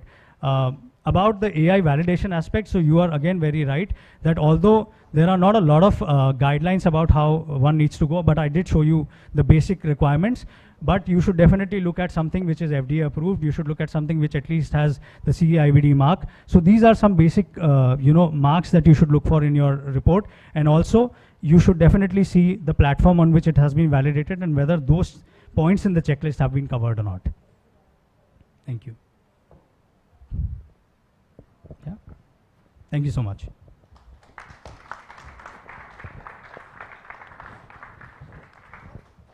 Thank you, Dr. Kunal. Continuing the topic, we now have a panel discussion on digital pathology. I first call Dr. Nagarjun, who's our oncopathologist from Fortis BG Road, Bangalore. Dr. Raja Sundaram, Director of Oncology Southern Region, Gleneagles Hospital, a pioneer in his field with 20 years of experience. Dr. Narayani ma'am, who's a powerhouse of Fortis Mulund. Thank you so much for being here at this lab track, ma'am, and thank you for all that you've done for the summit. I'd also like to call Dr. Uma Dangi of Fortis Hospitals, Mumbai, and Dr. Kunal Sharma to please join back for the panel.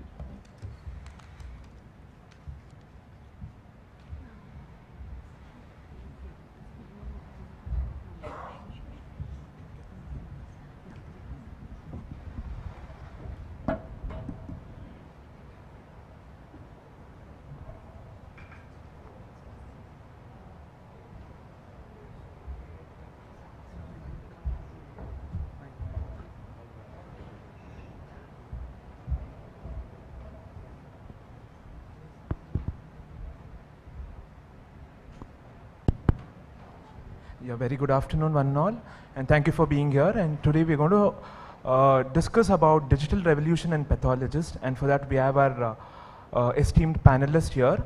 And coming to the digital pathology, this term is nothing new. It has been there since early 2000s, and now presently with rapid advancement in field of AI and integration of AI in almost every aspect, and healthcare is not spared, we have come a long way with it. So now let us see that how AI and the digitization era is helping the healthcare industry from our distinguished panelists here. So going up, just now we had Dr. Kunal discussing about digital pathology. So we'll just ask him what is the present situation, at what place are we in with respect to digital pathology? Yeah, Kunal. I think just continuing from what I told you, that we have reached a stage where we are looking at complete digitization of the laboratory, which is an absolute possibility. And also, we are looking to develop a lot of AI-based tools. So if you talk about the difference between India and the West, we are almost moving at par. To keep it crisp and short, I hope that answers the question. Yeah, very good. Yeah, fine. Yeah. So coming to sir, the question to you is that how is AI helped you in your practice, or what do you see how the AI is going to take you in future regarding staging of the tumor or planning your surgery and the outcomes of your surgery or the management? So what do you see, what do you have to tell about it? I know it's too early, that probably you will not be into practicing AI, but how do you see the future holds for you in this, with AI into this regular practice? You're right. Right now we are not, it's not practiced by clinicians. But what I foresee is going to be a tremendous change in another 2 years down the line with digital pathology. I heard a excellent lecture about digital pathology and whole slice imaging, and you get going to get excellent report, a uniform report from various pathologists. If you have doubt, especially for oncosurgeons, we get doubts in brain tumors, soft tissue sarcomas, breast cancer sometimes. So we can get second opinion, and virtual pathology labs will work on, and we'll go on to virtual tumor boards where your data is presented to the virtual tumor board, where the AI tumor board will decide and tell this is going to be the management. And with your clinical judgment that is appropriate, I think that is going to be the way forward for every patient, because uniformly even underserved patients in various remote places also will get a same kind of treatment. So it is going to be really fascinating to practice in the years to come, especially lung cancer. The days to come, digital pathology with the AI modulations, with integration of multi-parameter MRI. I'll take example of prostate cancer. With all this, they'll tell you this prostate cancer is low-grade prostate cancer and a 65 years old gentleman, and you can go ahead with robotic resection. And during robotic resection, it'll show you, if you're going to say nerve sparing robotic resection, it will tell you these are the nerves, and you just be away 1 millimeter or 3 millimeter away from that, and that will give you the margins, and it will give the image by the side in the robotic console, and there will be audio, video signaling, feedback signaling to the surgeon that you're closer to the nerves, you're away from the nerves, you'll have to go here, there. And tissue will be dissected by the automation of the robo, saying that the soft tissue will be dissected, nerves will be shown separately, and it's really going to be fascinating to practice. It's fantastic. It's going to be for, still I'm in practice for next 15 years probably. So it's going to be, I've been practicing from open surgery to laparoscopic surgery, where we resisted laparoscopic surgery in oncology, but we adapted it later. Then robotic surgery. Now robotic surgery with AI and automation, telerobotic surgery. It is really going to be really fascinating. It's really exciting to hear this, that how AI is helping you in deciding the extent to which you need to be operated, how do you spare the nerves and the nodes and all that. So it's really a big benefit to the patient with whatever you're telling. That's a great thing, sir. Yeah, madam, coming to you, Dr. Uma ma'am. See, in future you are going to have reports of AI in your hand. And what are you going to do with this AI reports? How are you going to handle these reports? And how is your decision, how will you take the decision with this AI generated reports? Because there is no chance that you can escape from it. We have to accept it and take, go forward with it. So how do you accept, what do you look into it before accepting this AI report? Yeah. So like I asked Kunal and he pointed out that you have to look at the validation studies, you know, you can't take the AI report just point blank. And as a good core clinician, you know, I always want to discuss with my pathology the history and everything. So these are the things probably where I don't know, you can't connect to an AI on this platform. So most importantly, I would want to look at the validation of the AI tool which has been used, and if it has been validated, then yes, definitely I would like to take that report and, you know, discuss it with my patient. And I'm actually already using, you know, we are already using actually in oncology. There are certain algorithms like especially for adjuvant breast therapy.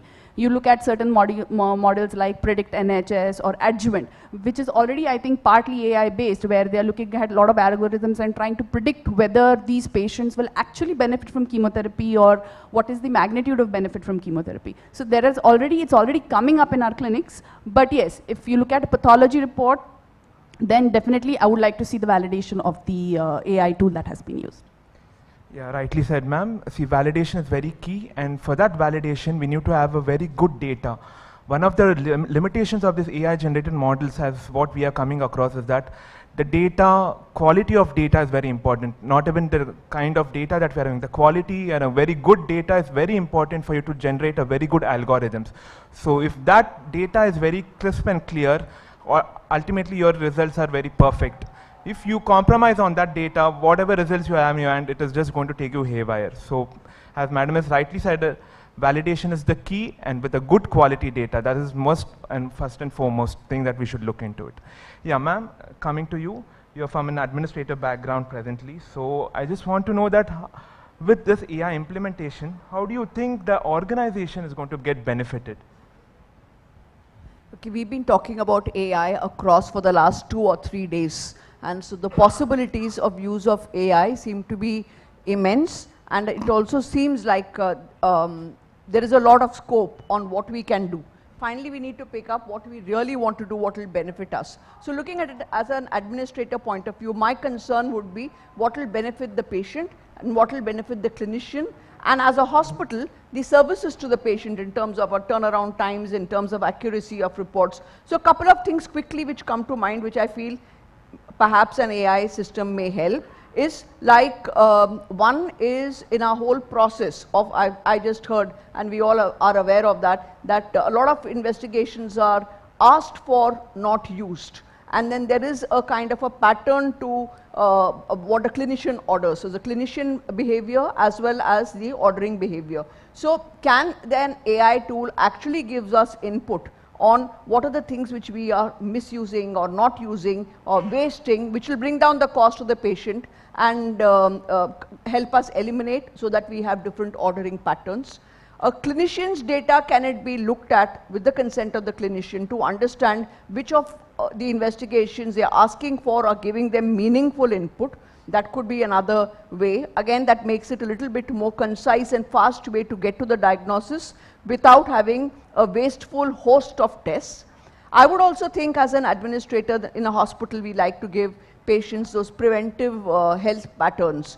So based on this, can I use AI in consultation with clinician and laboratory to understand what are the kind of panels for preventive health, organ specific, which I can curate and which will, which we can give to the patients. And similarly, one of the very common problems which happen in the lab are errors which make you redo, and then can AI tell us what are the errors which are happening for, which, whether it's a collection which is a problem, there's a nursing problem, or, what would be the problem because of which you're having these? Can we again help to refine our process so that we have greater, fewer steps, better accuracy, no repeats? All of those will have a good impact for the patient and for the organization, and I think the clinicians too. Yeah, well said, madam. So as of these days, we are talking about sustainability in yesterday's talk also, and I think this AI with AI boom, we will not be burdening the patients, in turn giving them the best quality reports without asking for unnecessary testings, and ultimately even the organization will be benefited with streamlining our entire process, and both are happy at the end of the day. Yeah. So this question is to Dr. Kunal. So now we have spoken so much about digitization and AI, and now any lab that is contemplating of implementing an AI platform into their lab, how do you think they should go about? Probably you have seen from your close eyes that what are the drawbacks or the setbacks that you got at the initial stage during implementation. So what do you have to tell people that if somebody is planning to set up, and what is the advice and how are they supposed to be prepared to overcome the challenges? So I think first and foremost, it's very important to understand what is the need of digitization of a laboratory. Why are you going for digitization? Just because your competitor has taken a Philips scanner, are you taking one as well? Or just because somebody else is doing something, they have said that they have a collaboration with IBEX, so you come up with a collaboration with somebody else. So that's not how you go about it. You first try to understand the problem at hand, and then you try to solve that problem. So for us, it was very clear that, from at far-flung areas and at international locations, we could actually suffice by just putting a single slide scanner. And from a corporate perspective, Dr. Narayani is here, it's always important to understand that the business case is also valid, because it has to be profitable for your organization. So whenever you're contemplating that, make sure that you address the problem. In a reference lab setting, the problem is more about data archival and how you monetize that. In a peripheral lab or a far-flung lab setting, it's more about reporting of cases and about second opinions. Also, always be aware of the fallacies of a technology. So AI also comes with its own fallacies. You know that there is a lot of, as far as the validation goes, most of the AI algorithms are not built on a variety of data. They are built more on homogenized data. So we need to make sure that all our validation checks are in place, and the data that we build our AI on, it has to be heterogeneous data, in thousands and lakhs of patients. So these are some of the key points that you need to keep in mind. Yeah, so just implementing AI, we should know the purpose of implementation. We should know what the lab requires from this setting up an AI. So every lab setting up an AI, digitization or AI will not make any sense. So we should know the purpose for which it is done, and then plan and take it across accordingly. So now coming to you, sir. So with AI, as you've told that the field of AI and robotics is quite exciting. So what do you see, how do you see things shaping up at least in 10 years down the lane, sir? 10 years down the line, there is initial criticism and skepticism is always there whenever there is a new technology. But you will have to embrace technology, you cannot get away from technology. Always the technology will rule you over. And from 10 years down the line, it is going to be wearables and internals will just will be fixed to the skin or strapped to the skin, where there will be a drug delivery system through AI.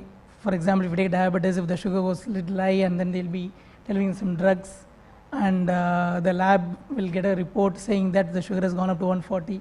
So it just get delivered, automatically it will deliver, and patient will not come to a diabetologist, and he'll send a message, or he'll get a message. So it's going to be very different. Practicing at home is going to be the norm.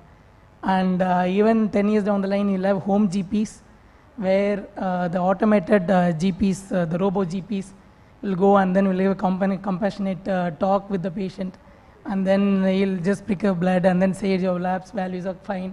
He'll have a handheld ultrasound, just scan your abdomen and say you're fine, you don't have cholecystitis, it's only gastritis. So this, it's going to come, it's going to happen, we are all going to see it. And we are not going to escape from that.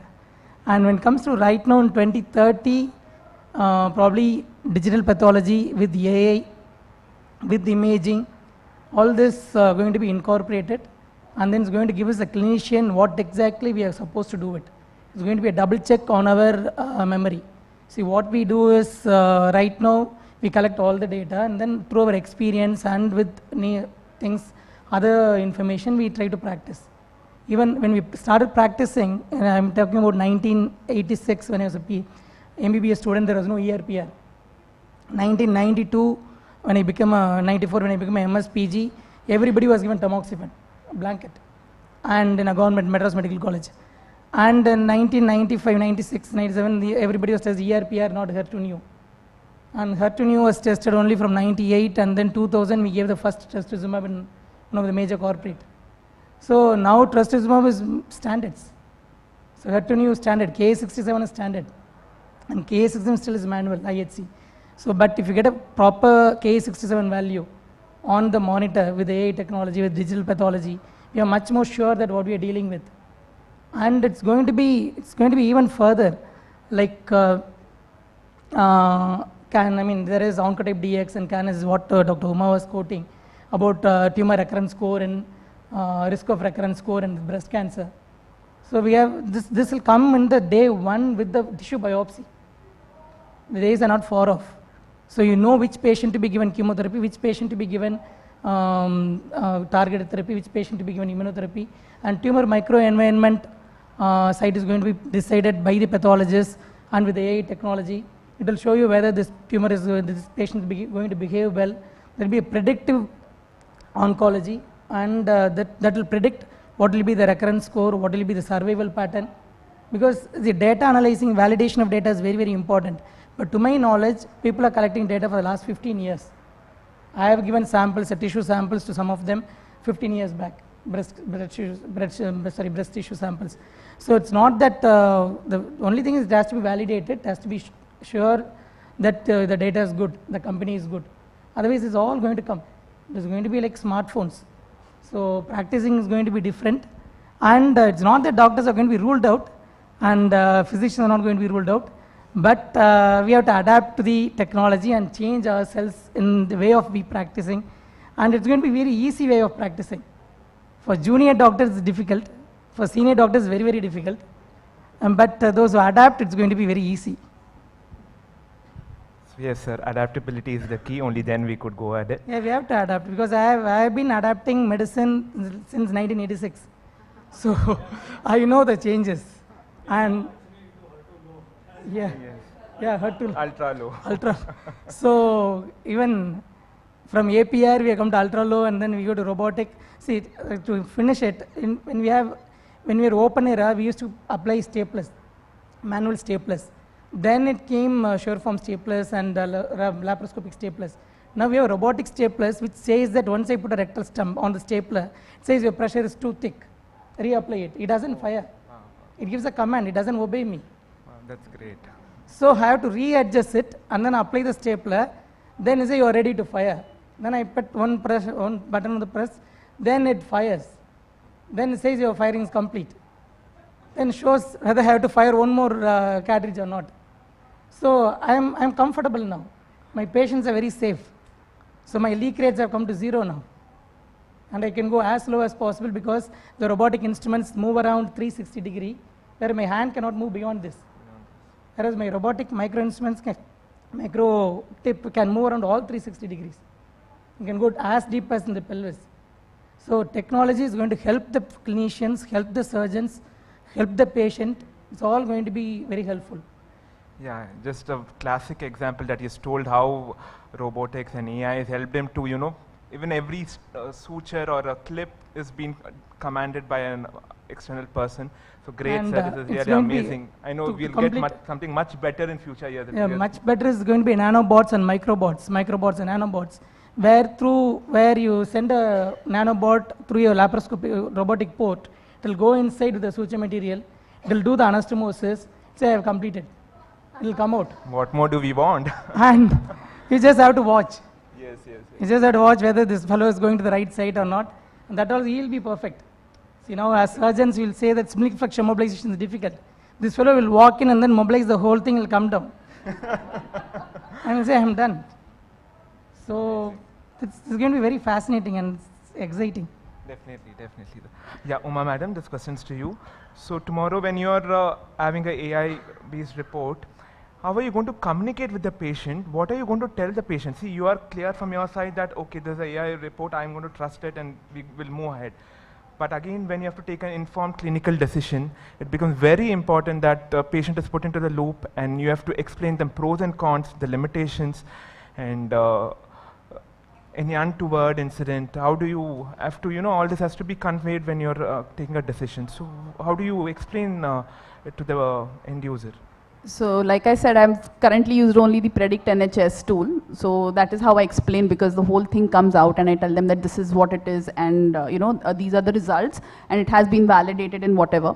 So if I have to use AI-based reports in clinic, I think I have to be convinced myself about the validation of those reports before I'm able to convince a patient. Yes. About how how good the report is. But definitely I think in the future, once it is validated and once even I'm confident that these reports are correct, it will be much easier to communicate to the patient that this is how it is. And obviously, even if it is AI, I'm sure there's going to be a pathologist sitting behind and sort of making sure that the diagnosis that comes out is the right one. Yeah. So just now we had a scenario where Dr. Kunal mentioned that some pathologists had mentioned the report as negative, and then the AI algorithm committed it as a positive report. So imagine that report tomorrow we get to know that it is not a positive case, actually it was falsely interpreted by an AI generated system. So now who are to be held responsible now? So you blindly trusted the AI system that it is accurate, and I don't believe the pathologist who signed out the report, and based on the AI report we have released the report and proceeded with the further management. So now who's accountable for this, and do we have any rules or the legal implications? How do we go about it? Dr. Kunal. So I think just to sum it up in a very crisp manner, we have to take digital pathology and AI as an autopilot. Because there's an autopilot, it doesn't mean that the plane doesn't have a pilot. It has to be supervised. You have to ensure that the validations of that AI will also be done by a pathologist, as Dr. Uma rightly said. So these are, as long as you have the complementary evaluation going on for a case, you will always benefit in the right manner. The moment you have an antagonistic approach towards AI or digital pathology, you will always have a problem. So it should always be supervised by a pathologist. All the AI reports, as far as the prosthetic case went. So if the AI based analysis were again looked by the pathologist, and he had probably done the PIN4 markers or the the other set of IHC markers, they would have figured out that this is actually a case of prostatic cancer. So we have to use it as a complementary tool. Thank you. Coming on to this, I think we don't have to be really apprehensive about AI reporting, because AI is not going to report on its own. It is going to be the pathologist who is going to report and sign and take the authority on it. And second thing is, we give opinion, like we take opinion, second opinion and third opinion, all that. This second opinion, third opinion can be taken real time. That is the major advantage of digital pathology and AI.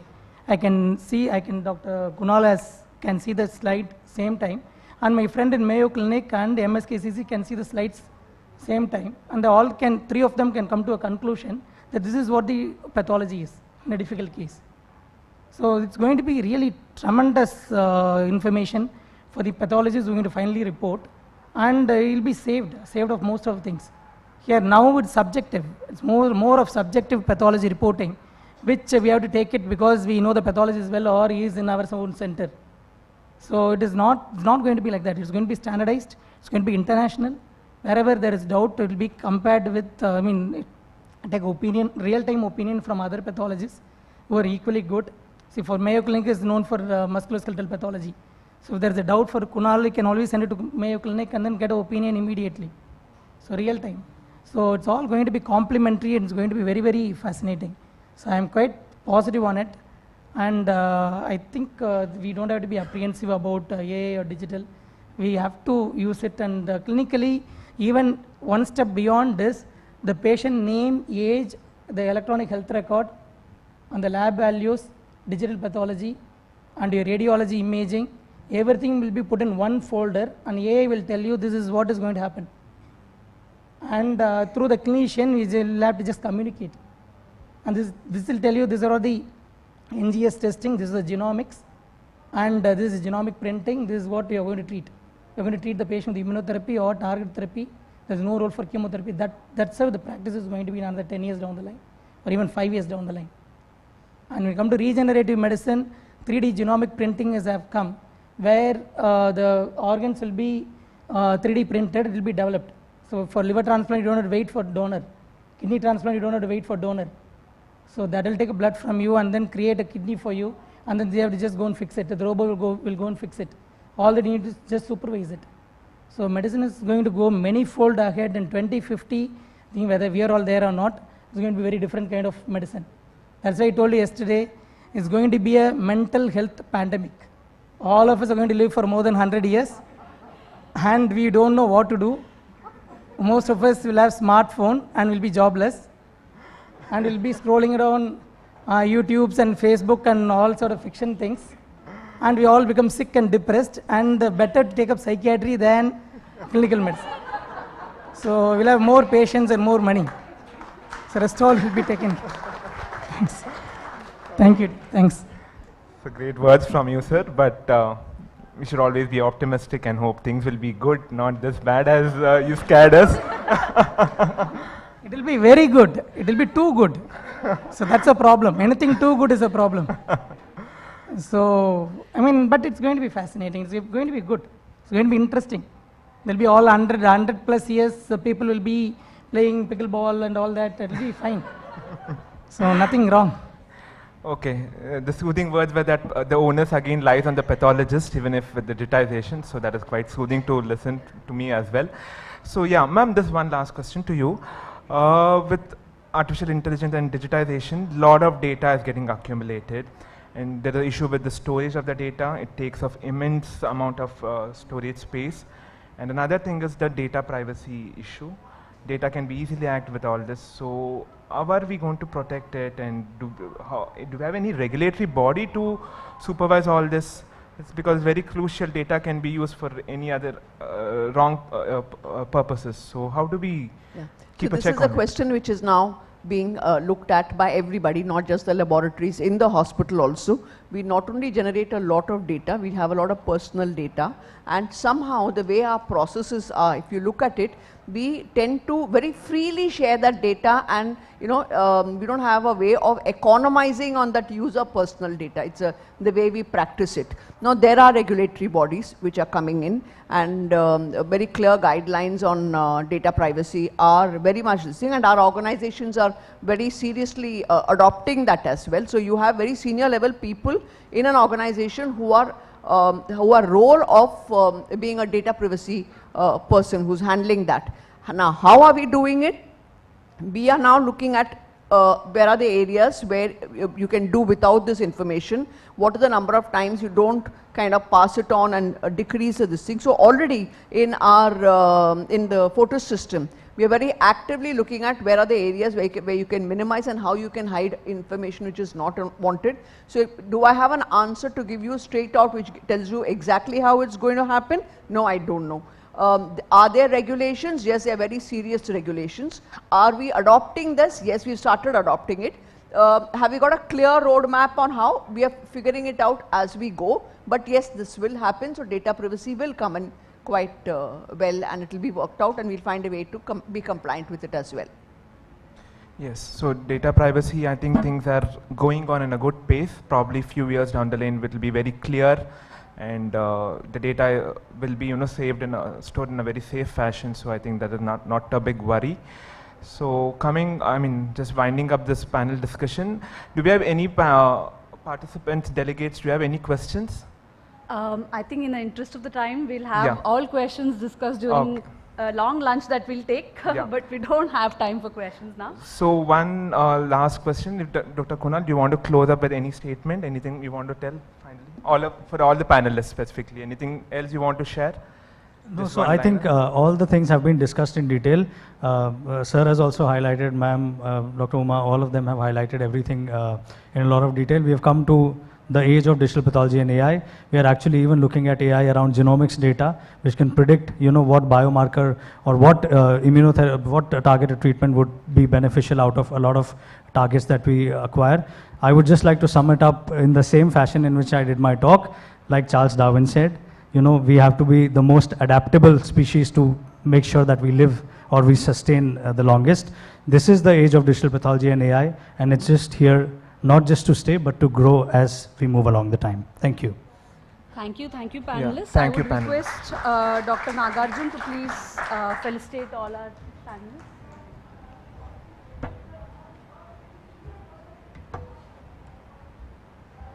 Yes, Dr. Nagarjun.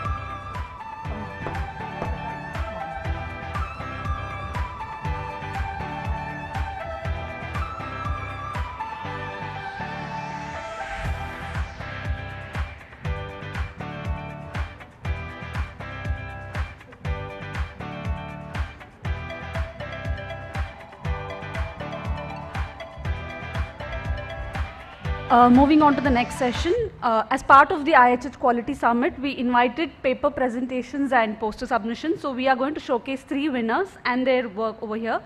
For the first presentation, I would like to call upon Dr. Saira Banu of Premier Integrated Laboratories. Dr. Saira, please come onto the stage to present your paper.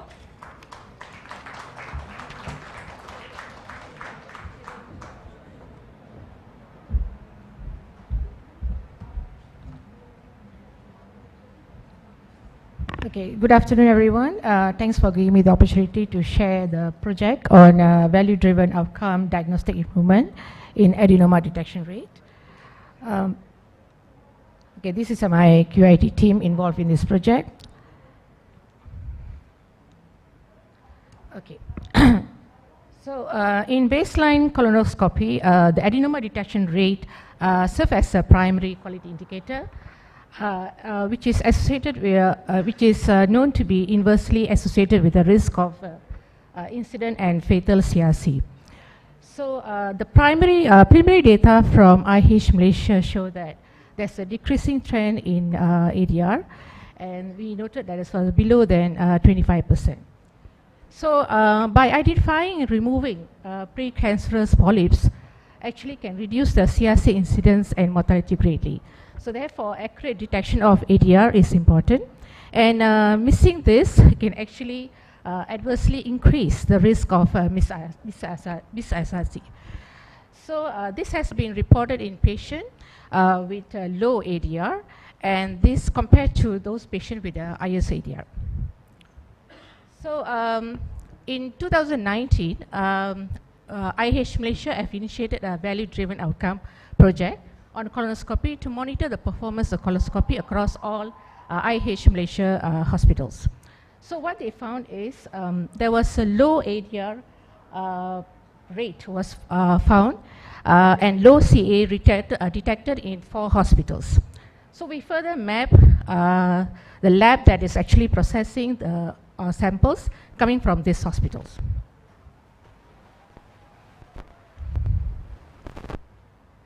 Actually.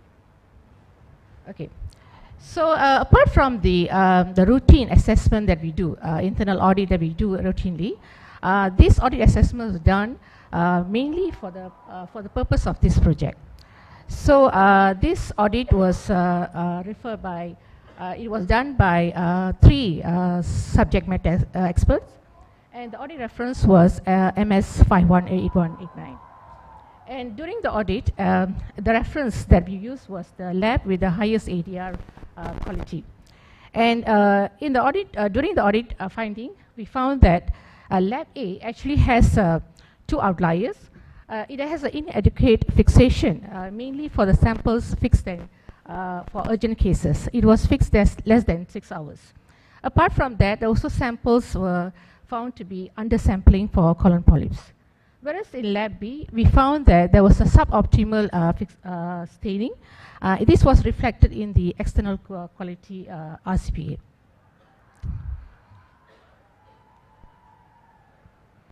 Sorry.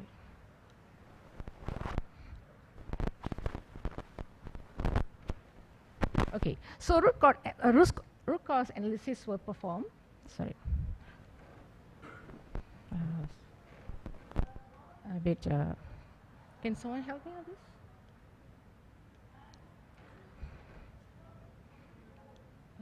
Sorry, I'm having problem with this. I'm having problem with this. Okay, so okay, there are several factors actually influence the ADR. There are patient factors, patient age, clinical factors, and also the scale of the endoscopy also matters. But so far, the pathology and laboratory factors has not been well established. So Premier Integrated Lab took this as an initiative to investigate, to identify the gaps related to the low ADR from the laboratory perspective. So our aim is to achieve high ADR in a high-risk patients above 50 years, and to achieve ADR of 25%. So we took this initiative to analyze all the key areas of histological examination. So the root cause analysis were performed, and there were few outliers were identified. So before I go on to that, I just want to emphasize that fixation actually plays a very important role in histological examination. So fixation is very essential for hardening the tissue and also prevent the autolysis and inactivate the infectious agents. And it also helps to improve the cell avidity for special stain. So the most common fixative use is 10% neutral buffer formalin. And the optimal time fixation recommended is between 6 to 72 hours. And this depends on the size of the tissue as well. Because as the formalin penetrates the tissue slowly, so even a smaller samples require at least 6 hours to penetrate. So failure to actually fix the samples efficiently or adequately can actually prolong the ischemic time and also can actually cause a rapid autolysis and tissue damage. So in any circumstances, adequate fixation shouldn't be compromised due to the interest of the turnaround time. Okay, so what we found in lab A was the initial data analysis shows that around 50% of the colon polyps were fixed less than 6 hours, mainly were urgent cases came after the processing cutoff time. So because of the urgency and also the pressure from the clinicians, these samples were fixed less than 6 hours. So, and on top of that, we also found that there was no record of collection time on the form. So that also makes the lab not able to actually capture the actual fixation time. So in overall, we take the initiative to standardize the fixation, no matter what, whether it's urgent or not urgent, to fix all the fixation time from 6 to 72 hours. And we also look into the SOP protocol to improvise that. So there are also in certain cases where the samples were undersampling. So even we have a sophisticated technology in place, when the starting material is compromised, which can actually adversely affect the process and the outcome. So we noticed that in lab A, there was incompliance to the standard guidelines, and the rejection criteria was not raised. So, and there was also a lack of interface between the lab and the clinical care. And in lab B, there were a lot of issues on the staining. Most of the underlying factors was inconsistent maintenance of the auto stainer. And we found that was infrequent changes of alcohol and also reagents, and that is reflected in the EQA report. So we also kind of like advised the lab to improve the staining quality by adapting the best practice from the reference lab. So overall, we have actually improved the form by incorporating the ischemic fixation time and also the collection time. So the lab can actually get the actual fixation time correctly. But even then, when we have the form in place, sometimes the pathologists, the clinicians would even record on the form. So we send a memo to remind them, and we will make sure that all the biopsies are fixed in formalin for at least 6 hours. And we emphasize the use of SOP and adhere to the guidelines strictly to all the labs. And on top of that, we also kind of enforce the use of specimen rejection or notification to the doctors in case there is a suboptimal sample received. So this didn't happen over a shorter period of time. It took about a few months because initially the capturing of the collection time was done manually. So over the time, we found that there was an improvement in the fixation time, where most of the 90% of most of the cases, about 90% of the cases, were fixed more than 6 hours. Whereas in lab B or even in lab A, we found that the overall staining has improved as well by adopting a best practice protocol from other laboratories. So this also was reflected in the ADR detection from the hospitals. We found that the ADR level also improved at the same period of time, and also the PDR level also improved accordingly. And to sustain the quality, because although we have all these things in place, but we also took this initiative to look at the quality of the staining and the processing across all the labs in PRL. PRL, we have about 9 histo labs. So what we did, we initiated a pilot study across all the labs, and we actually we sent some unstained slides to all the labs and asked them to stain and send to us. And there were 3 pathologies were recruited in this project, and there was a blind analysis was done. And from there we noticed that majority of the laboratory have a satisfactory staining quality. But even then there is some area where need improvement, and we also continue with this project in the next quarter, which is in progress. So overall, with this continuous improvement in this initiative, we found that even though quality assessment in place, we need to monitor them, we need to enforce the use of SOP in place. And another thing that we noticed in this effective communication between the clinical care team and also the lab is lacking. So any issues on the specimen requirement or a rejection criteria or a TAT need to be communicated efficiently to the clinical team. And another thing is we need to find ways to improve the processing workflow. And when come to the urgent cases, we also adapted rapid processing by using a die-part machine. And another thing that we also improve continuously by introducing more latest technology. We have heard enough about AI digital pathology before this. Another thing that we can improve the work process in histo is by introducing specimen tracking system. We can actually identify, this is a barcoded and scanner system where it can actually identify human error basically and workflow in every stages. So this has to be, once this is in place, this can actually improve overall workflow. So in summary, combining the clinical factors and diagnostic factors, it can actually improve the ADR greatly. And we have to have the quality indicators in place to regularly monitor the quality. And of course, with a new and innovative way of improving workflow based on latest guidelines has to be there. And in total, by improving ADR, it can actually can give you a best patient outcome. So with that, I thanks. Thank you for your attention.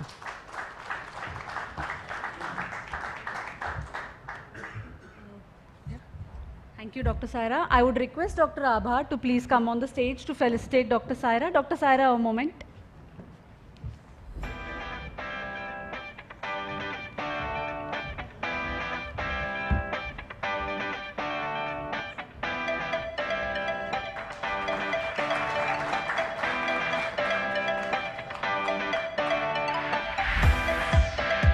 I now welcome Dr. Anurag Bansal, Technical Director and Chief of Labs of Agilus, to please present his paper.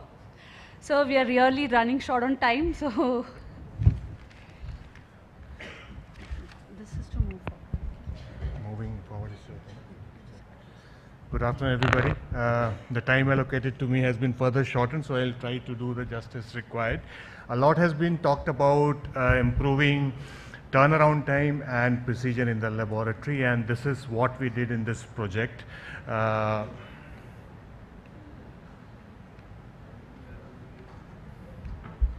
So this is what we did: increasing the efficiency, increasing the speed, short of the TAT, increase in accuracy, increase in scalability, increase in flexibility, and ultimately optimization of the resources what we had. So this was the problem we had. We had a sudden increase of volume. We had a project which we had come across, and the volume was increased by 2.5 times. And we had a reporting window of 3 hours which we had to deliver. And this was a very, very time-bound project which we had to deliver. And yes, so these were the lean principles which we all know as laboratorians, that we got into the practice of 5S practice. I'm not going in details at all now. And this is what we did. We analyzed the gaps, the blocks. We planned them using the lean 5S. We set up some mirror analyzers for Roche. We had one line, we went to 2, 3, and then 4. Then we went for setting up of COBOS Infinity Command Center, the software which is a middleware which we set up, and then we set up the auto verification. So this is how we achieved the goal which we were given. And this we did, in a very short time. And these were the steps which were involved. I mean, not going into detail now. We introduced cold centrifuges in the accession to improve the efficiency over there. This was the line we set up.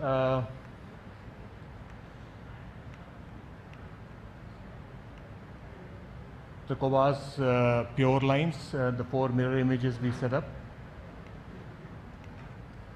Now I'll just take 2 minutes over here. These were the different steps we are having in pre-analytics and post-analytics. In accessioning area, we were having 33 steps. We reduced to 24 steps, which was 27% simplification. And then in analytics and post-analytics, we further reduced our steps by 81%. And this is how we monitored each and every activity which was happening inside the lab.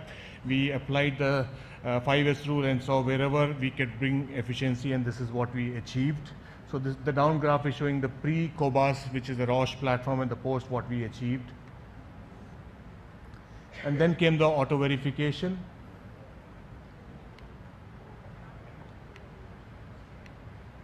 Okay, it's going ahead. No, go back, please.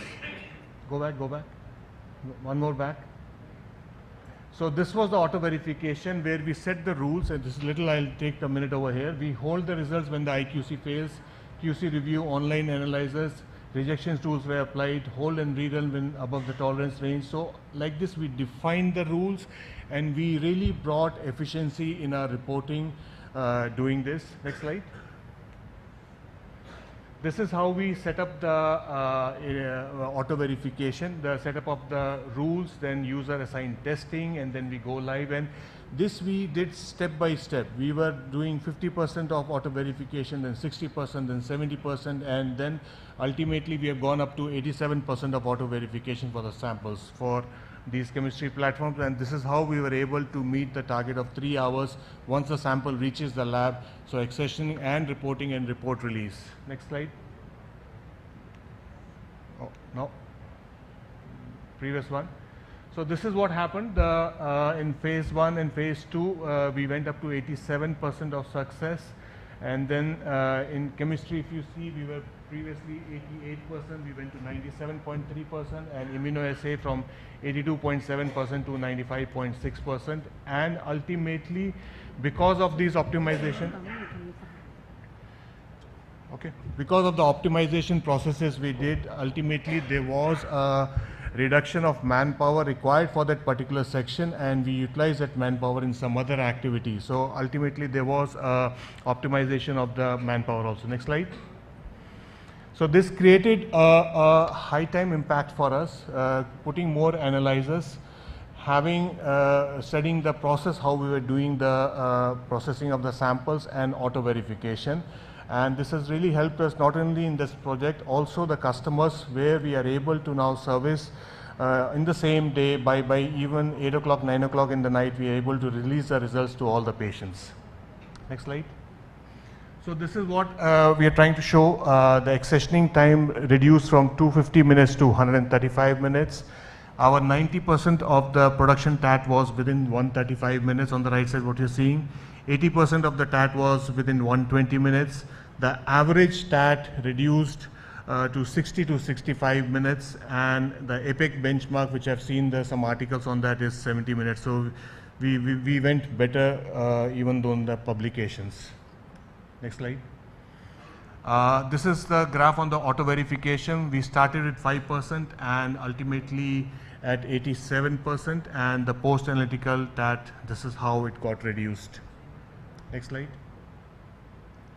So sample inflow and outflow, this is how we saw a consistent delta test registered versus the result release. Next slide.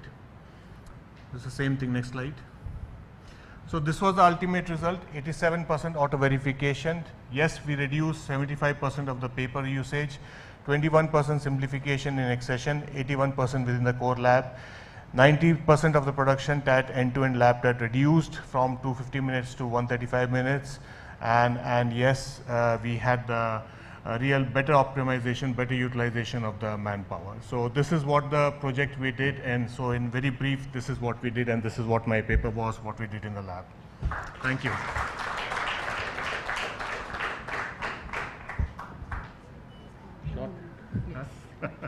Thank you, Dr. Anurag.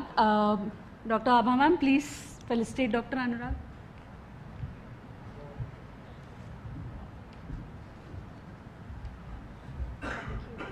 Very short. Thank you. Thank you, ma'am. My apologies to all the paper presenters that your time is being cut short, but unfortunately there is a delay. But we've missed felicitating Dr. Nagarjun, so could I please request Dr. Nagarjun to come on the stage again?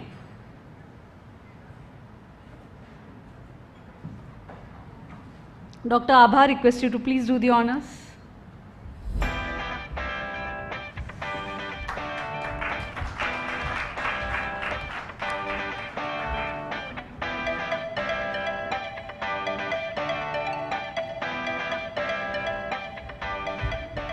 The final talk for the day is going to be given by Dr. Kokila Banerjee. She is the consultant microbiologist of Agilus Diagnostics Limited, Dr. Tribedi and Roy Diagnostic Laboratory.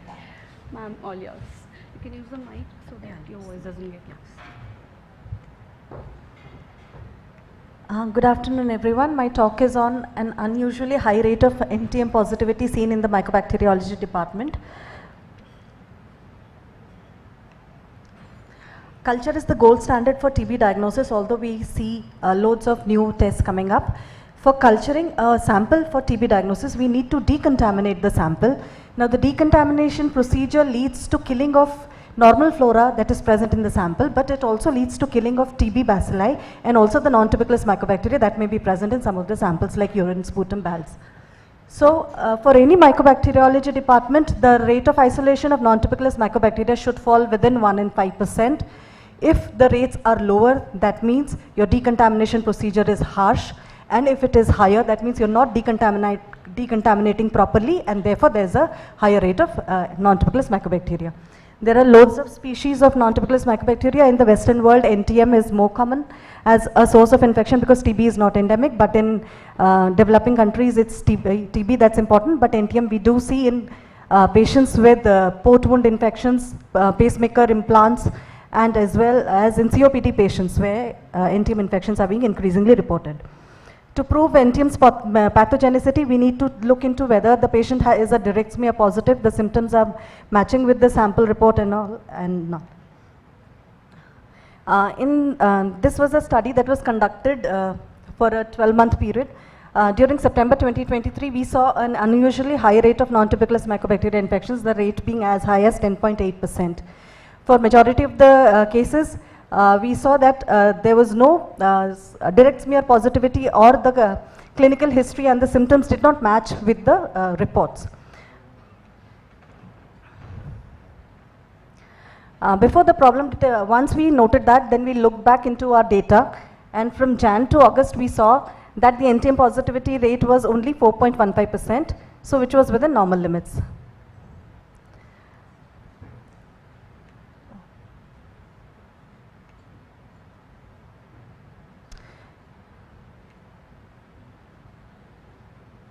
I'm sorry. Next slide, please. After this? Yeah, no, the previous one.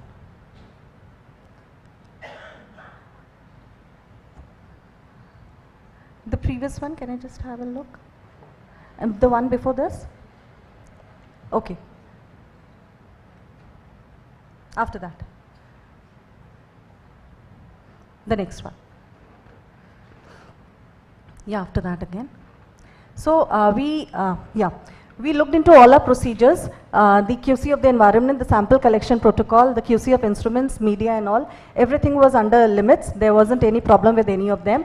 What we noticed that when there is a high rainfall, the samples that were collected during those periods, and there was flooding seen in the city, so all the samples that were processed in the next 2 to 3 days were getting contaminated. Now this led us to make an hypothesis that maybe the phosphate buffered saline that we were using in the decontamination procedure for the neutralization step, maybe that was the issue, because we were procuring distilled water from a source, and then maybe because of the flooding of the city, that was getting contaminated.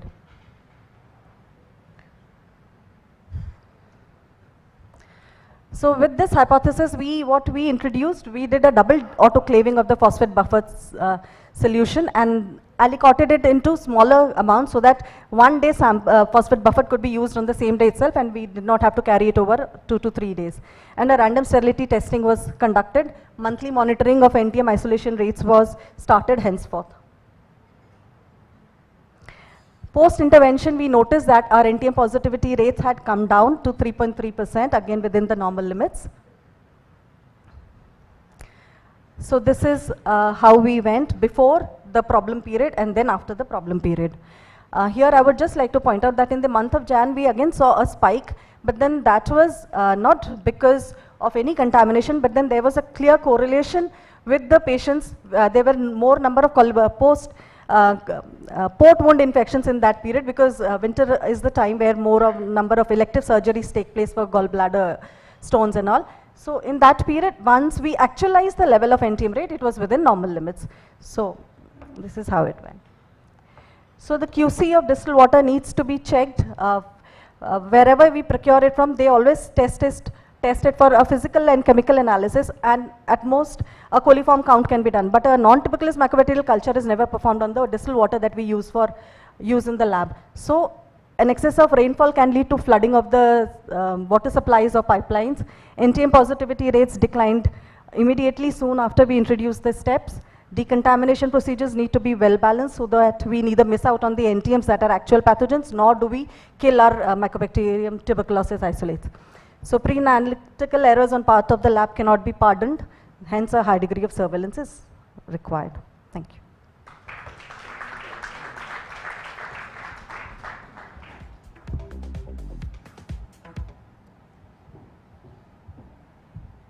Thank you, Dr. Kokila. Dr. Abha, may I request your presence again to felicitate Dr. Kokila?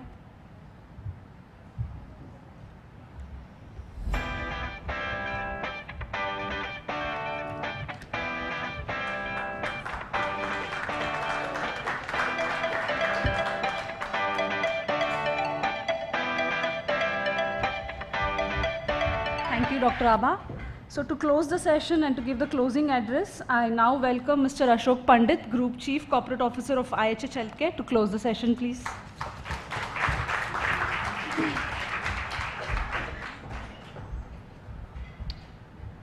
Thank you, everyone, and good afternoon. First and foremost, let's start with thanking all the organizers. This has been a fantastic session.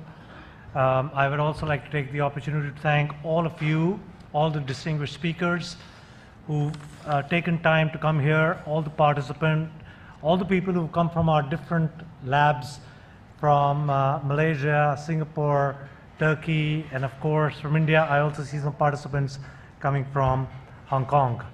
When we were, when the organizers were thinking about the 9th IHH Healthcare Quality Summit, I did say to them, we must think about a separate lab track, and I had some conversation with Ibrahim and the CEOs, Anand, Arif, Sean sitting right at the back, and our colleagues from LabMed, and I think everyone was very enthusiastic about this, and I'm so glad we've had the opportunity of everyone coming together. There's been incredible sessions. Just two or three points from my side. One, laboratories are an integral part of what we do in IHH Healthcare. Without the labs, our healthcare services is not complete. We took the opportunity of taking the labs as a separate business vertical about 2 years back, and I think that was the right decision, to get the labs right in front, to invest in labs and keep the labs sort of growing. And I must thank all of you for the incredible work that has been done over the last few years. Going forward, I think you must have seen the news in the papers where we talked about a very aggressive expansion plan for our hospitals. I think we already announced 4,000 beds across the various geographies, 2,000 beds in India. That only means that the lab services has to grow. In all our markets, we are number one in our labs. So Anand, we got to be number one in India as well. And I'm very sure under your leadership and the team you've got, incredible people, we should be able to get that. We talk about a few things in our laboratory discussions. One is how do we make sure we get the best people, train the people. That's one most important thing. Second thing we talk about is how do we support the labs through additional capital, and that commitment I can give you from my side, that is always there. And third is how do we keep on investing in technology. We had a lot of debate around digital pathology, AI, and I really hope we continue to do that.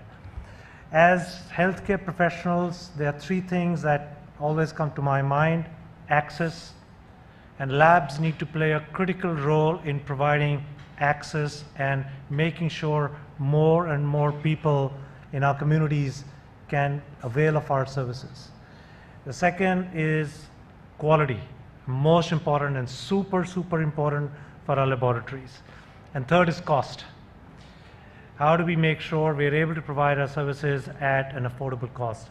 And these three things will remain always the key point of our discussion and key central thesis of how we grow going forward. Once again, I'd like to thank you all for coming here, participating in this track, participating in the IHH Healthcare Quality Summit. I'm really hoping that all of you get some time to enjoy the lovely city of Mumbai and also visit the Agilus Central Laboratory here. Thank you once again for this wonderful 2 days and the fantastic lab track. Thank you.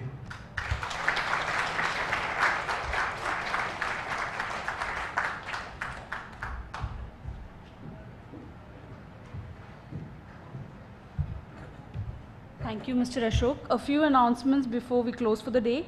Your takeaway gifts can be collected from the May I Help You desk.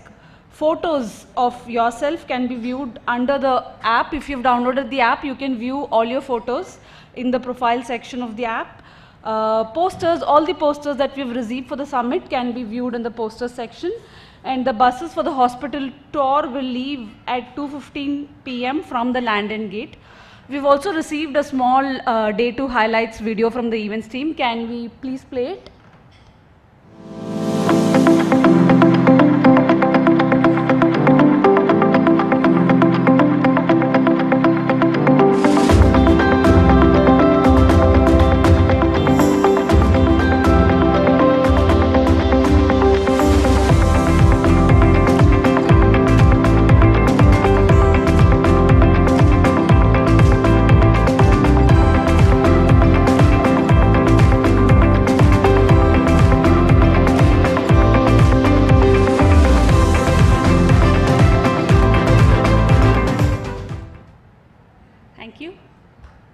Thank you everyone for being a great audience. It was wonderful hosting you for the second half. Let's break for lunch.